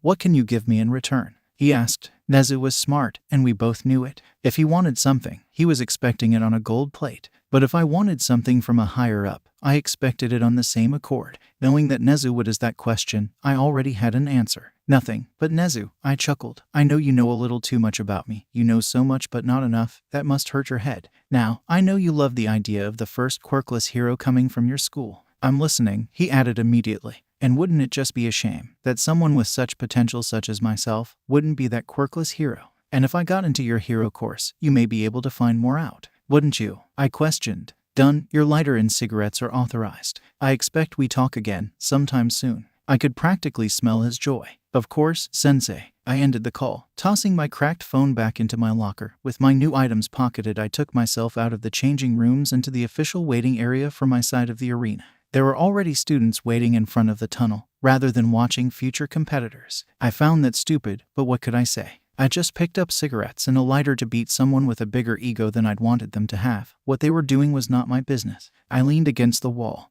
watching as the second match competitor came through the door, scowling at his loss. I patted him on the shoulder as he made a move to Recovery Girl's room, which was just down the hall for easy access. Something big had happened in the last match. Apparently that plant girl from 1B had covered the whole fighting ground in her vines, and they took little time to go away. It meant I had a couple more minutes to strategically prepare something. Well, I would have, if I didn't hear my teacher at the door calling out to me. Izuku, why have you got authorized use of a pack of cigarettes and lighter? Students' heads whipped round to me, heading Majima-sensei's question. I have a plan, I hummed, shaking the yellow Eraserhead lighter next to my head, element of surprise. My teacher shook his head, only then opening the tunnel and letting me go through it after he'd made sure I had my support items. He patted me on the shoulder, then shoved me into the dark tunnel. I heard the door close behind me. It felt like I was going into the Hunger Games. Hopefully, Aizawa would mourn my death if I died. I walked through the tunnel, death gripping my lighter like my life depended on it, my other hand holding the cigarette box more gently. If I was going to use my plan, I had to make sure that Kirishima's quirk was the one that Monoma took, or I'd have to move on to Plan B. Plan B would also work with Kirishima's quirk because it's more about humiliating Monoma. And just like that, I was hit in the face with the bright sun and a big patch of dirt. On the other side, Monoma was walking toward me. Then he stopped at the painted white cross and I stopped on my own. If I was a Catholic, I'd be on my knees begging for forgiveness from God. But I was begging for forgiveness from Aizawa instead. Shit, I said as Yamada-sensei said start. But I was correct and so was Jiru. Monoma had copied Kirishima's quirk, but the question was, had he copied any more? Monoma wasted no time running at me, and my vigilante instincts kicked in. Basically, take the piss out of him until he's blinded by rage and makes a few too many mistakes. I usually would do that on patrol when I knew I couldn't take somebody out and my weapons were out of commission. His hardened fist swung at me. I ducked, grabbing onto his leg like a toddler. He was confused and missed a beat, but I was already pressing his kneecap back into his body, causing him to fall back and crash. Bear in mind, his leg was hardened and pushing bones was a very difficult task. There's no way you're this good, Izuku. You have to have a quirk of some kind, Monoma taunted, knowing that I had a deep-rooted hatred for a possible quirk I could have. I didn't go through all that bullying and abuse for nothing. If I had one, I'd already have your arse handed to you on a silver platter. I retorted, knowing that if I had my electrifying knives, we'd already be done and dusted. Due to the quirk not being Monoma's own, he couldn't hold the form very long and would often have to give himself 10 seconds to recharge that quirk. You're just like those 1A scrubs, he yapped. You think everybody likes you, that you're so important. But you're nothing but a quirkless nobody, he screamed, slamming his fist against the ground, creating a shock wave that sent me back a few feet. His fist began to bleed as Kirishima's quirk deactivated again. It's a shame a quirkless nobody is beating you, since you hold such strong opinions. I have half a mind to kick you out of the hero course, and you don't want that. I grinned, reminding him that I had connections with Nezu himself. He visibly paled. Not much fun, huh? I asked, cocking my head to the side as I stood on an opposing side of the battleground. My hand was fiddling with my lighter, and as much as the battle was working for me in my favor, I did want to do something with them. Monoma was nearly out of breath, but he kept coming, eventually trapping me in his arms. That's when I took out my lighter and cigarette, trapping the addictive stick between my lips and starting the flame. Smoke began to float in the air without Monoma noticing. I inhaled deeply, the familiar feeling of smoke filling my lungs after 2 years. I held my breath, not letting it out until I turned in his arms, lifting a hand that I broke loose to pull his eye open. I breathed out into his eye, causing him to slam his eyes shut and deactivate Kirishima's quirk. Pinning my leg behind his knee, I decked him, enjoying the sound he made as he fell. I could tell he was still stunned from the smoke, and I needed to hurt him that little bit more so I could knock him out while he was still in shock. Pulling the cigarette from my lips, I stuck it between my middle and index finger and tapped the burning ash onto Monoma's pained face. He rolled out of the way of it, directly next to the lines to show you were in bounds. I saw him reaching for my leg, so I lowered my other knee onto his back and leaned my head against his ear. Maybe learn what quirk you can contain before borrowing it, I muttered, and keep my name and quirks out of your mouth. I took one last inhale of the cigarette and blew it next to his face, then pressed it against his neck and rolled him out of bounds. The fact that he got out of breath from my dodging early on made my victory so much easier, but the use of my cigarette made it more fun for myself. Not so much for him, because he had to get treated for a few burns in Recovery Girl's office. The winner is Izuku, Kayama-sensei announced, cracking her whip against the ground. I walked over Monoma, making sure to scuff a little dirt in his face before continuing my way to the tunnel I came through. I turned my head back to see him clawing himself up, and I didn't even scuff him up bad. Not even a punch, because I was smart enough to not hit a rock wall. He wasn't smart enough to pick a quirk that he could handle better, not something as good as Kirishima's. Hot ash on his face, Majima-sensei huffed. You smoked a cigarette on live television, and then flicked the ash onto him, and then proceeded to put it out on his neck. Aizawa is going to have a field day with you, kid. He muttered the last part. I was proud of myself though, even if I did accidentally slip back in an addiction that I left behind 2 years ago. Listen, I was 13 and stupid. I got involved with the wrong people and I'm still paying the price even in my 20s. What on earth were you thinking, Izuku? Aizawa yelled, his hair lifting and eyes glowing, smoking a cigarette. You haven't done that in 2 years. Why would you think it'd be a good idea? On live television too. He threw himself back on his chair, head in hands. I was starting to feel a little bad, but only because Aizawa was making me feel guilty. Other than that, I was ready to light up another and be on my merry way. I used an Eraserhead lighter. It was limited edition. Cost me a lot of money. I stole it. Be happy I have that. I tried to reason, but all I got was a large groan in return. When Aizawa first met me, as Izuku, it was in the laundromat and I was doing blueprints. The second time, I was outside of the laundromat struggling to light the cigarette I had in my hand, shaking and going through a withdrawal from all sorts of things. Being on the streets a lot meant that I had things offered to me for a small price, because I was only small. Drug dealers tended to like selling to young teenagers because it's like taking their drug virginity, which is absolutely rancid, but I was cold at night and some of the stuff I took warmed me up.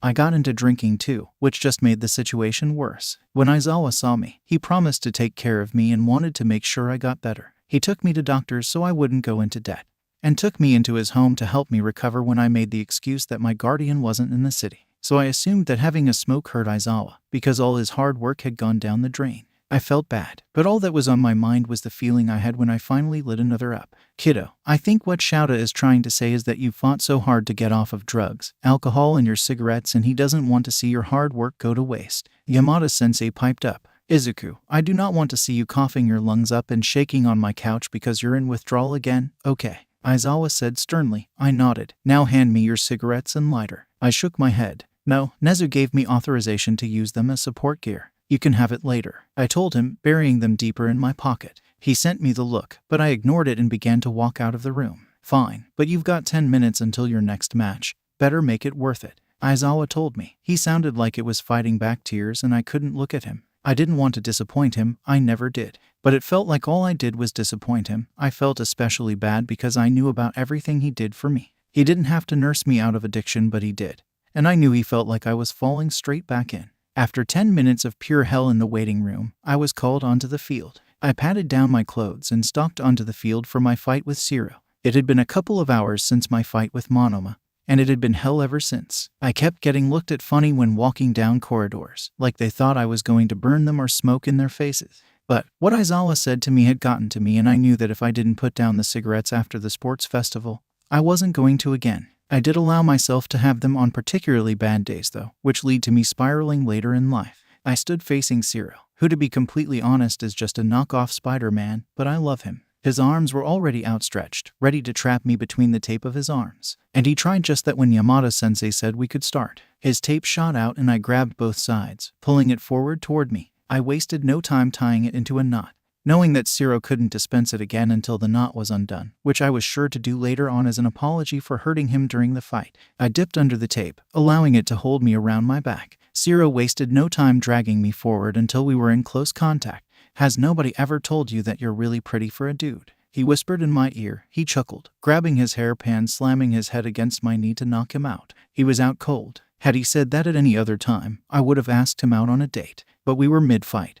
And that is not a pretty time to say that to somebody. Though I was and still am quite a pretty individual, if I do say so myself. I turned on my heel and walked through the cold tunnel and made it back into the waiting room. Majima-sensei had swapped out with All Might, who was in his signature yellow suit. Hello, Yagi. I smiled, getting a fist bump from him. Hello, young Izuku. How did you find your fight? He asked me, patting the shoulder of a girl in 1 degree Celsius as she went to her own fight. Boring. Hopefully my next fight is more interesting. I want to fight either Todoroki or Kakin. All Might sent me his billion-dollar smile before sending me on my way, telling me to go get some food as to prepare for my next matches. I took myself up to the stands, noticing how Mei was up in about 5 minutes as the current match seemed to be concluded. I remembered he saying something to be about her talking Ida into using her support gear, and how she wants the microphones to be connected then. Sitting on the seats like a freak beside Kakin, I was fumbling with my own little microphone and the connection systems. Once I got them connected, May and I only had to turn our microphones on and we'd be safe and sound. What are you doing, you freak? Kakin snarled. I rolled my eyes. Fixing my DNA to be a love child, I retorted, pinning my mini mic to my chest.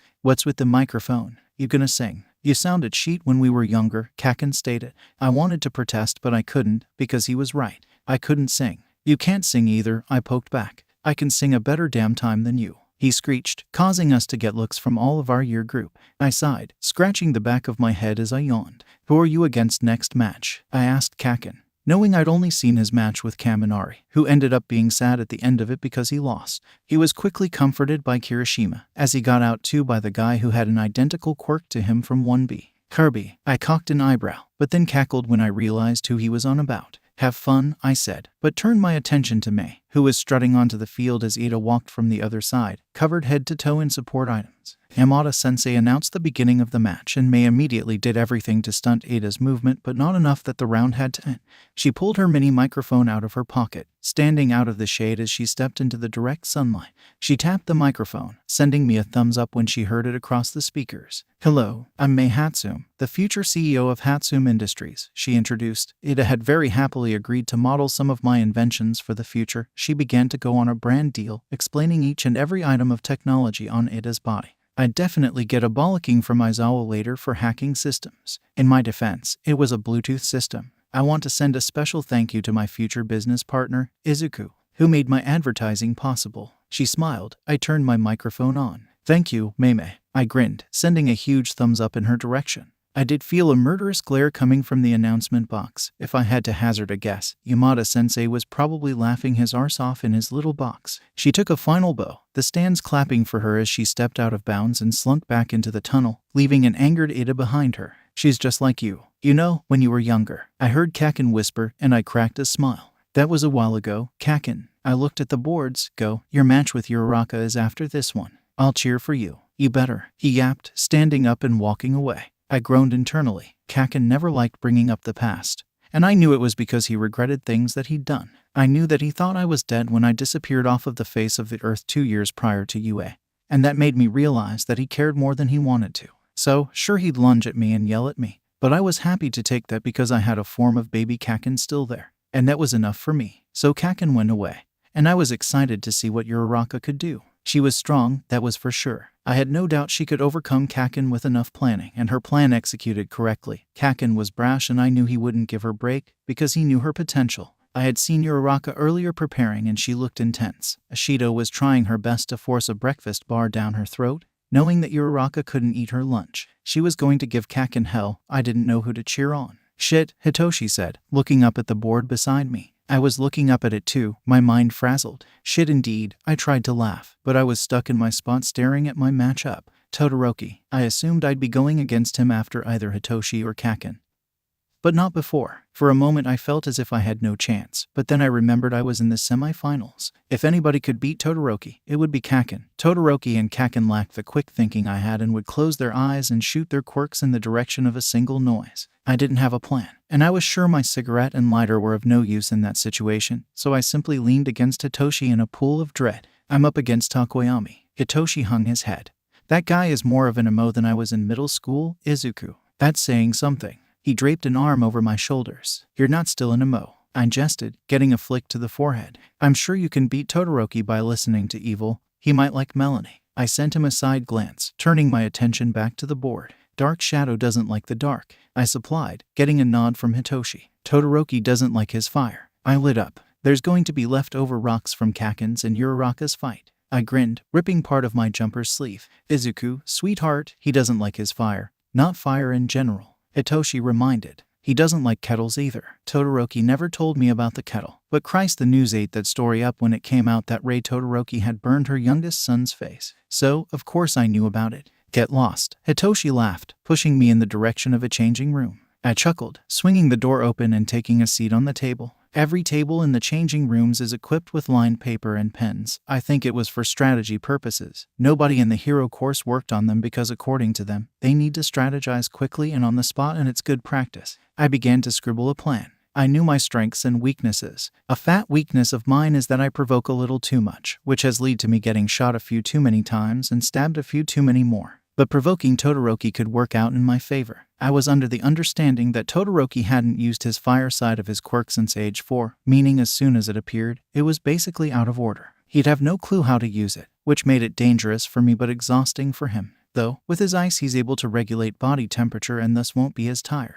But it was worth a shot. Plus, I knew he wasn't good with close combat. Maybe he'd be surprised if I gave him a little cuddle, something his family hadn't given him in a good while. The urge to get another item authorized was immense, but I was saving that for a just-in-case with Kakin. I wasn't sure how I was going to get it either. It was more dangerous than a pack of cigarettes, that was for sure. But, again, I was smarter than Kakin in a lot of ways. I was sure I could work around it. That was an idea for later. For now it was Todoroki. I heard a knock come from the door. Muttering a quick come in, Aizawa stepped through the door. I shot him a smile, turning back down to my lined paper. He pulled a chair out from across the table, sitting on it and looking at me attentively. I quirked an eyebrow in his direction. "Go on," he said. "Run me your plan, kid." I suppressed a smile. He took such interest in me. It made me happy whenever he walked in a room. To me, he was the dad I hadn't gotten in years and I loved him, but didn't think he'd feel the same way I did. So I'm thinking, provoke, climb his ice, sit on that for a little bit for the giggles, then knock him out or something.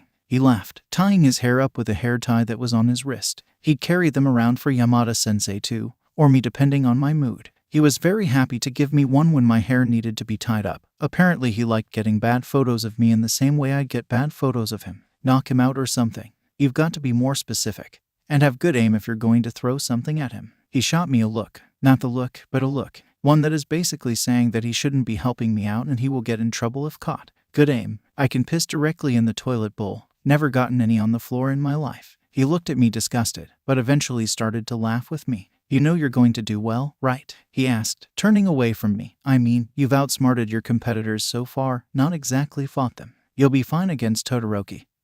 He relies on brute force." Aizawa continued. "Thank you," I said quietly. His chair screeched back and he walked out of the room. I sat quietly at the table, staring at the door while listening to the clock ticking. Eventually, I snapped out of my trance and pulled myself up too, leaving the changing rooms and walking down the corridor. I saw Hitoshi coming out of his own. He likes to be ready at least 20 minutes in advance. He smiled when his eyes met mine.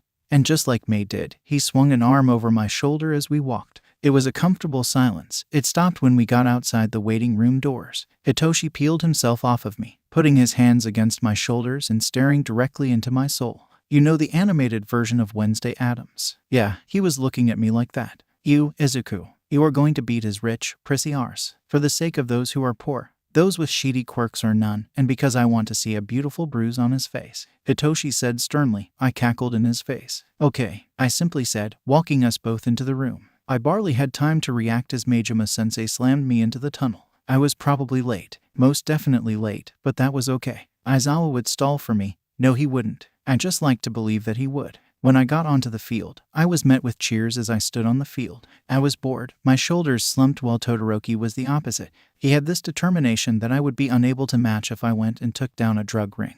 And his shoulders were so tense his entire body was shaking and he looked like he was holding in a sheet. I started into his eyes, searching for even a little bit of worry, but all I realized was that Todoroki thought our fight was going to be easy, and if he played his cards right, it was going to be. But Todorokis are known not to play their cards right. Look at Endeavor. He's a married man who might as well either be a widow or divorced. "Begin," Kayama-sensei announced, cracking her whip against her podium. Todoroki stayed still, and so did I. I didn't want to move. I was going to play it like my patrols, know where my strengths and weaknesses are. Only this time, I had no access to Aizawa. But, to be honest, both our hands would be tied in this situation. By playing it like a patrol, it meant he got the first move, self-defense and all that. But it also meant that I could see how quick I could get him hypothermic. Because Todoroki was so out of practice with his fire, I knew that he often would have to sit close to something warm for a while, hence why he sat at the back of the classroom. This would make sure his muscles didn't lock and he didn't become hypothermic, which worked out in my case. I also noticed that Todoroki could only create one huge block of ice every hour, meaning if he got the block of ice out of the way, I'd be okay. "Lovely day," I said, checking my nails and picking the black nail polish off. "Fight me," he said. I raised an eyebrow. "Baby, I only fight people if they hit me first, and if you're not willing to do that." I looked up at Endeavor. "We're going to be here for a while. Then, he shot out the huge ice blast that I needed. I luckily didn't get caught in it as I moved to the back corner of the bounds, clinging to the ice itself for dear life. Holy shit, it was freezing. Well, that was expected as it was ice. I was still very uncomfortable at the cold temperature. Izuku, are you able to move, and if so, are you in bounds? Kayama-sensei asked. Of course I am, I responded. I heard a grunt come from Todoroki, and for a second I assumed he was trying to get off in the middle of the fight. But he was too civilized for that. I began to scale the ice, reaching the top of it rather quickly, mentally thanking my father for forcing me to scale a building that one time in the snow. I could see everything from the top of the ice structure, so I sat down and was mesmerized by the view. Todoroki was climbing up the ice as I found myself staring up at the sky. It was bright blue, with swirly clouds, and the moon was rising. The birds were flying overhead, and I was almost put in a daze. That was until Todoroki chipped some ice just as he got close enough. Pretty up here, isn't it? I asked, standing up and getting in a fighting stance. To my surprise, Todoroki lowered his guard and looked around too, letting out a breath of relief. Our microphones don't reach us up here, he said, nor do the cameras. I nodded, watching him as he took a seat next to where I was sat.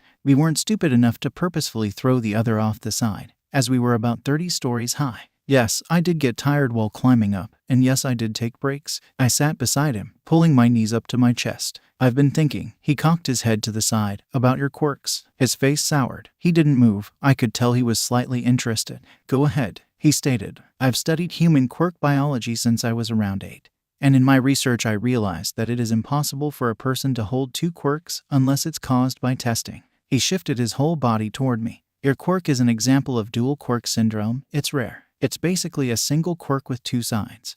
But the opposing sides either have to be very closely related or in complete opposition. He looked perplexed as I spoke. I carried on. It's obvious you have this because you need your fire to combat your ice and your ice to combat your fire, or your body will overheat or be too cold. Your body temperature can't regulate itself. He nodded. What are you getting at? He asked after a couple minutes of silence. Your fire, why don't you use it? I prompted. It's his quirk. I groaned. Todoroki, did you not listen to me? I asked sharply. It's your quirk, not his. It's a completely different quirk. Now come at me, you effing pussy, I said, jumping up and skidding down the ice, attempting not to slip and fall. I could feel immense heat roaring from behind me, and I knew that he had finally given in to himself and used that damned quirk properly. Then I tripped, falling headfirst into the dirty ground beneath the ice. I crowd-roared with excitement upon seeing that we made it back down.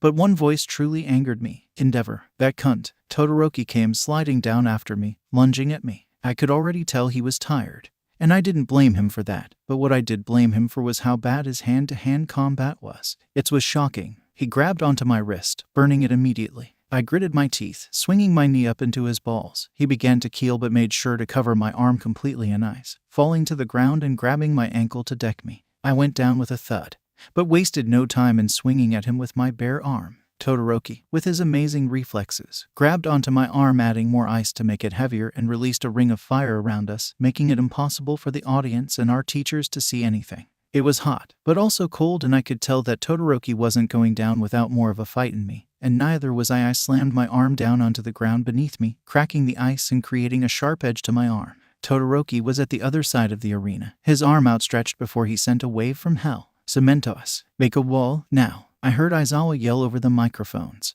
and the hero did just as the fire erupted from Todoroki's hand. I took cover behind a wall, watching as it was all destructed above me and collapsed onto the surrounding field. I was shaking, but took to a stand in the dusty arena. I couldn't see Todoroki and he couldn't see me, meaning I had to be careful when it came to my next strike. The glacier was still half intact, so I began to scale it, standing above all of the dust. I saw Todoroki frantically looking around, attempting to find me somewhere in the arena. I had an idea that probably wouldn't work, but once Todoroki stopped and stood still, I had a feeling it would. Walking down the glacier as quiet as I could, I picked up a rock made by Mentos Quirk. I fiddled with the lighter in my pocket and ripped it open, pouring the flammable liquid all over the rock. Todoroki was surrounded by fire and by that point, and the dust was beginning to clear. Like I said previously, I have good aim. I cocked my arm back and then threw the rock forward, watching as the outcoating caught fire and slammed into the side of Todoroki's head. He stood still for a moment and then hit the deck, his body no longer covered in hellfire and ice and instead had even breathing with a bleeding face. To make sure, I walked over to his body and crouched beside him, pulling his hair away from his face to see any signs of him being awake and trying to trick me. He wasn't. He was knocked out cold.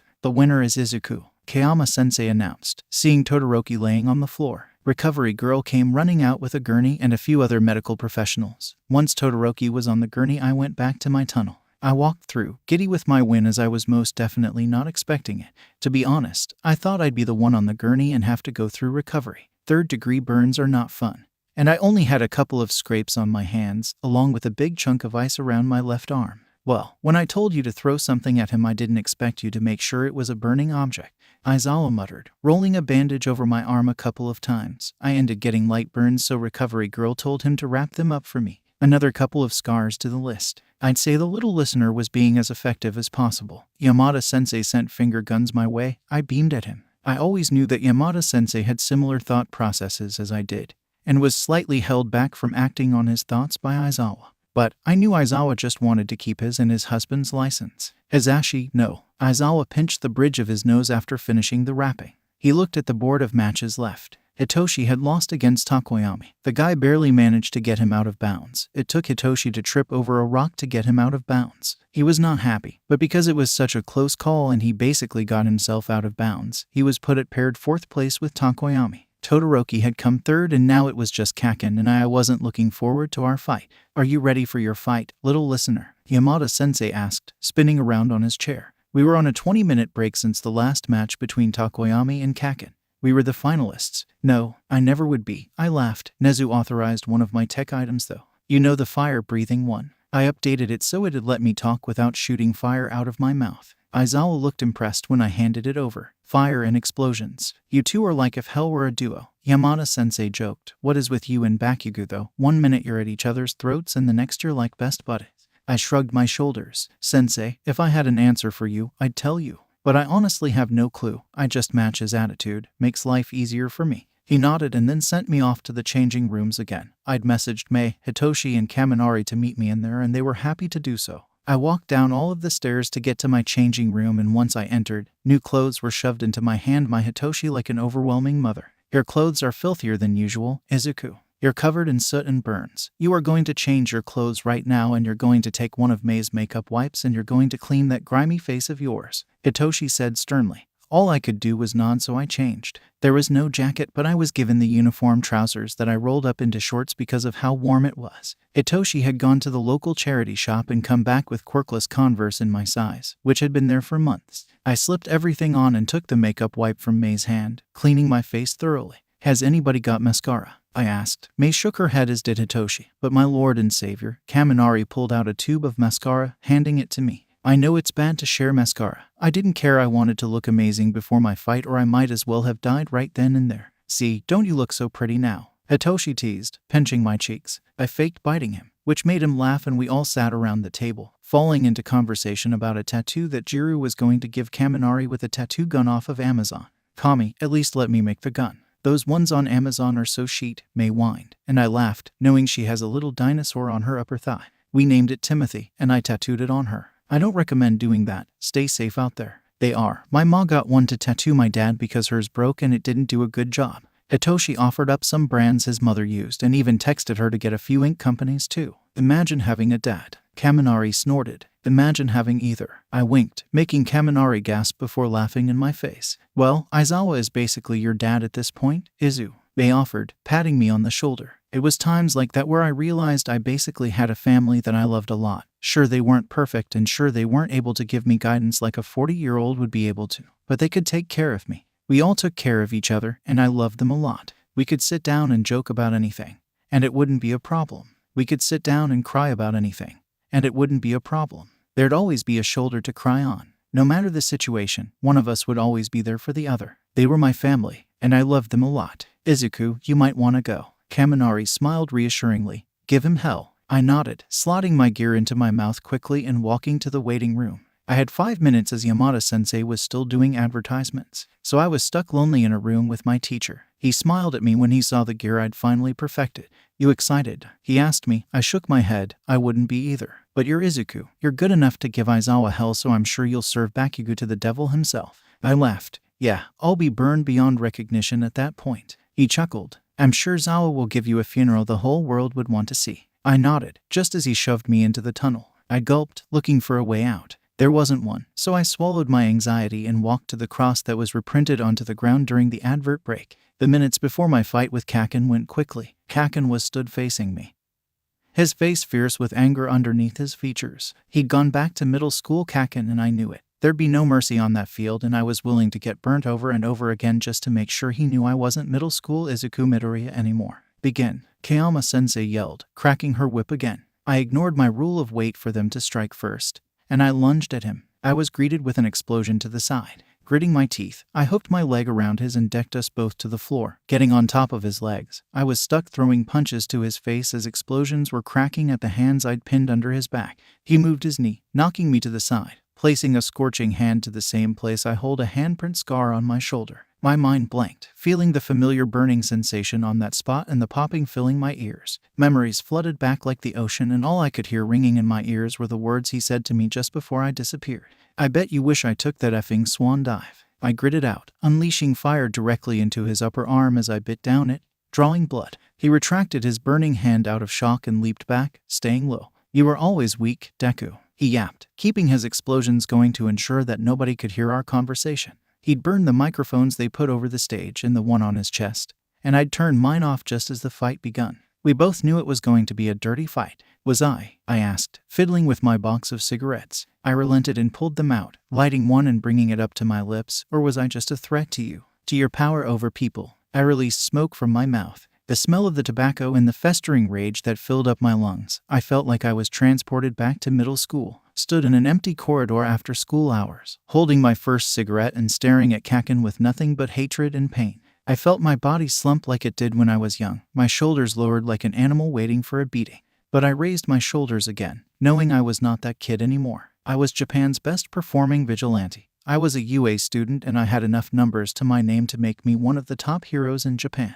I was better than Kakin ever was. You think you were a threat? You were nothing. You are still nothing to me. His words stung like 1,000 knives digging and dragging through skin, and I wanted to curl into a ball and take the beating. Katsuki, you are nothing to me, I screamed. I knew I was lying. You beat down every day, like I was nothing but dirt on your effing shoe. I lunged for him, and he lunged for me. We got into a fist fight, filled with blood, explosions, and fire. I blew fire at his face. What happened to me being Zuku? Huh? I asked quietly, pressing my cigarette to his eyelid, watching him squirm. I popped the stick back into my mouth, blowing smoke in his face. You stopped being Zuku the day you decided you were going to be quirkless, he said, gasping for air. I sat back on my knees, my hands holding his wrists together in shock. He was trying to fight me with his feet, but I didn't budge, staring at him with wide eyes. Decided. Katsuki, I didn't decide sheet. I shoved him back, kicking him in the face. You think I'd want to have no quirk? Really? You're dim. I laughed, as he stood up with his body shaking with rage. We were relentless, and I could feel the bones in my hands cracking with every punch that landed. We both ended up on the floor at each other's hands multiple times, and the final moments were just that. He grasped onto my hair as I was on the floor, pulling me to look at him. Had I not been so angry, I would have snapped at him with a dirty joke. You're effing dead to me, he gritted out, moving his hand to the side of my face, giving an explosion. I blew fire all of this body, while gasping in pain at the blisters that were forming at the side of my face. I wish you died instead of Auntie and Co. My eyes flew open, and I lunged again, making him fall to the ground. I sat on his torso, blowing fire until his skin was turning a black color. I took my refilled lighter out of my pocket, dumping the liquid around his body as I held him down. I then used his crackling palms to light the fire around his body. He sat in the fire, unsure of how to get out other than jumping. And when he jumped at me, he jumped into my fist, which became flat as I grabbed his head and slammed his whole body behind myself, knocking the wind out of him. I kicked him in the temple, and only then did he pass out. Standing over his body, I was gasping for composure. And only then did I feel the pain of burns littering my body, and the bones in my hands shattered as my hands were painted a sickening red color. The smell was like burning flesh and metal mixed together, making me gag. I took one last look at the dulled crowd, seeing them cheering as I shook, letting out one pained sob and passing out beside Kakin. When I woke up, I was laying on a bed with my hand locked in with Aizawa's. I cracked my eyes open, and immediately I saw Kakin laying asleep on the other bed in the room. I shifted, sitting up, and all I could feel was aching, knowing that Recovery Girl must have healed us both. Izuku, you're okay. Aizawa gasped in relief. You've been asleep for 2 hours. The awards are in an hour. I'm glad you woke up. I nodded, not trusting my voice to break. Aizawa was oblivious to the conversation Kakin and I held on the field, and I wanted to keep it that way. I could barely look at the blonde. I knew that forgiving him in the next couple of months was inevitable, and we'd go back to our weird dynamic. But I wanted to stay angry at him just for that little while extra, because he never deserved to say my mother's name again. I looked down at my hands, noticing they were the only things wrapped up on my body now. I raised an eyebrow and Aizawa caught where my eyes were. "You broke all of your knuckles along with a couple of other bones." The only reason Bakugo was still awake was because he was running on pure adrenaline and his quirk was still in use. I raised an eyebrow. "I lost?" I asked, laying back down in anger. I wanted a rematch. I couldn't have lost. He was knocked out when I dropped. He couldn't have won. All my items were authorized. I didn't use excess force. I didn't do anything to get eliminated. Nezu even allowed me to smoke. "No, you won. First place." Aizawa smiled proudly, and I sighed, running a hand down my face. I felt stitches running across my forehead and I rolled my eyes, knowing I acquired more scars in the sports festival than I did in one day of patrol alone. "Thank F for that." Aizawa laughed. "And our first place goes to Izuku." I smiled and bowed before All Might, who swung the large medal over my neck. I could sell that for good money. Beside me was Kakin, who was yelling like a madman. Then I held back on him. He was tied to a pole that Endeavor had screwed down himself. Let's just say, he wasn't happy when he woke up. On the other side of me was Todoroki, who looked very happy with his third-place medal. In fact, he had a soft smile on his face whenever he looked at it, but he looked proud when he looked at me. "Would you like to say a few words?" All Might asked, handing over the microphone. I didn't have a choice in the matter, I assumed. Hi. I got a few ahs from people in the stands. And a few cheers too. "Thank you for the opportunity, and I'm being too polite, so screw you, Kakin." I stuck my middle finger up at him, and he just fought against the pole he was attached to. I heard my voice cackling through the speakers until All Might took back the microphone, and I was left to compose myself. All Might finished his speech and apologized for Kakin and I's comments and behavior, directing the comments to myself and the behavior to Kakin, who just rolled his eyes and mumbled something about me being a scathing bastard. I wanted to laugh at him, but I held it back because I could feel my eyes stinging with tears. As funny as Kakin was, he still hurt me with his words, and the mention of my mother broke something inside of me. We never talked about my mother or father's death, but Kakin knew. He came to the funerals, and at those funerals I assured Auntie Mitsuki I'd be okay, and I'd be safe. I hadn't seen her in 5 years. Since my dad's death, I knew she had been reaching out. Kakin told me. We were dismissed a couple of moments later, and I went to the 1H locker room, opening my locker quietly. There were mirrors in the doors, and when I caught sight of myself, I sighed. I was proud of myself, but I looked so tired. I leaned against the lined-up lockers for a second, feeling every burn that stretched across my skin. Recovery girl could only do so much with a little amount of energy. "Izu, you did so well." I was slammed backward by Mei, who was crushing me in a hug while crying with joy. "I knew you could do it. I'm so proud," she cried, wiping her tears of excitement. Mei could barely contain happy emotions. She cried at the overwhelming feeling of joy or excitement because she often felt drained, tired, and misunderstood when she was younger and living with her biological family. When she was adopted by her mother, she was tested for autism, and it was easier for her to understand herself and her mother to be able to better support her. Her mood changed. She was happier. That's why she often seemed crazy when she was overly happy, because she was just filled with excitement. "Thanks, Mei." I smiled into her pink hair, wrapping my arms around her and leaning my head on top of her head. We stood hugging for a few minutes until my phone rang in the locker behind me. Mei let go to sit down on the table. She picked at her nails as I looked at the caller ID. It was Suzanne. She worked at the orphanage I collected my money from. Because I was an orphan, the government supplied spending money to the kids living in the orphanages so we could have a life or something along those lines. Suzanne was rather nice. She was rich and oblivious to anything going on around her though, which made her a little difficult to get along with sometimes, but she was much better than Yauko. Yauko was the beaky one. She had a power trip that made me want to pull my hair out. She didn't care where I went. As long as she wasn't there when I was, she didn't care. "Hello," I greeted, putting the phone to my ear. "Izuku." "Hello, honey." I could practically hear her smile through the phone. "Honey, I have a couple of envelopes with your name on them. I think it's this month's money. How soon can you collect it?" I smiled, knowing it was my last payment to my old apartment. My parents' apartment was in my name and would be until I sold it. I just couldn't live in it as I had to give the last few payments that my parents owed. I'd used my benefit money on it, and my heart swelled in my chest knowing that I could live in my home again, rent-free. "I can come now. I'll be there in half an hour," I told her, pulling my jumper over my shoulders. I put down the phone, dropping it into my pocket, and let Mei know I was going to go do something. Mei knew part of the story, knowing my parents died, but I never specified how. She knew that I lived with a legal guardian and that I was moving out soon, so she often assumed that if I was going somewhere, it was either the cemetery or to put payments down. As I opened the door, Aizawa was just reaching for the handle and I smiled at him.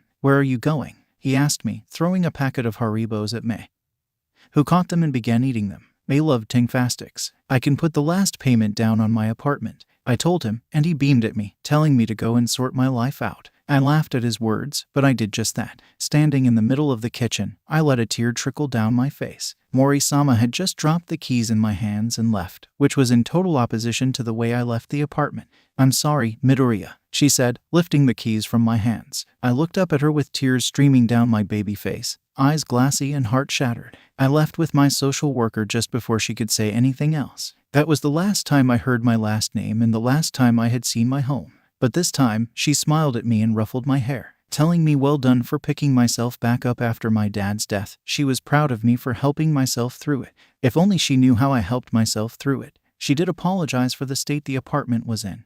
There had been a leak and they had to take certain items out of it because of how badly they were destroyed. I was left with half of my family sofa, a milder coffee table, and a wall of pictures, those of which I sat between my mother and father, not a worry or care in the world. I acted like everything was perfect and would be perfect forever, and I couldn't help but think, how naive when looking at my younger self. It came to a point of looking at the dusted frames that I could bear to look at their smiling faces. I took them down and threw them into my parents' old room before closing the door. I couldn't bring myself to look inside of the room, knowing a whole tin of trauma was locked away in there. I wouldn't be surprised if there was still blood staining the mattress, the sheets, the walls, hell, even the carpets. It wasn't like I could afford a cleaning service, but I knew eventually I'd find out if it had been scrubbed. Crime scene cleaners were funded by the government. They didn't always do their jobs right when it came to a quirkless boy's home. I crept toward my bedroom, taking a deep breath before twisting the handle. Inhaling, I stepped in and flicked the light on. And there it was. My all-night room dulled and faded. Age got to the posters and dust got to the carpets and bed. I blew on my old bedside table, only getting 30% of the dust off of it. It was enough to reveal an old Polaroid of Kakin and I in our youth, when we were literally babies. Kakin was holding onto my face, an angry look on his baby face as I smiled at the camera, waving at it as I waved around a present mic action figure. It was top of the market at the time as Yamada-sensei had just made a very successful debut. I smiled fondly at the photo, taking an old thumbtack from an old poster and sticking it just above my light switch. I decided then and there that if I was going to have this apartment, I'd at least make my bedroom nice and decorated, even if the bed wasn't comfy and my desk was split into two. I wiped my hand down my duvet, a thick layer of dust coating my hand, and I knew that I'd have to go back to the laundromat to clean it at some point, and thank the owner of the shop. I took a seat on the old bedspread, looking around at the posters on the wall, most faded from the sunlight cracking through the broken blinds. But a small radio was also faded, my first radio, my only radio. It was my 7th birthday, and my dad came to me with a small box in his hands, avoiding my gaze. I met the box sharply, taking it from his hands with a quiet thank you, and I opened it, seeing a little yellow radio with little symbols to symbolize present mic. A put your hands up radio. One of the first ones. They cost more than our weekly shopping to get one and we barely scraped that. So, obviously I was shocked at the sight of it in front of my face. It had one of his very first lines from his very first time on air. "I wonder if we can get an office cat," referring to a conversation he had with a coworker, which I summed up to be Aizawa later on in life. The line was printed onto shirts all over Japan and everybody wanted one, but only few could get the original designs of the Put Your Hands Up radio. Every night at 8 o'clock, I'd listen to his radio station and laugh and sometimes even call in. I was sure that Yamada-sensei wouldn't remember my voice because of how small and shy it was. It was also very high-pitched, so I was sure he wouldn't. But I did call in sometimes when it was late into the radio and it was almost at the end. I'd thank Yamada-sensei for being a hero and saving people like me. And he often would thank me for being a strong little listener. The last time I used the radio was the day my dad died. And then I left it on my bedside table as I ran away, only to be caught by police later on in the night. I put the radio down after cleaning the dust off with my shirt. I decided that later on I'd try connect it to the radio station and see what his radios were like now that I was older. Maybe I'd even call in. I'm joking, I would never do that. Remembering that I had a job to do, I went to my kitchen table and picked up my vigilante costume, inspecting it before heading to my dirty bathroom to change into it. Since it was the weekend, I'd definitely be cleaning it on Saturday. In fact, the whole apartment would need a good scrub. The money I had gotten from the orphanage ended up leaving me with extra money, as they had been late sending me my Christmas money from the previous year and my birthday money from earlier on in the year. I needed to put down 10,000 yen more, which you may think is easy to put down and hand over, but when you're homeless and all your money goes to food and showering, you see it drop down the drain quickly. But I had a lot more money than expected, meaning I could actually afford new bedding and a lot of cleaning supplies. And by God would I need a lot. The whole place looked like somebody died in there. Well, to be honest, 2 people did. But that's no excuse. I loved my apartment. I finally went back home. You're late, Auxilium, Aizawa said, staring off into the distance. I knew that, but sue me. I was having a little smoke on my new balcony and I was going to enjoy it. I know, old man. Now, let's go. I told him, already jumping over rooftops. He followed closely behind. We stayed quiet for a little while, going in random directions but staying on Aizawa's usual route. That was until I got tired of the silence. How's your green kid? I saw him on the television. Does it look like I can afford a television? No. Good, really good, he said fondly. He got his apartment back. He won the sports festival and he's transferring to the hero course if he wants to. I thought Nezu would drop the hero course part. I could accept when I was wrong. So he finally went home. I asked quietly. He did, he said, but something lingered in his few words. I didn't need to pry because he was already asking me a question. If you were in that situation, would you go back to your old home if you had the opportunity to live with somebody else? Taken aback by the question, I responded, depends on the person I'm going to live with. I kept going across the rooftops. Fair enough. I'm glad he has somewhere to stay and call home, he said finally, keeping up the pace. Eventually, we dropped into a fight and I got to use my staff properly for once. I'd picked up and practiced the previous week, just in case I wanted to use it at the sports festival and Aizawa didn't catch on immediately. But obviously that didn't happen. There was a tall woman towering over a young boy.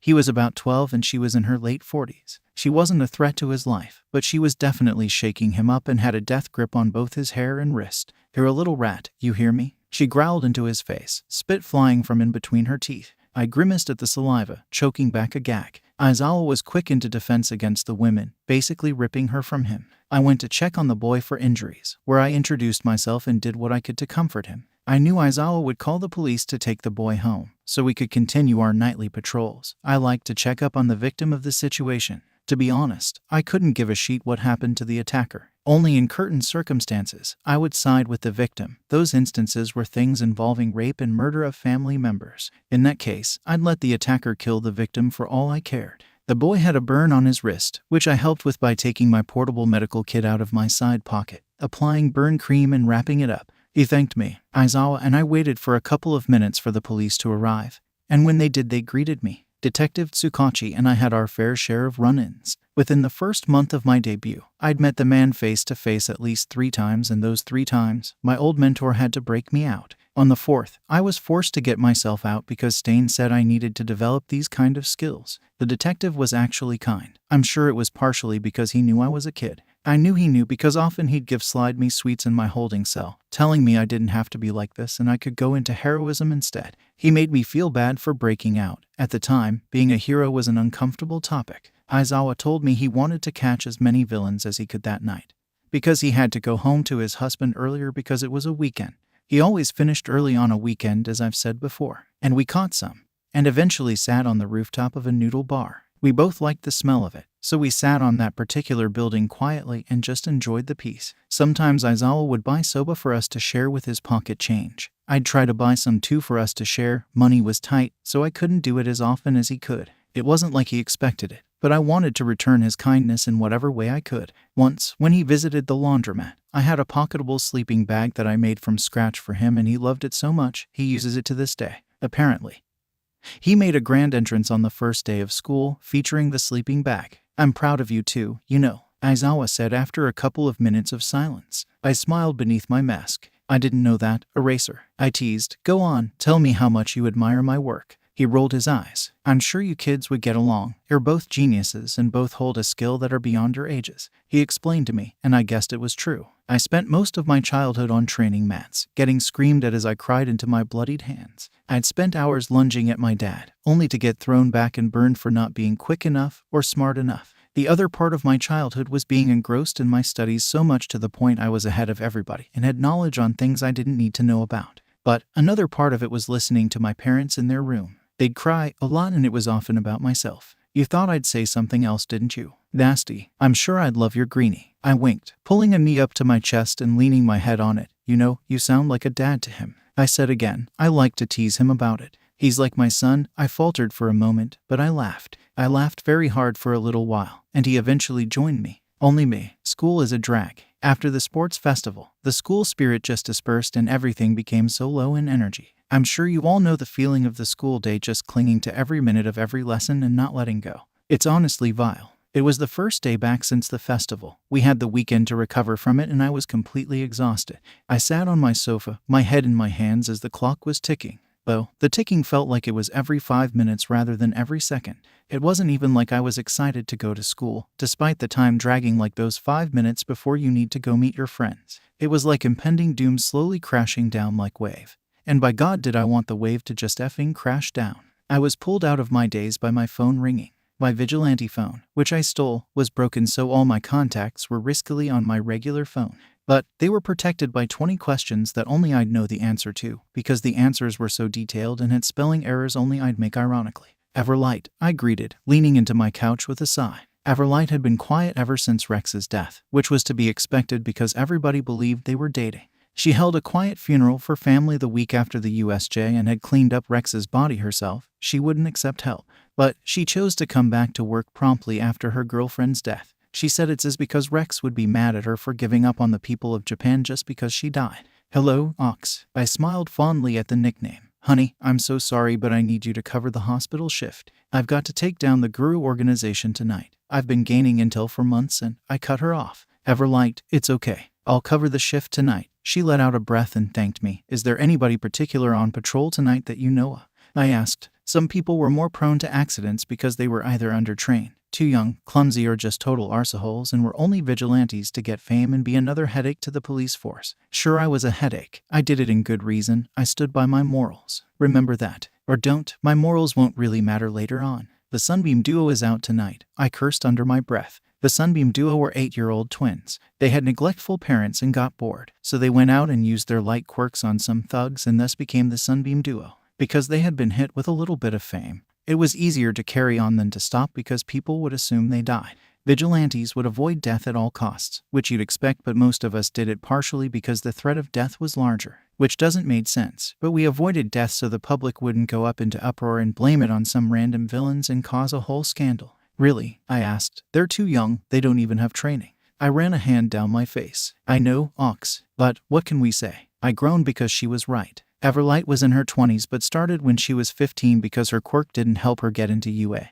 And her spelling got her 1 mark off being in the general studies course, whereas I started when I was 10, so we were definitely not good examples. We can at least help train them, you know. She hummed over the phone. We wouldn't be who we are if it weren't for our mentors, and you know that. Listen, when Midnight was starting out as an underground hero, she was a good teacher. I laughed and assured her that I was sure that Kayama-sensei was just as good as Everlight said she was. She must have been because Everlight was one of the best vigilantes I'd ever come across, and I was proud to call her a friend. She said her goodbyes and thanked me again, as I said my own goodbyes and wished her luck on the Guru organization. I sighed, picking up my backpack and swinging it onto my back, taking my keys out of the cracked fruit bowl from years ago. I closed the door behind me, locking it quickly, and was en route to school in a couple moments after. Fun fact about Kaken and I, when we were young we lived a couple of streets away. So Auntie Mitsuki would come over for coffee often. She'd usually gossip with Mum about girls from her high school that were now so successful or were being cheated on. Kaken was dragged along too, unfortunately for him. Because we lived a couple of streets away, I walked with him to school, and when I made it to the bottom of all of the stairs, I knew it was inevitable that the memory of us walking together would be remade, perhaps this time more healthy. He stood still for a second when meeting my eye, having to do a double take before realizing that I was actually walking toward him. I told you that forgiving him was inevitable. Not that his words didn't still sting like a bee though, but he was my Kaken. And, even if he denied it, I knew that my disappearance removed Deku and colored over it with the name Izuku. Even if our words were the opposite, I could tell that our separation did wonders for our relationship, and we would just have to work on it. Deku, what the F are you doing? He asked, quickening his pace to catch up to me. He slowed when he finally caught up. I rolled my eyes, but cracked a smile at his interest. I went home, Kaken, I said fondly. Home. It's funny that home can be tainted by vile memories, but it's still home even after those memories. I guess it just needed the opportunity to heal. Like a wound, it won't heal if you keep ripping it back open. And my home wasn't healing until I went away. You went home. He raised an eyebrow. Yeah. His eyes lit up at realizing what I meant. Kaken had this funny way of understanding what I meant in a few words. You got your apartment back. Auntie and Co would have been jumping around on the roadside crying that her little baby got her home back. I laughed, nodding and knowing that she most definitely would. We stayed quiet for the rest of the walk to the train station. And I wouldn't say it was uncomfortable, but there was hesitancy between us. I knew something was hanging over Kakin's head. I didn't want to say anything about it because I didn't want to set him off on one. So I ignored it and climbed onto the train, sitting across from him. He plugged his earbuds in and I slid my old headphones over my head, which I had since I was 9.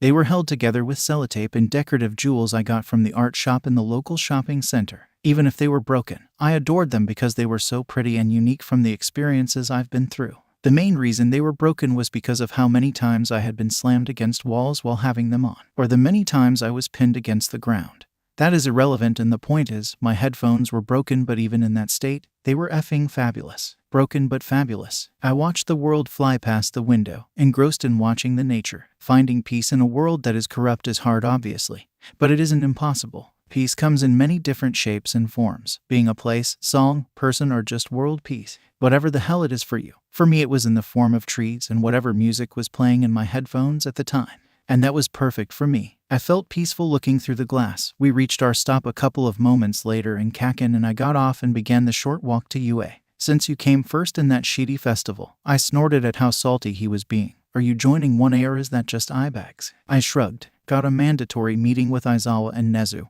Hitoshi has to come too. It's probably to transfer me. I commented. I knew it was because Nezu was smart. He knew what he was doing, and once I confirmed his knowledge at the festival, I knew that I would be transferred to the hero course. As smart as Nezu was, he was still threatened by any person that held even a half of his smarts. Nezu had finally met his match. There's a seat behind me. If you sit there, I'll effing kill you. He gritted out, shoving me just before stalking down the red brick path to our school. I took a deep breath. It was going to be one damn long day. Izuku, your smarts are above your peers, Nezu stated, flicking through my files. You live alone and run your home. As Aizawa has told me, he stopped on an application form, and we are aware you have hidden martial arts and self-defense degrees. Why shouldn't you be in the hero course? He cocked his head to the side. Aizawa was sat beside him, his eye twitching at every turn of the page. He probably saw more and more secrets being spilled by that ink, but he didn't say anything. I should be, but I'm not, I commented dully. Hitoshi sat to the side of me, bored and tired. He told me he hadn't slept well the night before due to his insomnia,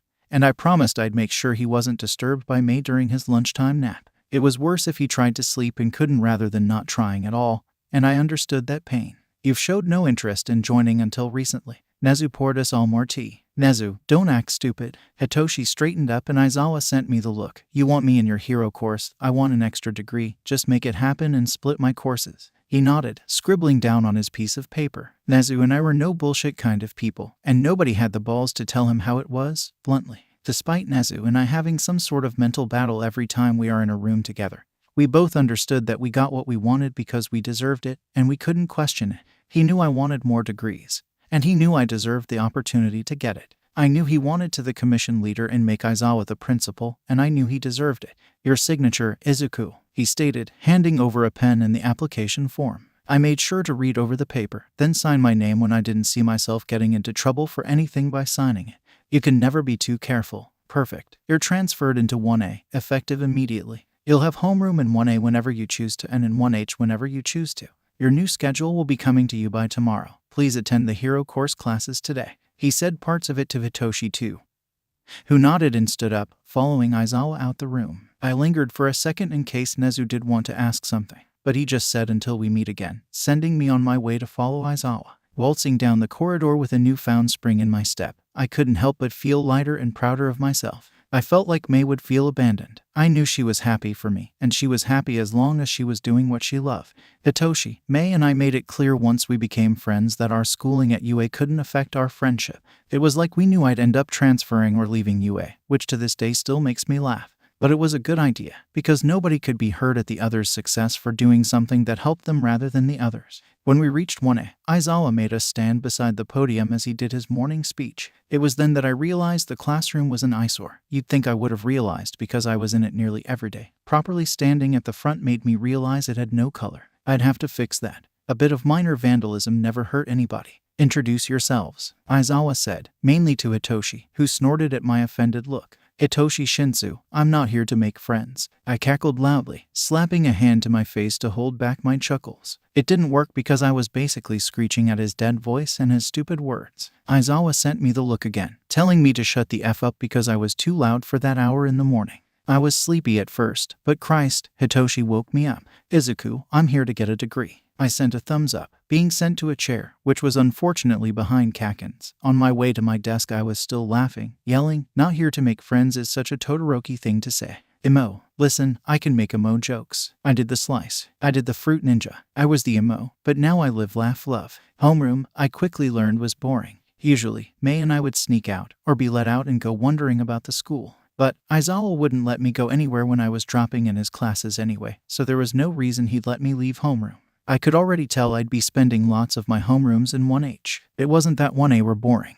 It's just I needed somebody to share my stupidly genius ideas with. May was that person. I could tell that girl anything and she would build it ready for use the next day, if it wasn't weaponry. Heroes were watching in the audience and have extended offers to you for internship. Great, who could I go with? Nobody would want the quirkless kid, even if they won. My dream internship would be with Present Mike, because we'd have such a fun time. There'd be no Aizawa there to stop us from causing chaos in the media. But Aizawa would probably forbid Yamada-sensei from even extending an offer. My second dream internship would be with Mirko. But she didn't do internships because she was a lone hero. She had no base agency, meaning she didn't hit the criteria to offer an internship.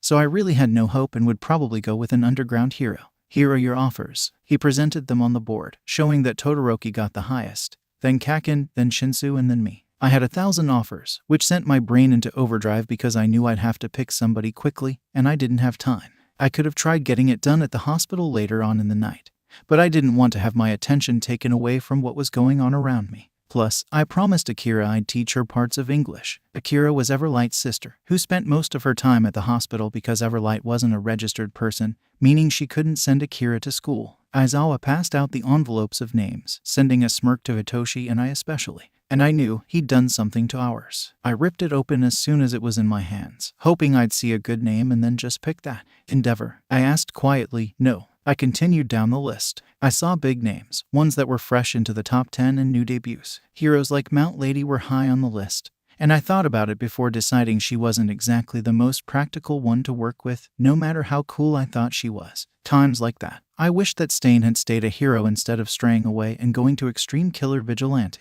because I knew he'd offer me a spot in a heartbeat and there'd be no questions asked. He was Stain, for God's sake. But that wasn't good to think as he had just attacked Ida's brother. Wishing that Stain would offer me an internship was incredibly insensitive of me. I couldn't help but know I would go with him if he offered. Effing Aizawa, I yelled in unison with Hitoshi. We both whipped our heads up to look him directly in the eye. He had that smirk, the one that made shivers run down my spine when I first met him. He was excited and so was I. I'm going for Aizawa, are you? I asked Hitoshi, who nodded his head quickly and began scribbling down his name. I did too, slipping the huge form back into the envelope, handing it back to Aizawa, who was stood at my desk with an outstretched hand. He had already taken in Hitoshi's. I smiled down at my hands, knowing that I didn't even have to look at the hundreds more. I made the right decision. The hospital was warmer than most buildings. I don't know if it was because it was always filled by people who were willing to teach the kids, or the amount of recovering people, maybe even the machines that were constantly on. Either way, it was warm and cozy and we did our best with it. We didn't just accept vigilantes. Anybody that was hurt could come through the doors and we'd treat them, no questions asked. We did have some people blacklisted though, like the League of Villains. It had apparently been growing in size. It also wasn't just the sick. Kids could come and learn or just have a bed to sleep on. It was like a hostel of some kind, but it served its purpose. Akira was only a newborn when Everlight became a vigilante, and she had run away with Akira. Akira was 10. And was one of my greatest company when it was my shifts or I was covering. Ox, why did you become a vigilante? She asked me, spinning around in her chair. I was wrapping up Firefly's leg. He had been shot on patrol and halted for a second. I apologized and continued the dressing, making sure it was tight. I wanted to help people. I shrugged, finishing the dressing and handing him some crutches that another vigilante made with their quirk. Do you enjoy it? She asked. She wasn't curious. She just wanted to be like her sister. I sighed, crouching before her chair and grabbing her hands. I looked at her in the eyes and smiled softly. Akira, you can do so much more than what your sister and I do, I said. I gestured to the room, right guys? I asked the vigilantes, who were listening in. Yeah, Akira, you've got years and a brilliant quirk to get you trained up and ready. We were washed up or had shitty quirks, a vigilante said, running a hand through his hair. I didn't expect that from him, of all people. But nobody wanted to crush Akira's dreams. Maybe you can get your sister to train you, and then you can become a hero. I patted her head before going to help a newcomer. He wasn't exactly new. I met him a while before. He was the guy that I got to push me around while in a shopping trolley. He sat on the bed and just looked at me, his blue eyes dead of emotion and his skin was smoking. I snapped on some rubber gloves, knowing I'd be the one to take care of him as most of the workers feared Dabai. Most of us knew that he was involved with villains of some kind, but nobody could determine what group he could be a part of. That was because he didn't speak to anybody, but he tended to be more lenient with myself because he was a fan of Stain. Word got around fast that Auxilium was Stain's student. Dabai, how can I help you? I asked, stood in front of him. He snapped his gaze to me, and it softened slightly. I assumed it was because I didn't judge him for whatever he was going to say. And he reminded me of Todoroki in a way. Bullet wound. He showed me where the bullet was embedded in his skin which was tinted red from the blood spewing out of his arm like a stream. I'm going to have to get that out, I said, going over to the drawer where all the sterile medical instruments were. I pulled out a scalpel and some basic pain meds and returned to him. He had taken one of the arm stands we had supplied in the corner and put his arm onto it so I could access it better. I closed the curtains as not to scare the children that walked past. Do what you have to, he told me blankly, and I did. Once the meds kicked in, I was working at getting the bullet out. I wasn't a medical professional, but I knew how to get a bullet out of my own leg so it was easier on other people. He hissed at certain things, but he never shied away from the scalpel for a second. He allowed me to do what I needed to and wrap him up securely before making a move to talk to me. You're young, he stated, squinting at me. Your point? I asked, wiping away the blood off of the leather seats. He shrugged and looked off out of the window into the stars. I stopped and looked out too, only then to snap back in. I joined a villains group, he said, still looking out. Dunno if it was a good idea. I hummed, throwing away the bloodied tissues. You won't know until you see what it's about, I commented. He looked at me for a few seconds before turning back away to the window.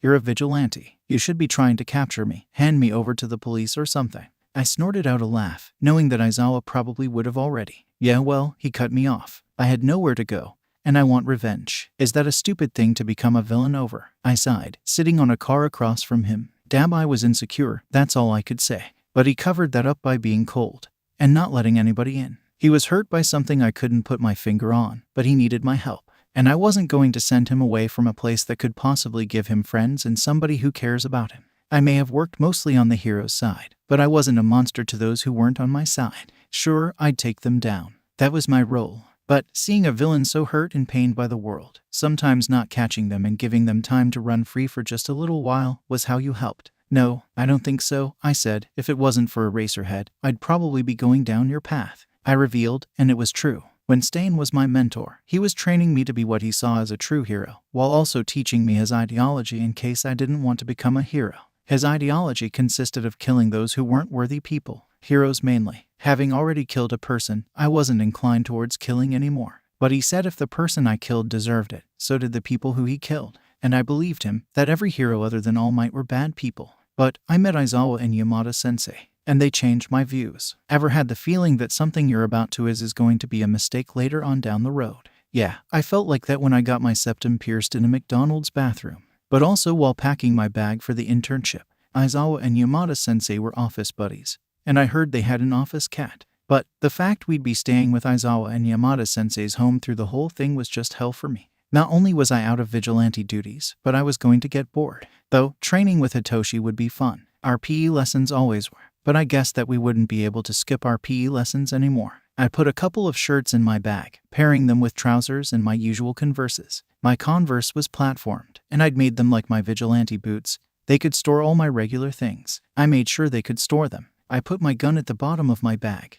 knowing that Aizawa wouldn't bother to check my bag. He asked to see our hero costumes, which set me back because I hadn't even thought about that. In fact, I forgot about it. I just assumed my vigilante costume would be my hero costume, but then I realized it probably wouldn't be a good idea. So I mixed that costume with Stain's. You may think I'm obsessing over my past mentor, but I owed a lot of the man despite him being out for blood. I was in the clear though. I was a true hero apparently. I had an eye wrap that I made so I could see through it. I kept my big boots, but I modified them to have studs on the top and sides, making my kicks more damaging. Once I had actually built those, I got a bit jealous of myself and blamed myself for not thinking about it while designing the Auxilium costume. I kept my baggy trousers, which were over a protective layer that wouldn't stop a weapon from penetrating my skin, but it would cause less damage. I changed my shirt to a tank top. My arms were covered in bullet holders and knife holders, because I am who I am. You can only stop the Auxilium skill set for a short period of time. I used my gun sometimes when working as auxilium, but not enough for it to be a staple when it came to my public image. So, Izuku could have it. That was fine for me, even if Aizawa said no guns. Looking over at my buzzing phone, I saw the time and realized I had to begin my walk to Aizawa's overly large apartment. Hitoshi said he'd meet me there because he had to help his mother with the tattoo shop, so I had to go alone and make my welcomed appearance by myself. The last time I'd stepped foot in Aizawa's apartment was when I was finally clean for a year, which was great and all, but it wasn't exactly the most comfortable of circumstances. I knew that walking in and seeing the exact couch that I was shaking on constantly would make a shiver run down my spine. I'd have to suck it up and get the internships over with. I took my keys, locking the door behind me, and I began my stroll to Aizawa's apartment. I felt awkward leaving my apartment and going to stay in somebody else's, but that was just the new home honeymoon phase, if you know what I mean. As I walked, I ignored the looks of little kids who watched gleefully at me because they'd seen me on the television. Usually, I'd stop to chat, but most of these kids' parents were pulling their children away. Some would wave, apologizing because they had to rush off to the train station, while some, they'd tut at me in disgust, probably because I was quirkless. Not my problem. One day, I decided that I'd just walk over to somebody being loud about my quirklessness and just hold their face in my hands, see what they'd do. The man I did that to ended up having a heart attack, poor guy. I know you shouldn't walk while being on your phone, but a new episode of Metal Family dropped and you know I had to watch that sheet the moment it came out on YouTube. While I watched, I was aware that I was getting closer to Aizawa's apartment, and by the time I reached it, the episode had finished. I knocked on the door, waiting patiently for it to open, and when it did, Yamada-sensei was there smiling at me in joy, insisting that I come in immediately. The smell of nail polish filled my senses, and I could tell that my sensei was getting Aizawa to paint his nails just before I showed up. I chalked back a laugh and instead swung myself onto the armchair beside the fireplace. "Good morning," I smiled, taking a long sip out of Aizawa's coffee. He did the same to me in homeroom the last week. It was only fair. He sharpened his gaze on me. "You're going to have to work harder than you ever have," Aizawa stated. He was being oddly serious and it was very uncomfortable, but I shrugged my shoulders and asked Yamada-sensei if I could borrow his nail polish. He said yes from the kitchen. I began to paint my nails as Aizawa droned on about how much work and torture we'd be put under during his internship, and I rolled my eyes now and again. If it was like my dad's training, I would probably kill myself by the end of the week. If it was worse, dead by the next day. And if it was pussy in comparison, I'd live a long, loving life surrounded by my grandchildren and a couple of cats. There was a knock on the door, and once it opened I felt a chocolate bar smack me in the back of the head. I hollered out a thank you to Hitoshi, who joined Aizawa on the couch. "We're going to start with basic training today. Tomorrow we're going out to Hasu." Hasu ... What did I know about Hasu? Effing stain. Always stain. He was a stain in my carpet, and my carpet was my life. But I was missing something. Who else was in Hasu? Ida. His brother had recently been attacked by Stain, and the guy had been mentally unstable since it happened. But not funny, haha, mentally unstable? No. I'm going to create one of the world's worst murder scenes mentally unstable. He was going to go after Stain, and he was going to lose. I knew I had to go to Hasu, and I needed Aizawa to F off while I was going after them. Hitoshi could come with, but Aizawa needed to go do one. Preferably his husband. "Hooray," Hitoshi said dimly. Aizawa probably thought he was being a cunt, but Hitoshi just has a cunty look about him. "Very sweet man. I'm so excited," I said, looking around. I finished Aizawa's coffee for him and then he told us to go get in our workout gear and meet him in the gym. The bastard had a gym in his home. My toilet barely worked and he had a gym. Hitoshi and I made our way to the overly spacious spare room, seeing that they'd put up an extra bed for one of us. We unloaded our clothes, and I slipped on some joggers and twisted sister band shirt. Hitoshi just put on shorts and a tank top and we went to the gym. Aizawa was already waiting there, his hair tied up into a bun and wearing a Metallica shirt with joggers. Hitoshi took one look at us both and let out a cackle, shutting himself up once Aizawa began to glare at us. "What do you know about using weapons?" he asked Hitoshi. "I know how to smack somebody with a kettle," he said, looking down in shame. I remember that day very clearly, when he got startled by Kaminari and smacked the guy across the face. Kaminari short-circuited, boiling the water in seconds. The kettle did fall and burn him. Hitoshi was very effective with kettles. Todoroki wouldn't like that very much. I wonder if he learned it from Rei. "Izuku, are you skilled in using any weapons?" he asked, writing things down on a sheet of paper. He looked at me like a therapist, which made me shiver uncomfortably. "I can use a lot of things," he hummed, telling me to elaborate. "I can use guns, knives, swords, katanas, bow and arrows, and if necessary an axe." God, training with an axe was the biggest pain in the arse. I eventually got the hang of it. I can do all sorts of fun things now, but I tend not to. My dad got me in trouble for the axes the most. Kept it quiet. Hitoshi retorted to my list. Shinsu, I'm going to start you with knives. Izuku, I want you to sharpen up a weapon of your choice. I paled visibly. Call me big-headed, but I was way too good for any 15-year-old. And I wasn't just going to fail to use the weapons I was so seasoned in, so I relented and just went with it. Aizawa firstly handed me a couple of knives, telling me to hit the cross on the wall. He went to Hitoshi and began teaching him how to properly use a knife. Aizawa had skill. He was clean with the blade, and he had excellent technique. Not that I expected any less, but he was usually well equipped with his capture weapon. I didn't often get to see him use legitimate weaponry. I took the knives, twirling one between my fingers. I wasn't a fan of the handle on it, but I could work with it. I drew my hand back and lunged the blade forward, letting it slice through the air and land directly in the cross. I smiled in satisfaction, happy that I'd hit it first try without a warm-up. I continued hitting different targets that Aizawa shouted out as he properly taught Hitoshi, and by the time I'd finished with the knives, I was already told to move on to a sword fight with Yamada-sensei. Without realizing, I realized that I'd basically agreed to intern under Yamada-sensei too. After all, he and Aizawa were one of the best hero duos even if they were in complete different lines of fame. So, I took any pointers Yamada-sensei had for me. I was very rusty on sword fighting, mainly due to the weight of it compared to a katana. I preferred katanas once Stain introduced me to them, as I could control the level of damage I could give to another person as it only had one sharp edge and wasn't heavy to wield against another. You hesitate before swinging it forward. You need to be sharp or you risk getting impaled with the other's blade. Yamada-sensei said loudly over the sound of metal on metal and blades flying into walls. I nodded at his feedback, picking up the pace and getting quicker as time went on. After 2 hours of constant sword fighting, Yamada-sensei and I were growing tired, but we were both happy with my progress. I even managed to pick up a few moves that Yamada-sensei learned on the field. They weren't very friendly, I'll say that. There was a lot of spilled blood to happen if I used those movements, but I liked them. The four of us sat down for a quick water break, where Aizawa became to talk to us about what would happen after our break. Izuku, you'll be sparring with myself. Shinsu, you'll be learning how to wield a sword with Hisashi.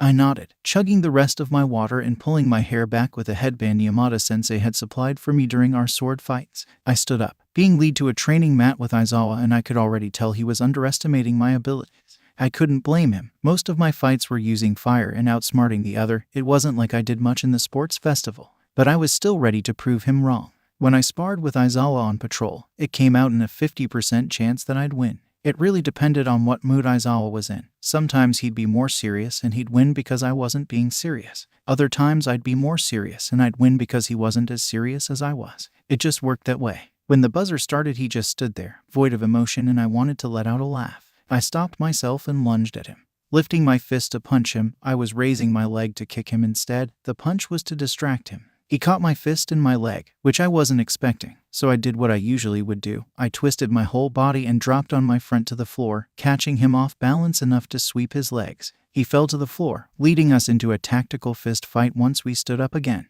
I saw his scarf starting to jolt around at his neck, and I knew he was going to sneak attack me with it. He'd usually make it shoot forward and pull it back just when I dodged, but I was ready for it.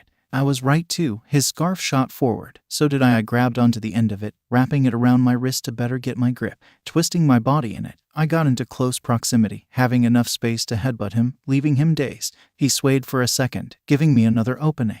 We were connected by his scarf, which I had bound to myself so he was unable to move it. So I tilted my body entirely to the side, leaving him to go flying onto the mat and unraveling me from the binding cloth. Aizawa was always a quick one to recover. During the previous week, he'd gotten his bandages off even though he had an estimated another 2 months in them. Always fast and to the point. He ripped my leg out from under, leading me to be winded when I landed on my back. But I was quick to recover though too. I thanked my gymnastic skills, which allowed me to do a backward walkover to be stable and ready to fight the older man once more. I wanted to try out a move that would end this fight, but I wasn't sure if I'd win or lose. Jumping high in the air while twisting with my leg extended, I booted Aizawa in the chest. Knocking him out of bounds and into a wall, I landed on the floor with a sharp pain shooting through my ankle. I'd broken that ankle 2 years before, and it never healed correctly. It wasn't my dominant foot, but I hid the fact it was still strained from everybody, and nobody thought to weaponize that weakness against myself. Wow, little listener, Yamada-sensei clapped, helping Aizawa up after. Hitoshi came and swung an arm around my neck, whispering about the fact I beat his favorite hero in the world.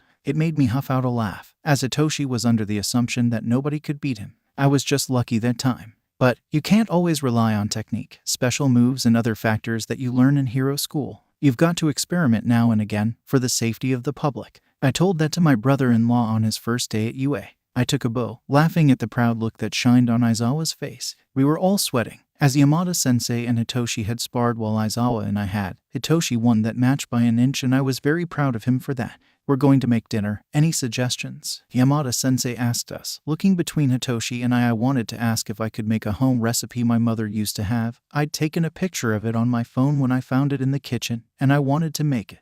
Hitoshi simply said no, but Aizawa could tell I wanted to ask, so he pressured me to. Wanker, I have this home recipe. It's a curry. My ma used to make it when I was younger. Can I make it for you guys? Despite being homeless, I could cook. Promise, I could. I was just a little rusty on it, but I had been making home-cooked meals when I could with my new and clean kitchen. It was a very nice kitchen after I'd cleaned it. Sure, look and see if we have everything for it, Aizawa said. We can help if you want us to. I nodded, going to their cupboards and sliding out the ingredients that I needed for the curry. Luckily, they had everything, and I got to work as Hitoshi went to grab a quick shower, leaving the adults to gossip in the living room. I'm not one to eavesdrop. Okay, I'm lying. I find joy doing that. I got that from my mother and I'll admit that. But my point is that I began to listen to them, interested by their conversation as my vigilante name came up rather loudly. I don't know, Sho, I heard Yamada-sensei say. Sure, they are very familiar in personality and skills, but it has to be impossible. My eyes widened. I realized that Aizawa was making connections he didn't need to be making.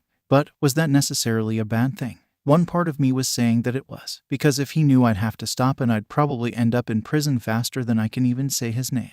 But another part of me was saying it wasn't, because Aizawa wasn't like that. He had lots of opportunities to capture me and turn me over to the police, but he didn't, and instead he just kept caring and working with me. I wasn't going to reveal it then and there. He'd have to find out himself with no verbal prompts from myself. But it's not impossible, Hizashi. Think about it, Aizawa sighed. Auxilium is 15, Izuku is 15. Izuku is a technical genius, as is Auxilium. Izuku's whole fighting style is outsmarting and provoking people first, so is Auxilium. There's so many connections, but I don't have solid proof, and because they're both geniuses, they have covered every single detail that could lead to connections. Izuku and Auxilium don't even allow themselves to bleed on the floors to make sure we can't get their DNA. Shit on it. He knew so much, but like he said, he couldn't make the connections. He couldn't get Tsukachi to interview me without a reason either. And if he did, the questions would have to stay on topic. I was safe for a little while, but with him realizing more and more things, I knew I didn't have much time left to make my mark as Auxilium. Though, I made enough marks in the forms of scars on other people. Shouta, you're stretching a little far, Yamada-sensei defended. But I'm not, Aizawa groaned. Izuku won't share his parents' names, where they're buried, his last name, previous schooling, the name of his past guardian, where he got his money from. The boy is a complete mystery. He comments about his parents, but we don't know who they are, what their quirks could have been, even their occupation. Aizawa had been researching more than I had realized. Come to think about it, Sho. The only people that knows all this is Izuku himself and Bakugo. My breath hitched in my throat. I covered it with a cough, continued to stir the curry that was developing in the pot. I've already asked that explosive brat. Despite their weird dynamic, even when the kid's mad at Izuku, he's very secretive and protective over him. He wouldn't drop any information, Aizawa said, sounding exhausted. I even tried reaching out to his mother and father, but they wouldn't say anything. Mitsuki Bakugo just cried about little Izuku not deserving what life handed out to him, and Masaru Bakugo simply stated that they wouldn't be sharing anything without Izuku's consent. I was surprised, very surprised. Kaken was hiding my secrets, and not only that, but Auntie Mitsuki and Uncle Masaru were hiding my secrets for me too, against pro heroes too. Then again, at my father's funeral they did promise me that anything that happened in the apartment I lived in was a secret. Despite our strained relationship over the years, I knew they loved me just as much as I loved them, and I was grateful that they were keeping a secret that could burden their life. I trusted them with my life, literally, and I knew that I'd stay trusting them until I died. They went silent, and I decided upon a lie that I'd tell Aizawa as Izuku, to help cover up my past decisions that could lead to me being caught, telling him that Auxilium and Izuku both met through Stain. Both learned from him could possibly cover any tracks that I had left behind. Plating up the curry, I placed it on the dining table and called them into the kitchen.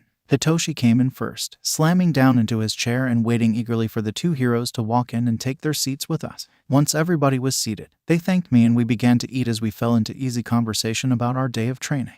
Hitoshi, how did you find training? Aizawa asked, taking a sip of coffee. It was great. Hitoshi smiled at him, continuing to eat. I feel like I've learned a lot today. Aizawa nodded and turned to me. How did you find it, kid? He raised an eyebrow with a smirk, like I was going to yell about how vile it was. No, I had the perfect opportunity to spill in a little information that would cover up a lot of things. Not as hard as my father's training. He hummed and I lowered my gaze to my bowl, or stains. The silence was so loud, I heard Aizawa's breath hitch in his throat, and Yamada-sensei's eyes were flicking between us both. Hitoshi looked as if he was going to explode into laughter, as he was aware that Stain trained me. He wasn't aware of the whole truth. What? Yamada-sensei screeched. Then went on a rant about how I had to be Auxilium and that basically confirmed it. No, I'm not Auxilium, I lied. I just happened to be trained alongside him. I just didn't train with him as long, but he was pretty brutal. He effing was too. We'd meet at nighttime, around 11 o'clock. And then it started. He didn't teach me technique until we were 3 months in.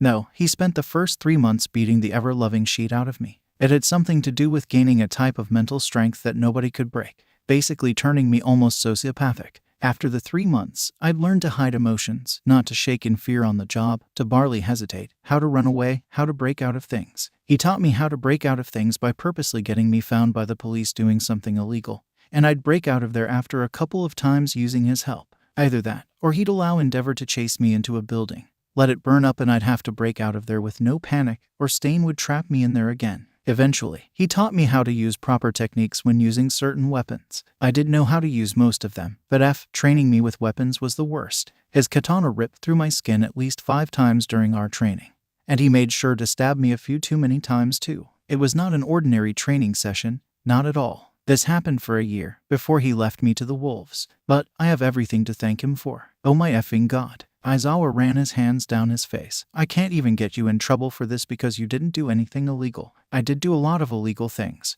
but he didn't need to know that. After dinner, Hitoshi and I went back to our room, and as soon as his body hit the pillows, his eyes were on me, watching me expectantly. I sent him a questioning look, and he just sent me a gesture that basically told me to explain.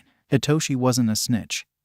He'd never tell anybody if I told him. He'd hold my secrets in the same way I'd hold his. So I contemplated for a second, but ultimately decided it'd be okay. I lied. I said simply, I didn't train with Auxilium. I couldn't get the words out. Hitoshi would have to work it out for himself. So you didn't train with Stain? He cocked an eyebrow, very confused. I did. I looked away from him, looking at my bag where a couple of my weapons were. But you didn't train with Auxilium. But it's the same time period. Hitoshi looked at me, and when he met my eyes he was taken aback. He muttered the word no a few times, running a hand down his face. You're not. You can't be saying that you're. A look of realization crossed his features. You're Auxilium. I nodded, and that's when I could see his mind click. He knew I'd told somebody. It felt like a weight lifted from my shoulders and I just wanted to cry. But I wouldn't let myself be so weak at admitting to being a vigilante. It was a 4-year-long burden. One that I carried on my back and never took off once. He moved over to my bed, sitting beside me and wrapping an arm around my shoulder, pulling me closer. Hitoshi wasn't a fan of touch,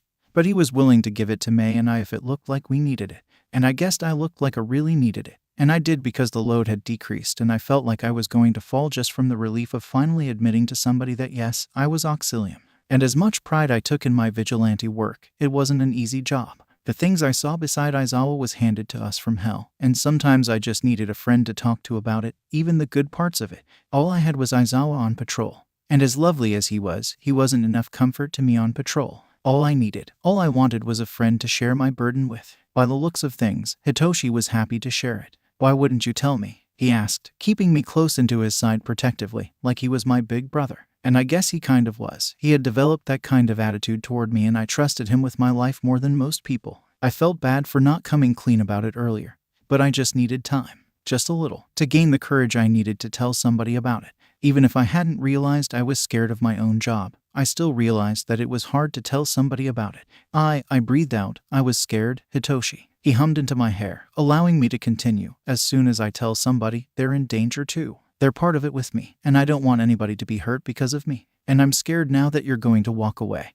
And that's okay, you don't have to be involved. I told him, looking at him. I got involved the day I met you, and I'm going to be there with you forever, Zuku. I froze at the nickname, feeling a wave of nostalgia hit me. Suddenly, I was 4 again running through the woods with Kakin. That particular day we stopped at the biggest tree in the woods, and Kakin began to climb it. I was scared, because I had to tell him that I was quirkless, and I was scared he'd turn me away for it, because he had such an amazing quirk. I couldn't possibly match him in skills anymore, or so I thought. Come on, Zuku, he yelled from the tree branch he was sat on. I hesitated when climbing the tree, but I got to the top of it nonetheless. I sat beside him, twiddling my thumbs in worry until he caught on, pressuring me to tell him what was wrong with me that day. "Kakin, you're going to be mad," I whined, turning away from him. He began to yell about how he could never be mad at me for something stupid, and that I was stupid for thinking that. So I sat silently, waiting for him to finish his rant. "Spit it out, Zuku," Kakin commanded, and I caved. "I'm quirkless, Kakin," I cried, sniffling while my fist squeezed my shorts to try to stop crying. Dad didn't like it when I cried sometimes. Other times, he didn't really care. "What?" Kakin asked, his voice small and worried. "You can go back to play with your other friends now, Kakin. It's okay, I get it." I looked down at my red shoes, kicking them back and forth in sadness. That was until Kakin's small hand laced with mine, and he looked at me with such determination and love that it made my day brighter. But it would forever taint my mind for the rest of my life. "I was there when you were born. The old hag says so." I was confused at what that linked to. "I'm going to be there with you forever, Zuku. I'm always going to be involved." He cheered, raising our fists in the air. "And when we become the bestest heroes ever, we can be just like All Might. We will be better than All Might. And we'll raise our fists in victory at the end of a big fight. Are you excited, Zuku?" And that's when it ended. The week after, Kakin decided I was diseased and that I wasn't worth his time. Unless that time was used as a quirk tester, but he said he'd always be there. And I believed him. But Hitoshi was different. So far, he hadn't made any empty promises or left me after saying he'd stay. He wasn't Kakin. I believed him wholeheartedly when he told me he was going to stay. He was different. He understood me in a way. Both hurt by society due to the constructs of quirks, it made us closer than most and we developed a real friendship, rather than one built up upon how strong we were compared to the other. "You're okay, it's okay. It's fine, all right," he whispered to me, still clutching at my shoulder and keeping me close. "I'm not going to judge you. You can tell me anything, you know that, right?" He continued, and all I could do was nod into his chest, staying locked into his side. We stayed quiet for a little while, still hugging each other. Hitoshi reminding me that it was okay, and that he didn't mind hugging me when I got worried that I was invading his space. And it wasn't until then that I realized how touch-starved I was. I got hugs from May when she was excited and they were nice. But just to be held like I was a kid again, it felt like a deep, neglected wound was finally healing in my soul. I tended to ignore my childhood when I could, which resulted in pulling away from physical touch that even slightly reminded me of the sweet relationship I had with my mother and father when I was young, well before it went sour. But that resulted in being touch-starved and unable to cope with telling people things. I guess that was why whenever I came to talk about being a vigilante, I couldn't. I struggled. It wasn't because I was embarrassed of it, more so that I was scared of it and the way people would react. "Zuku, if you don't mind me asking," Hitoshi started, "what's the worst thing you've seen on patrol?" Oh God, there were too many bad experiences to even rank them. They tied at first, but when I really thought about it, there was one instance that affected me greatly. It hurt the person involved and myself. I was 12, and I hit a rough patch after Stain left me. Having felt like I had nobody, I just patrolled more often. Since I began a new route, I got involved with villains that targeted me for being young and easy to take out. But some villains didn't want to take me out of life itself, just out of work and maybe into the hospital and eventually rehab clinics, which I did go to later on in life, by the way. They'd give me drugs, help me inject myself. They'd give me drinks, help me drink them when I was too drunk to function. They'd give me cigarettes, help me light them when I didn't have a lighter. They wrecked me from the inside out, mainly because I almost bled out at my own hands when somebody taught me how to slit my wrists. That was the worst thing I saw while on patrol, my own downfall. I always found it sad in literature class when the main character would get into bad things and ultimately destroy their life. Younger Izuku thought he'd never be like that, always staying on the hood path and listening to Dad. But I was young and naive, maybe even a little bit stupid, but I didn't find it sad when it actually happened to me. But, by God, it was definitely the worst thing I'd witnessed. Myself, I laughed humorlessly. I joke about it a lot. But I did some things that just weren't what I needed, or anybody needed. "How come?" Hitoshi asked dumbly. Was he seriously that dense? "I'm joking, guys. Don't take it to heart. Please be sad for me. I was a liability, Hitoshi. I was a druggie, an alcoholic, a smoker. I was on everything, and how could I stop people from bleeding out if I was making myself bleed out later on that same night?" He froze, but relaxed seconds after, trying to comfort me more. And everything I said was true. There was no getting around facts. And it took time to realize it. And it'd take time to recover to the best of my ability, but I could do it. I was sure of it. Hasu was kind of like the night city. It didn't sleep, and it was kind of like Las Vegas. There was so much gambling and clubbing going on. It was borderline illegal, but the heroes couldn't do much because it wasn't actually illegal, and the actual heroes of Hasu didn't actually care. They gambled and engaged in the nightlife too. It was also part of Japan that hadn't been touched by Stain as of yet, but with the way things were going, I knew it was his next stop. To be honest, I really did hope he killed Endeavor because I knew Endeavor was going to be in Hasu that night, as were most heroes doing internships. It was mainly because there were low-level thugs in Hasu that students could take down easily with aid from their mentors. Hitoshi and I were sat on the train beside each other, eating a bag of chocolate buttons because we knew that going on patrol with Aizawa was going to be a long night. He got to go off his usual patrol space. His excuse was that he didn't want Auxilium interfering with either of our trainings. Hitoshi was a big fan. What can I say? I was pretty incredible. Aizawa sat across from us, fiddling with his hands with a look of unease. By looking at my partner in crime, a feeling settled in my stomach. A gut feeling. Something bad was about to happen, and I could feel it. My eyes darted around the train, trying desperately to see anybody who was a danger to us so Aizawa could take them down with no problems. But it was then that I felt fear rack through my body. I didn't show it on my face. Instead, I turned my gaze slowly to the window and saw a huge monster flying toward me. It was a Namu. I grabbed Hitoshi's arm and swung him to the other side of the train, my body following after him. I just managed to grab Aizawa before the monster came crashing through the side of the train, destroying our seats and people around us. Hearing a loud explosion come from the city below, I knew that it wasn't just one Namu loose. It had to be an attack that was purposely targeted towards those in 1A as well as heroes. Namus were made by the League, but they only attacked heroes if told to. Stain, he must have been involved somehow, and I needed to find him. Immediately. Come on, we need to get off this train right now, I said, typing on my phone to the Vigilante forum. I had my phone behind my back. It's one of my special skills. I can type perfectly behind my back. We can't leave members of the public here without help.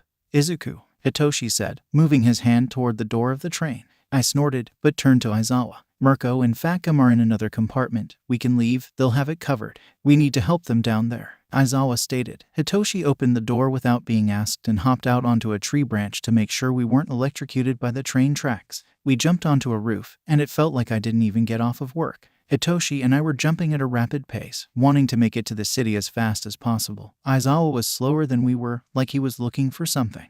That's when he stopped us. Shinsu, record this on your voice changer. I made his voice changer. It's a very good one at that. I will be going down to the city. It's far too dangerous for you too, so I want you to take down low-risk thugs in these alleyways. If you're in trouble, you get me, message me or whatever, I don't care. You have permission to use your quirk, Shinsu. Izuku, you have permission to use your weaponry if necessary. Don't use excess force. We nodded and Shinsu turned off his recorder. Aizawa wasted no time, jumping down and telling us a direction to go. I had a feeling it would be the wrong direction to go. Hitoshi began to sprint, but I stayed on the roof, looking in the opposite. Hitoshi, stop. I called to him. He came back and stood beside me. We have to go this way. Hitoshi raised an eyebrow, asking why. I didn't answer him, and just moved quietly and slowly in that direction. Hitoshi didn't get the memo, speeding ahead. Slow down. My gut feeling grew, spilling out to all of my organs, and it felt like my stomach was flipping inside of me, my heart clashing against my ribcage, my lungs tightening. I kept my face straight, but Hitoshi could feel my growing anxiety. He stopped completely,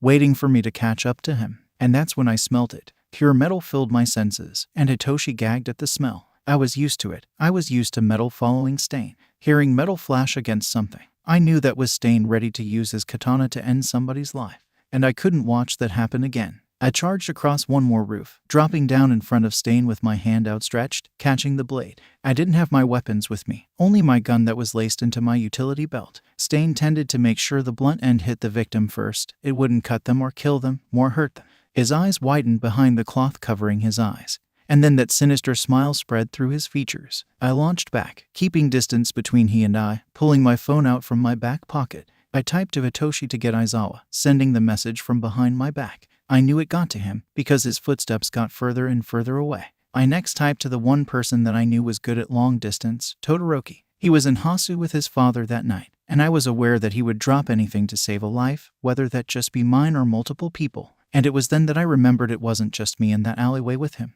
From the corner of my eye, I saw a hero on the ground, paralyzed, and I knew that he was victim to Stain's quirk. He needed out of that alleyway, and he needed his wounds to be tended to or he'd die. But, to the left of him, Ada was laying on the ground twitching. That meant the quirk had only just taken effect, and it meant he was the one Stain was trying to kill. My prodigy, back on the scene, Stain said, withdrawing his katana and keeping it at his side. I knew he wouldn't attack me until he knew my motives. He was a ruthless man. I wouldn't say heartless. You know what scene I'm on, Stento? I tensed my gaze. But you wouldn't spill that, would you? He shook his head, a laugh escaping his lips. Never, Stain hummed. It would put all my hard work to waste. Izuku, it had grown from where he laid, and I agreed with him on that. Stain was such a pain in my arse as of recent, and I just wanted him gone. But, at the same time, I wanted him to run freely despite what he did. Izuku, get out of here, it's my fight. Stain raised his eyebrows at it. Then snapped his gaze back to mine with a questioning look, as if to say, is he stupid? I nodded solemnly,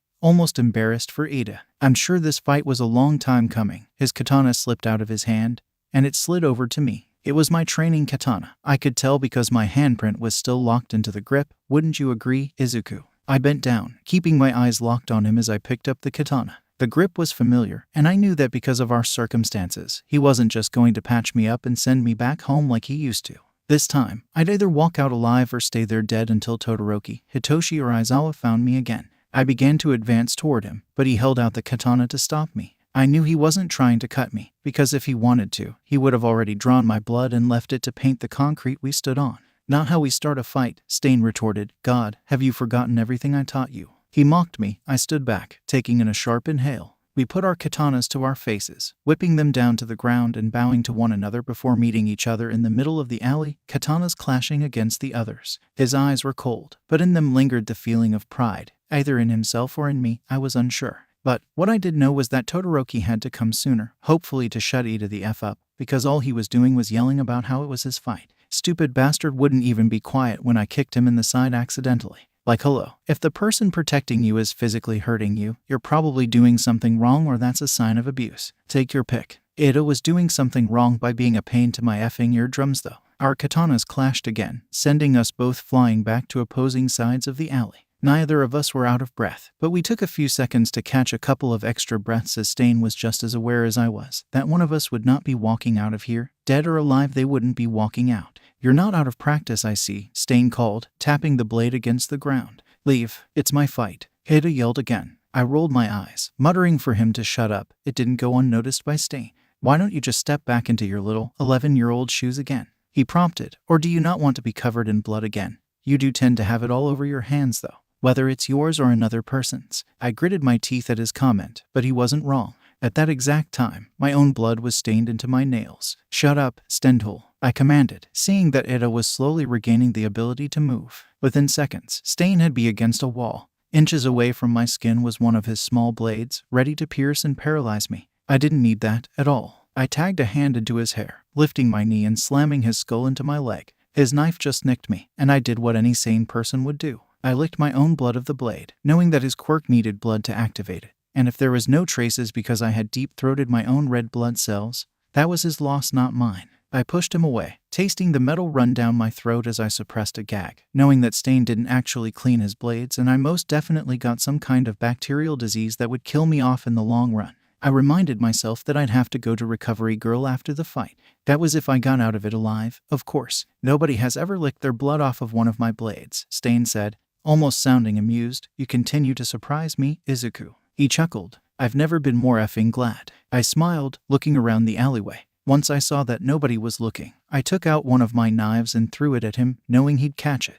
And he did. He caught it, drawing his own blood onto the knife. Stain couldn't paralyze himself unless he was bleeding in liters, which would stop his own blood flow. If I got him to bleed enough and smother his blood over his katana blade, I had a chance at paralyzing him for a couple of seconds, as his quirk only worked for 30 seconds on himself. He muttered a curse, pulling throwing stars out of thin air. Okay, I knew it wasn't out of thin air, and he did his super move against me, pulling them out of his pockets without me noticing. That's not the point. I dodged a couple, but I ended up having 3 launched into my skin, and if anything, I needed them to stay in my body. They were stopping all blood from spilling onto the floor, but it gave Stain an upper hand. I was slower, shocked, and knew that adrenaline would wear out soon, leaving me in lots of pain from being stabbed almost straight through my side. Hoping and praying was never my thing, but I found myself begging whatever great being was up there that Aizawa would come, or maybe even Todoroki, preferably Aizawa, but Todoroki worked too. As if my prayers were heard, Todoroki came rushing around the corner, point fire at Stain. Stay as far as you can from him. His quirk. I was cut off by a hand. It grabbed the curls on my head and ragged me to the other side of the alleyway. His katana was against my throat, but not for long enough. Todoroki, being the lifesaver that he is, shot out hot flames at Stain, knocking him back with a scowl from being burned.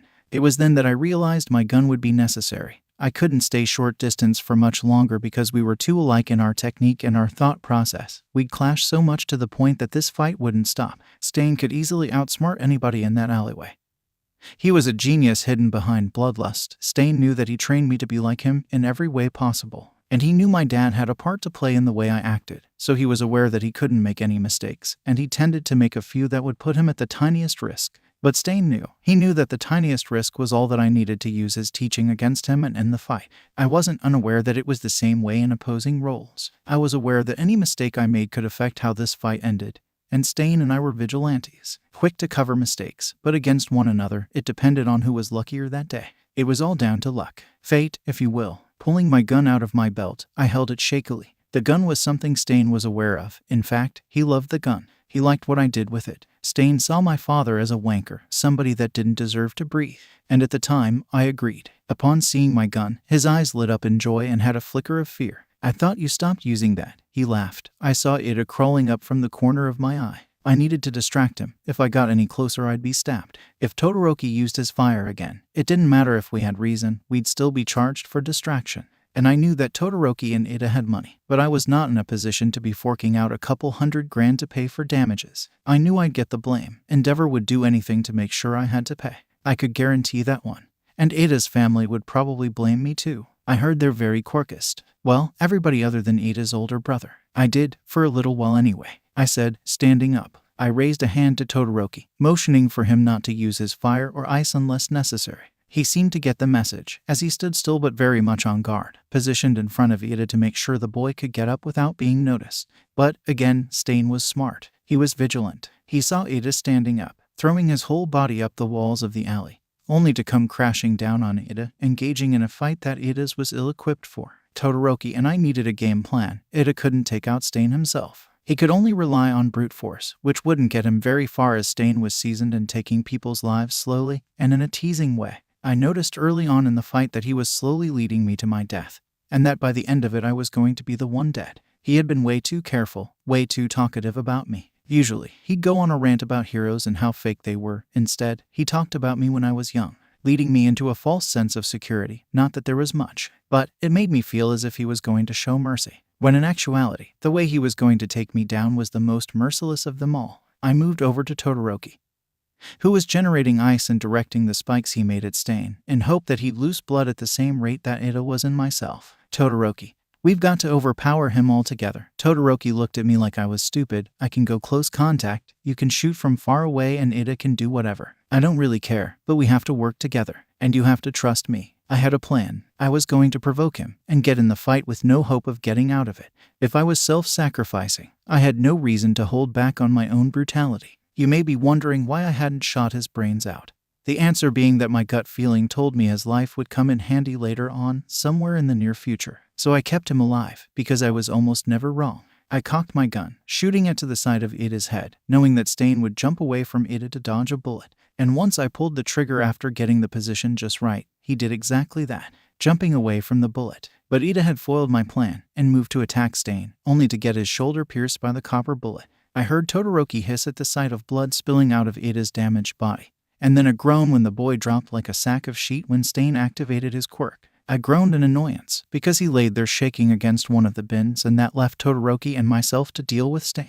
And the whole idea was that Stain didn't catch any of us out again. But no, the rich bastard had to ruin it. I wasn't going to let him die though, of course. I got distracted by the fact Ida was groaning in pain, leaving my side open to attack. I should have known better. Stain didn't waste time, slashing me with his katana deeply, spilling blood and letting it pump out by the second.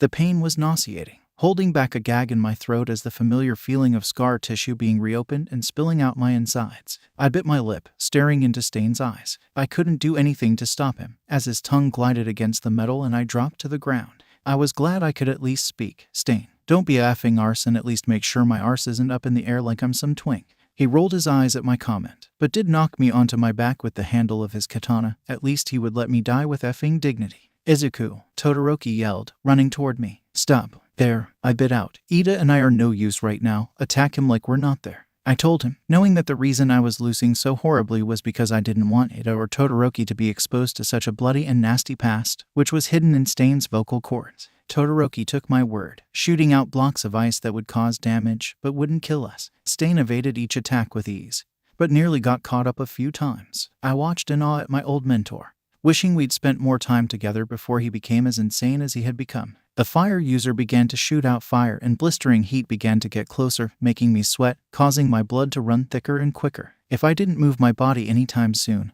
I would die on that floor and in that stupid costume that wasn't even my own. I felt my body twitching, and I saw Ada climbing up off of the floor, taking off towards Stain with an evident struggle. Knowing the quirk was wearing off, I laid there in relief, thinking about how nice and warm my bed would be later rather than the freezing concrete I was bleeding out onto. Watching the cracks be filled with crimson, I felt my leg and my arm break free from the hold of Stain's quirk, and I had an idea. I'd never tried to throw a knife at somebody while laying on the floor, but it was never too late to try. Well, if I was dead it would be too late. But while I was alive and barely breathing, I was sure I'd be okay. The whole fight did make me feel weak. Stain had beaten me in a lot of ways in the last 10 minutes, which just made me feel stupid and like I was 11 again, oblivious to everything. But it was my first time fighting with another vigilante, let alone a mentor that wanted me very much dead. And our skills were matched, but it still made me feel weak and fragile. And my fight with Stain was another example of how quirks actually were useful in the hero world. And there's some villains you'd be unable to face without a quirk. And looking at Stain, I wanted a quirk at the moment. I was begging my body to manifest one, but spoiler alert, it didn't. I picked my leg up off of the ground, lifting it so my hand could reach my secret knife that I hid in those platforms. Snatching it out, I pointed it at Stain. The evolution of Stain's quirk was weird, because the more the quirk activates on somebody, the less time they're held down. For example, I had a quicker recovery time that ate due to blood type, but mainly because I had been a victim to the quirk over 50 times in my recent past. I aimed for his eye. And as I've said many times before, I have excellent aim. Maybe not from the floor as it embedded itself in his ear. And I was sure that his eardrum had been pierced from the blade. It was in a freakishly terrible place, especially since I just wanted to blind him in one eye. I decided then that I needed to learn how to aim better from lower down. God, if Stain wasn't being such an arse and we met on regular terms, I probably would ask him. I was losing a lot of blood from the stretched wounds on my body. I picked myself up from the ground, swaying unnoticeably and keeping my gun locked into my grasp. Ada had shot off at Stain, landing a few hits but not enough as his armor was completely destroyed and his skin was subjected to stain. And that was evident by the amount of cuts and few burns on his skin. "Why are you doing this?" I yelled out. Knowing the answer already, I needed to distract him as we waited for a pro-hero like Eraserhead to free society from fake heroes. "Have you forgotten everything I taught you?" I shook my head. He didn't go after Ada. And I knew that because Ada was very much like me, he muttered. His muttering locked into my ears, and I knew his plan was to take out Stain in revenge for his brother. Stain didn't like that he was coming after him for reasons such as revenge. If a hero was going after Stain, they had to have a good reason, a true hero reason. But most did not, and they succumbed to Stain's blade. "No, I haven't," I told him, dodging his attack by slamming my body into the wall. Stain began to throw himself at me once more, so I shot up the wall, scaling it quickly to get away from his katana. I gripped my hand against the rooftop, feeling blood flowing out of me like a stream, making me woozy and tired. It made me loose my grip and I began to fall off the tall building. The wind blew through my hair and for a second I wondered if dying in the alleyway would be a bad thing. I was quickly snapped back into reality when Todoroki's ice caught me and slid me back toward he and Ida. Upon the impact with the ice, I felt my arm break in the same place it had last time. I had a reason this time so Aizawa couldn't get mad at me. Well, he could, but it wasn't like I chose to get in this fight. Well, I did, and I don't really have a counter-argument other than the fact that Ada's funeral would come out of school funding. So by Ada not dying they'd have more money and the staff room could get the coffee machine update they'd wanted for months. I stayed crouched, patting my emergency pouch to help me recover quicker if I had too much blood loss. That was an iron supplement. It wouldn't do much, but it could help me actually keep going until Aizawa got there, and by God was he taking his sweet, sweet time. I took the supplement, darting to one side away from Stain's katana and acting upon instinct to sweep his legs. The man fell to the floor, almost getting up before Ada rammed into his back, keeping him on the floor as Todoroki kept an ice wall between Stain and myself. Hearing Ada struggling, I called out to Todoroki to help Ada and myself keep Stain down. I knew better than doing it myself. Stain always had another trick up his sleeve, and if the three of us were in one space, it'd be easy to catch it before it happened. But it seemed as though we were too late. He had yanked Ada's head and crashed it against the ice, knocking Ada out cold. I saw Todoroki's face screw up in sympathy. And I couldn't help but do the same, knowing that both our fathers had done that to us throughout our lives. Blood oozed from a split in Ada's head, And Stain's eyes glistened, only then lunging for Todoroki, slicing the body with his knife and taking a deep lick of the metal. Todoroki dropped, and then it was just Stain and I, too close to run back, too close to stare, and too close to shoot, looking at the discarded katana to the left of me. I slid over to it, automatically starting a katana fight once more with Stain. It was brutal. I tried to dodge as much as I could, but I kept getting little nicks that didn't draw blood in time for Stain to catch me out, but were enough of a pain to deal with while going about the fight. Our katanas clashed, leaving Stain under my katana with his hands tied to his blade. I saw him looking up towards the roof of the building, and feeling like he would try to escape that way, I pressed my gun to his throat, keeping my index finger on the trigger. I felt as if somebody was watching me. I ignored it and waited for the words of the tip of Stain's tongue to come out, and I wished I'd looked and seen who it was, because maybe I would have shut his mouth myself. "You're going to shoot me," he laughed, eyes shining with malice. "You're going to kill me the same way you killed your father, with the same gun." "How shallow? How low can you go, Izuku?" he asked, and I bit my tongue. When I first met Stain, I was 10. We met on a rooftop and I was drenched in blood, my hair matted with crimson and crust on my hands. I had some of my own blood, mixed with sweat, running down my face. The majority of it was my own father's. That day was one of the worst days of my life. My dad had taken another funny turn. Sometimes he'd be okay, other times he wasn't and was the devil reincarnated, and this particular day he was worse than the devil himself. But his funny turn was different this time. He looked scared more than angry, but his fear seemed to be directed to himself and what was to happen to him. But that fear dissolved to pure despair when he reached to his side and pulled his gun out. He left it held against my head as I sobbed for mercy, begging him to reconsider my life, clutching his trouser leg while in my bloodied knees. I was apologizing for being quirkless, for being useless, and for being pathetic by begging for my life. I begged and begged and begged until my fight or flight response kicked in. Without realizing, my hand went to my father's, and in one swift motion, my hand was the one holding the gun, and the person on the floor was not me. It was my father, and his blood began to spread from his cooling head, where a bullet hole sat promptly in the middle of his pale forehead. My eyes watered, looking at the brutal killing done by myself, and I could do nothing but sit beside him, holding onto his hands with a half-arsed attempt to wake him up. On one hand I wished he would, and on the other I was glad he was dead. He couldn't hurt me anymore. The more I sat beside him, the more I cried, and the more I cried, the more I died a little more inside. I began to get covered in blood by changing positions around my father, and by the time I was covered, people were knocking on my door and I had to escape. I had to run, so I picked up that very gun and took the clothes on my back, climbing out of the window and running across rooftops for the first time. I fell on one of the rooftops, and the man that caught me was Stentol, telling me off for being so irresponsible when jumping across rooftops. But then he took in my appearance, and I had to come clean to this kind man, a man that saved my life. I had to tell him. So I did, and I shook with rage when he used it against me in our alleyway fight. Gritting my teeth, keeping my hand locked onto my gun and forgetting that other people were there, listening to our conversation, I stabbed him through the thigh, watching as my longer blade come out the other side of his leg.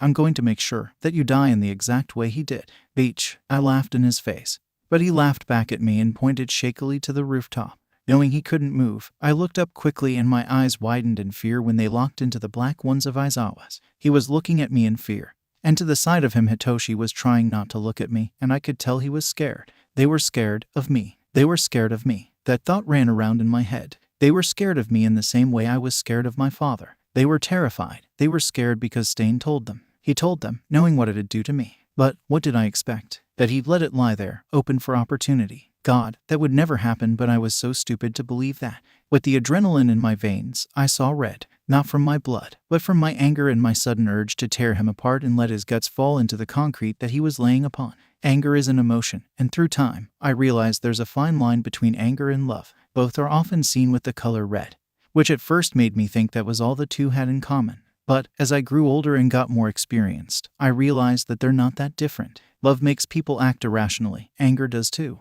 Anger is an overpowering feeling that makes a person want to scream and let it out. Love is like that too. Love fills people's hearts. Anger does too. And when Stain revealed to the world that I had killed my own father, the fine line wasn't there. I went from loving the vigilante, loving him because he taught me and cared for me at the lowest points of my life, and I went to hating him with every fiber of my being. He had no right to tell anybody, not after I'd spent the last 5 years trying to cover up that bloody mess. While Stain was pinned down on the ground, staring into my soul and not making one move, rage fueled my body and adrenaline pumped through my veins with such power I thought that the vessels would burst. The rage replaced the feeling of guilt, shame, and the feeling of fear radiating off of Aizawa and Hitoshi. What surprised me was Todoroki's lack of emotion toward the revelation to my crimes. He looked at me like he understood, like he knew that I did it to save myself rather than becoming a villain. He sent me a look of worry, one that could only be sent by somebody that empathizes with somebody's situation. I ignored the looks, cocking my gun and stepping back away from Stain. Somewhere in my mind, I wanted to show him mercy, so I gave him a couple of seconds to run.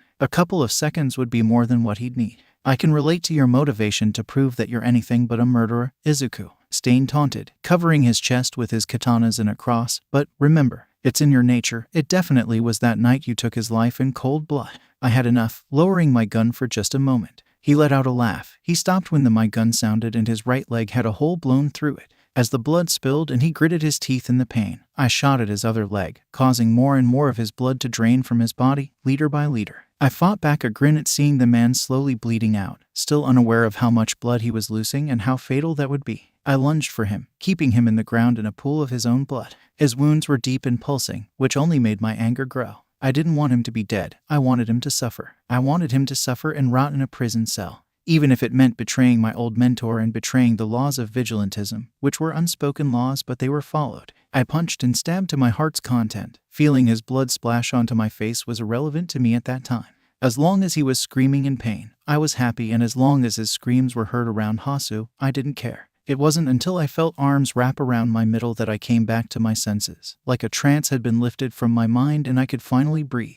I was panting, gasping for air on my knees on the other side of the alleyway, staring down at Stain's body, which was littered with gashes and gunshot wounds. The person that dragged me back was Aizawa. Although hesitant, he did it. He gingerly moved to sit in front of me, telling Ada and Todoroki to tie Stain up so he could tend to me with Hitoshi. He was sat on his knees, looking down at me as my eyes were slowly widening in realization of what I had done. He put a hand on my face, making me look at him as he swiftly took a knife and gun out of my hand, passing it over to Hitoshi. "Izuku, can you hear me?" he asked. His voice was dull and felt like a cloud had entered my ears. But I nodded, lifting my hands to my chest as I felt the drying blood in my palms. It felt as if I'd dunked my hand in red paint, and I cringed internally at the dryness of my hands. "Okay, good. We're going to get you guys out of this alleyway, okay?" he told me, instructing Hitoshi to help me walk. He didn't bother turning it into a teaching moment, instead letting me stand on the roadside with Hitoshi wrapped around me like a concerned mother. Once on the street, I noticed the lamps flickering and a slight drizzle falling down onto us. It was soft and light, slowly wetting my hair and letting blood run down my body. My side was still pumping out crimson by the minute and I began to feel drowsy. The adrenaline stopped running, and all I could do was slump against Hitoshi, my head on his shoulder as he held me close like he did the night before. Hitoshi had always been sweet,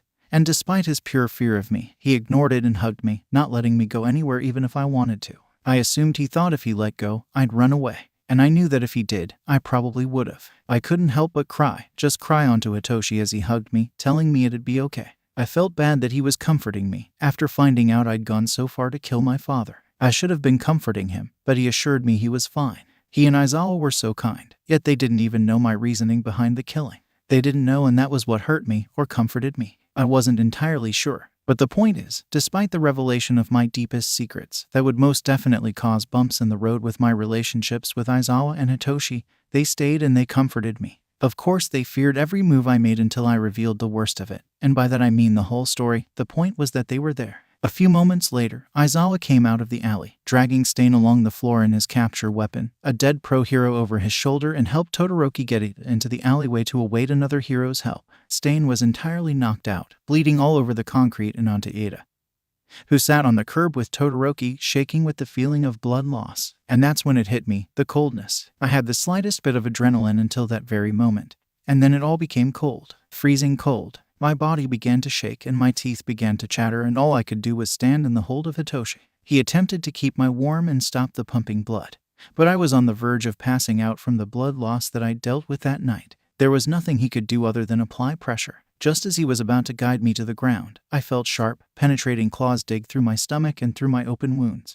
I gasped, not being able to comprehend what was happening. I felt my gun drop out of its holder, slamming against the concrete as I was lifted higher and higher. And for a second, I wondered what would happen if I just died. I had nothing important to do with my life, so what was the point of fighting a effing Namu? It was just going to dig deeper and eventually crush me, which I didn't care about at the time because I was either going to die from that or blood loss. It was a win-win. Now I see it as more of a lose-lose situation, because I would not be where I am today if I had just died. And I must say, my life now is better than it ever was. But the one of death was like trying to grab a pen before it rolls off the table. There's a chance you're going to get it, but there's an even bigger chance that you won't. And I knew that fact, but I was fighting for my death in the Namu's claws. If I died, I wouldn't have to deal with explaining to people why I killed him. If I died, I wouldn't have to deal with the stares of fear. If I died, I could be at peace and I would have officially saved myself. Sometimes, letting somebody die is saving them more than performing CPR. I heard gunshots, screaming, and then I felt intense heat.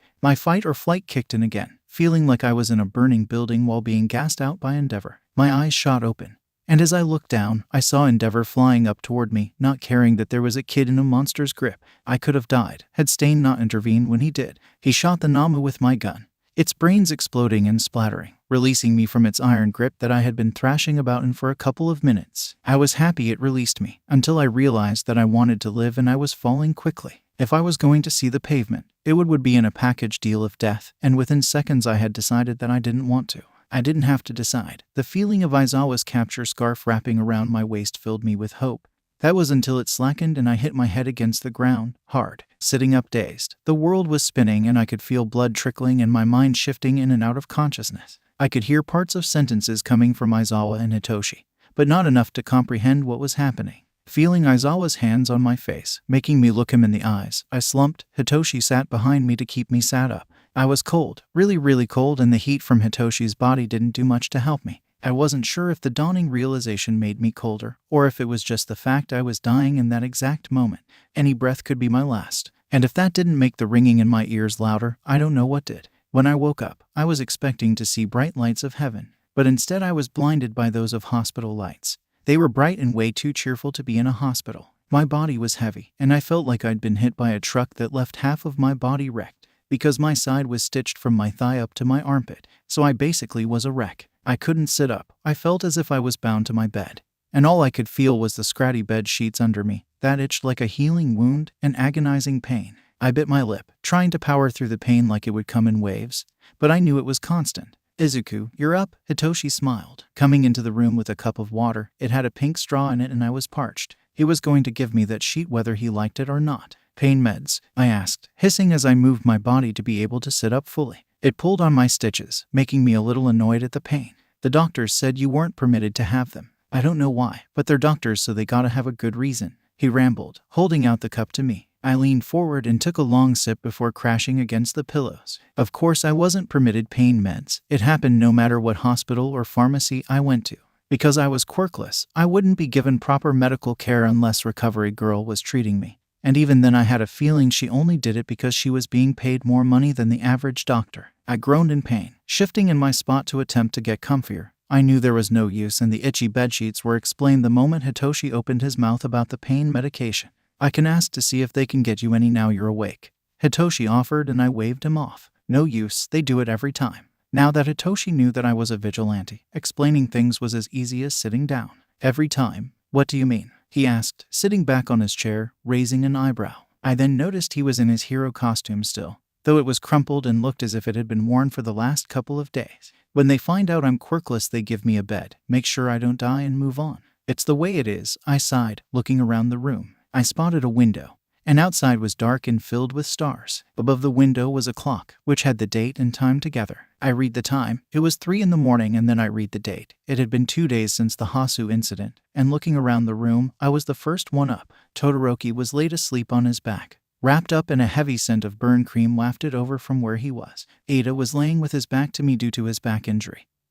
He looked worse for wear and had a ventilator breathing for him. He had lost a lot of blood and been stabbed more than Todoroki and myself. I sighed at the sight of him. I felt awful for his state. "What? When Aizawa comes back you're going to tell him?" When he comes back. That meant that he had just left, and was coming back. How long had they been there for? Surely not the whole 2 days, nearing 3. "Come back. How long have you been here?" I asked, but a deep voice from the doorframe answered for me. "We've been here since it happened. When we were allowed to see you we came straight in," he told me, looking off to the side with a light blush on his cheeks. He was embarrassed for caring, which made me laugh at him. Itoshi and I weren't used to having friends, so when we met each other we didn't know if we became friends too quick or too slow or anything like that. Eventually, we decided that it didn't matter and eventually it wouldn't have an impact on our lives. Itoshi was my best friend, and I was his, and that was all we needed. And of course Mei was in the mix too. We were a trio that UA most definitely didn't need. You could have gone home, I told them both. Aizawa sat on the opposite side of the bed, also in his hero costume. I wouldn't have minded, I could get myself signed out.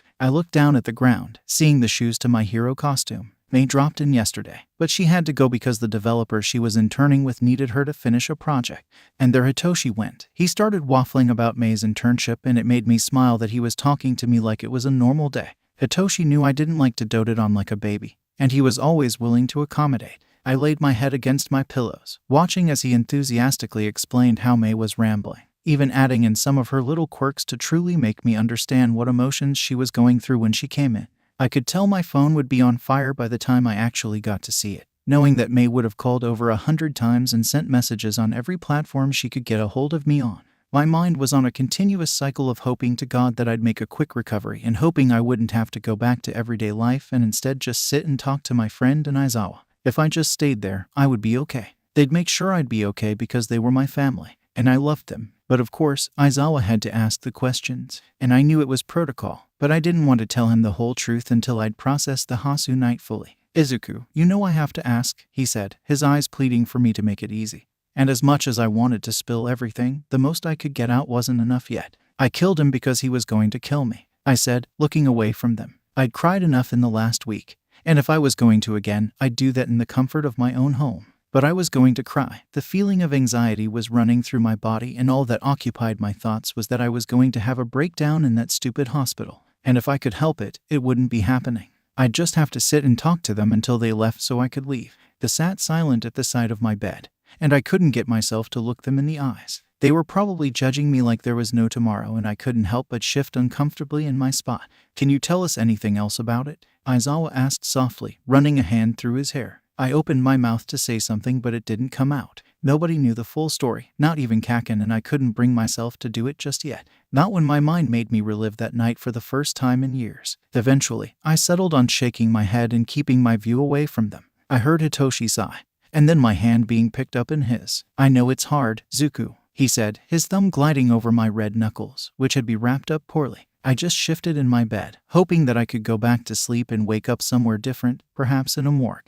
That would be great fun. After a couple of moments, Aizawa excused himself to answer his phone call. I assumed it was Yamada-sensei, as he had been away from home for 2 days watching me sleep, which in itself made me feel weirded out but grateful at the same time.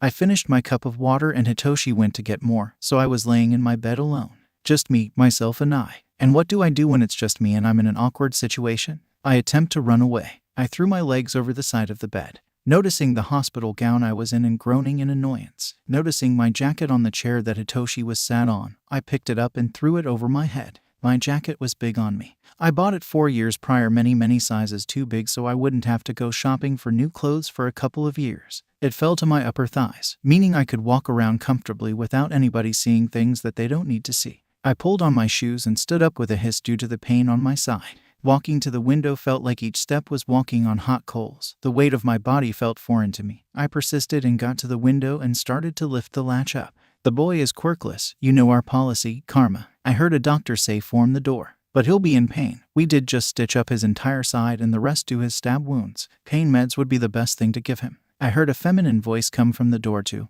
only to halt when her voice became clear. They were in the room, most definitely watching me open the window. I felt something hit my back, hard and sharp like a needle. It embedded in my skin, and the feeling of being cold filled up my body instantaneously. The needle made my body react immediately, shaking and my teeth chattering. I couldn't move. My hands were becoming a raw red and my whole body was tinting blue. It all happened so quickly. The doctor came over and began to grab me harshly, getting me to the ground and holding needles over me. Meanwhile, the other doctor was screaming for the other to get off of me. She rushed out of the room yelling for help from other doctors and possible helpers nearby. I shook on the ground, my body jerking under the needles that were put into me. And then I began to feel drowsy. My head was spinning and I felt like I was going to hurl. I swallowed the thick saliva and darted my eyes around the room, hoping to God that Todoroki or Ada would wake up at some point. And like my prayers had been answered, Todoroki's eyes began to flutter open at the commotion. His reflexes to loud shouting were impeccable. He sat up immediately, yelling at the doctor that was hovering over me.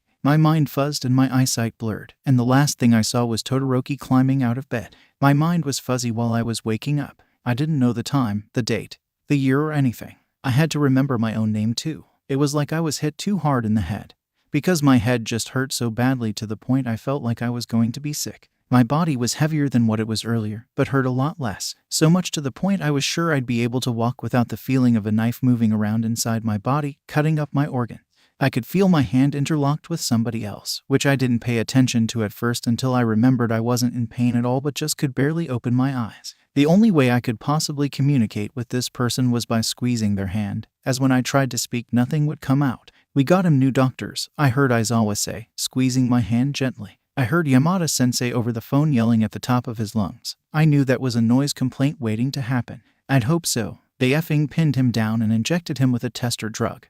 Yamada-sensei screamed over the phone, "A drug that we don't even know the side effects of. Shouta, he's been asleep for another 2 days now. He could be in a coma." Aizawa sighed. I could hear rain hitting against the glass window that I tried to break out of 2 days ago. What the hell? I'd been in there for 4 days and already had more eventful experiences than I'd had in my whole life. Todoroki and Ida were having a hushed discussion, something about how well they were recovering. According to Aizawa, Ida had come off of the ventilator the day before and returned to consciousness a couple of hours after. A medical miracle apparently. "I know, Hisashi," Aizawa hummed. "I asked to transfer hospitals, but because they're unsure about the drug itself, we can't move him." "Can't you bring him home?" Yamada-sensei asked. Sure, it was irrational, but Yamada-sensei was irrational during emotional times that involved his husband.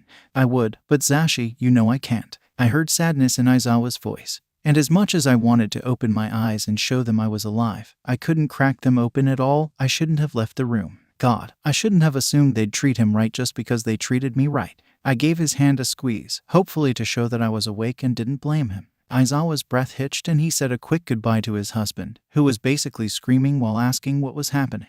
I felt Todoroki's presence beside me, poking me in the face in an attempt to wake me up or get me to open my eyes. I was hoping one of those mother furs would open my eyes for me instead of prodding me or asking me to squeeze Aizawa's hand again. Like, excuse me, squeezing Aizawa's hand took a lot of energy out of me, and to be frank, I couldn't be bothered. But to get them to stop being annoying, I gave a light to squeeze to Aizawa and managed to crack my eyes open a little bit. "Go get a nurse, Ida," Todoroki said, sounding deader than my father. "Too soon, probably." I heard Ida run out of the room, calling for a nurse at the top of his lungs. He could rival Yamada-sensei if he tried. It made me chuckle slightly, and that small laugh cracked my throat and I felt as if I could say something. "Can someone open my eyes for me?" I asked, coughing up a storm afterward. I heard Ida come back in, only for Todoroki to send him back out for water. He went running down the corridor calling for water. Todoroki wasted no time prying my eyes open, and once the bright lights hit I squinted and my eyelids weren't as heavy as bricks anymore. Aizawa was beside my bed, his hair tied up into a bun and his hero costume still on him. Todoroki was in hospital clothes, bandaged around the stomach and head. "Would you prefer to recover at home?" Aizawa asked, smiling at the nurse who came in with a weak smile. "Yes," I stated plainly, shifting away from the nurse slightly. Aizawa told me that I didn't need to be scared of the nurse. I couldn't help but feel like I was going to get stabbed by needles again.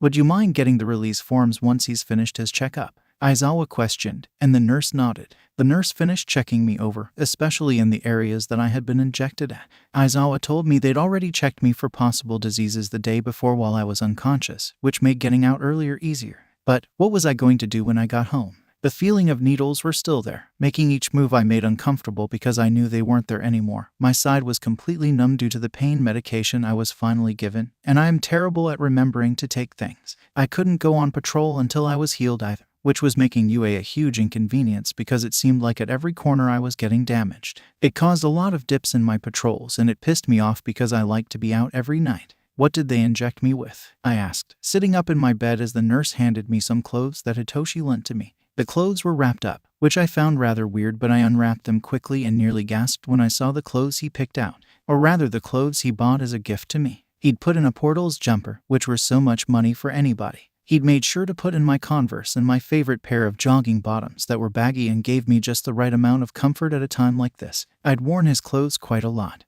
and he knew I liked those joggers more than life itself. I wore them in PE when I forgot to pack extra clothes, and sometimes wore them while I was fixing up a tech item. He didn't like Melanie that much, so the fact he bought a jumper for me made my heart melt. We don't know, Todoroki said, sitting on my bed as I pulled on the clothes I was given. The doctors are assuming it was to stun you, but because you're quirkless it didn't really work the way they expected. I nodded, slipping on my Converse. I noticed my bag beside Aizawa's chair, which he handed to me when he saw that I was looking at it. I muttered a thank you and took my ancient bag, which already had my destroyed hero costume in it and my weaponry. I decided that your gun doesn't need to go in for evidence, Aizawa said, biting back an obvious smirk. I told the commission your case was closed years ago. There never even was a case. Because I was quirkless, all I had to do was talk to a detective once and then I was put in an orphanage. End of story. They treated the parents of quirkless people badly too. If something dreadful happened to them, there'd be no justice. Why should there be? They did produce a nobody child after all. Well, that's what society thought. The nurse came back in a couple of minutes later, a pen and clipboard in her hand. She instinctively handed the board to Aizawa, who smiled at her before she left to check up on other patients. Here, kid. I can't sign you out. I shrugged, taking the clipboard and reading through it to make sure no funny business was going on. I did not want to sign my life away. After concluding nothing was wrong with the form, I signed it and handed it back to Aizawa. I'm doing emergency fostering, he said calmly, showing me his badge. I froze, so I didn't sign my life away. But instead I'm being locked and loaded into Aizawa's house and probably treated the same way I was when I was shaking like a leaf on his sofa when I went through withdrawals. No, that's okay. I grinned at him, hoping it was an option. You won't take your meds, and if you do it'll be the wrong dose because you either will try to kill yourself or you will want to go back to abusing your prescriptions. So you're coming with me. He wasn't wrong, but what the hell? I didn't need calling out when I was getting ready to leave the hospital. I might as well have jumped out the window and needed another week-long stay. I only tried to kill myself a couple of times. I rolled my eyes. Aizawa sighed and told me to grab my bag. We were leaving, and he told Todoroki and Ida that he'd be back later. That meant one thing. I was spending the night alone with Yamada-sensei and Hitoshi. They got to train together while I just stayed on the sofa, doing nothing. It was like repeating history. History that didn't need to be repeated. And it slightly pissed me off that I was going to be in the same position I was in during one of the lowest points of my life. Either way, Aizawa escorted me to his car and drove me back to his home. Aizawa's sofa was like if I decided to go back in time. It was like a portal to all the shitty times in my life, which were insanely uncomfortable to deal with. I hadn't really faced much of my past by that point of my life. Sure, the few weeks at UA forced me to look at it in the face. I looked away as soon as possible. But actually sitting on the sofa after a couple of years, laying in the same position and shaking in the same way, really effed with my mind. Sure, I wasn't shaking due to withdrawal this time, but that drug made me have cold spells that made me feel like I was in a withdrawal. And I was so close to not coping with it. Kiddo, I got you a blanket. Yamada-sensei smiled, holding up a leopard print blanket. He draped it over me, and I curled into myself under it, ignoring the tugging of my stitches. I squeezed my eyes shut, hoping to God that the cold would just stop, that I could stop shaking and be able to pretend I'm on my bed at home, rather than a sofa that held such horrible memories. It's funny that things that shouldn't hold sentimental value are things you either grew to love or hate, depending on the circumstances. For example, I hate a effing All Might pen I got when I was 6 because it had less than 3 push-down colors. First of all, I'm still really angry about that. What kind of designer makes a pen that has 2 color options? Nobody sane does that sheet. Secondly, it ran out of ink within 20 minutes on both colors. So I'm not going to lie. I had a few birthdays that were sheet, but I'd take those over that effing pen. Another example, I love a shoe. Yes, that's right. A singular shoe. They were platform wedges that had charms on the laces of them, and I loved that pair of shoes so dearly. But I really loved the right shoe more because it was the first time I kicked somebody in the balls and that shoe made the impact. Either way, I hated that stupid sofa and I'd rather do drugs than lay on that shitty thing again. The sofa dipped beside me, and I knew that Yamada-sensei had sat down. Moments later, I felt his fingers running through my curls to comfort me. It reminded me of the time Aizawa had to do that while I was being violently ill. Poor guy really didn't know what he was getting into. But he saved my life, and for that I owe him everything. You're going to be okay, Yamada-sensei said. We just gotta wait for the drug effects to wear off. You'll be fine. I nodded, keeping my eyes squeezed shut. I had a horrible headache that shook me to my very core and made me feel as if I was going to be sick at any point.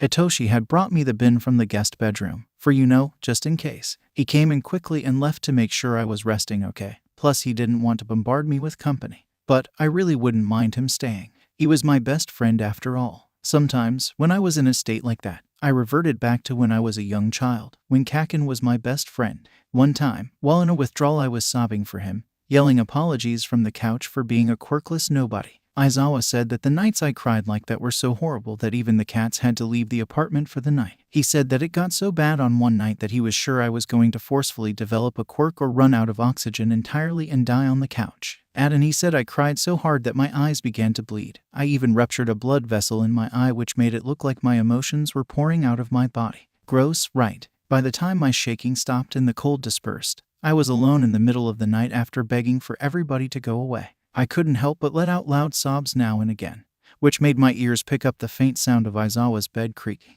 Then I heard Yamada-sensei telling him to get back into bed, that I both wanted and needed to be alone. But I wasn't sure if I wanted to be left alone anymore.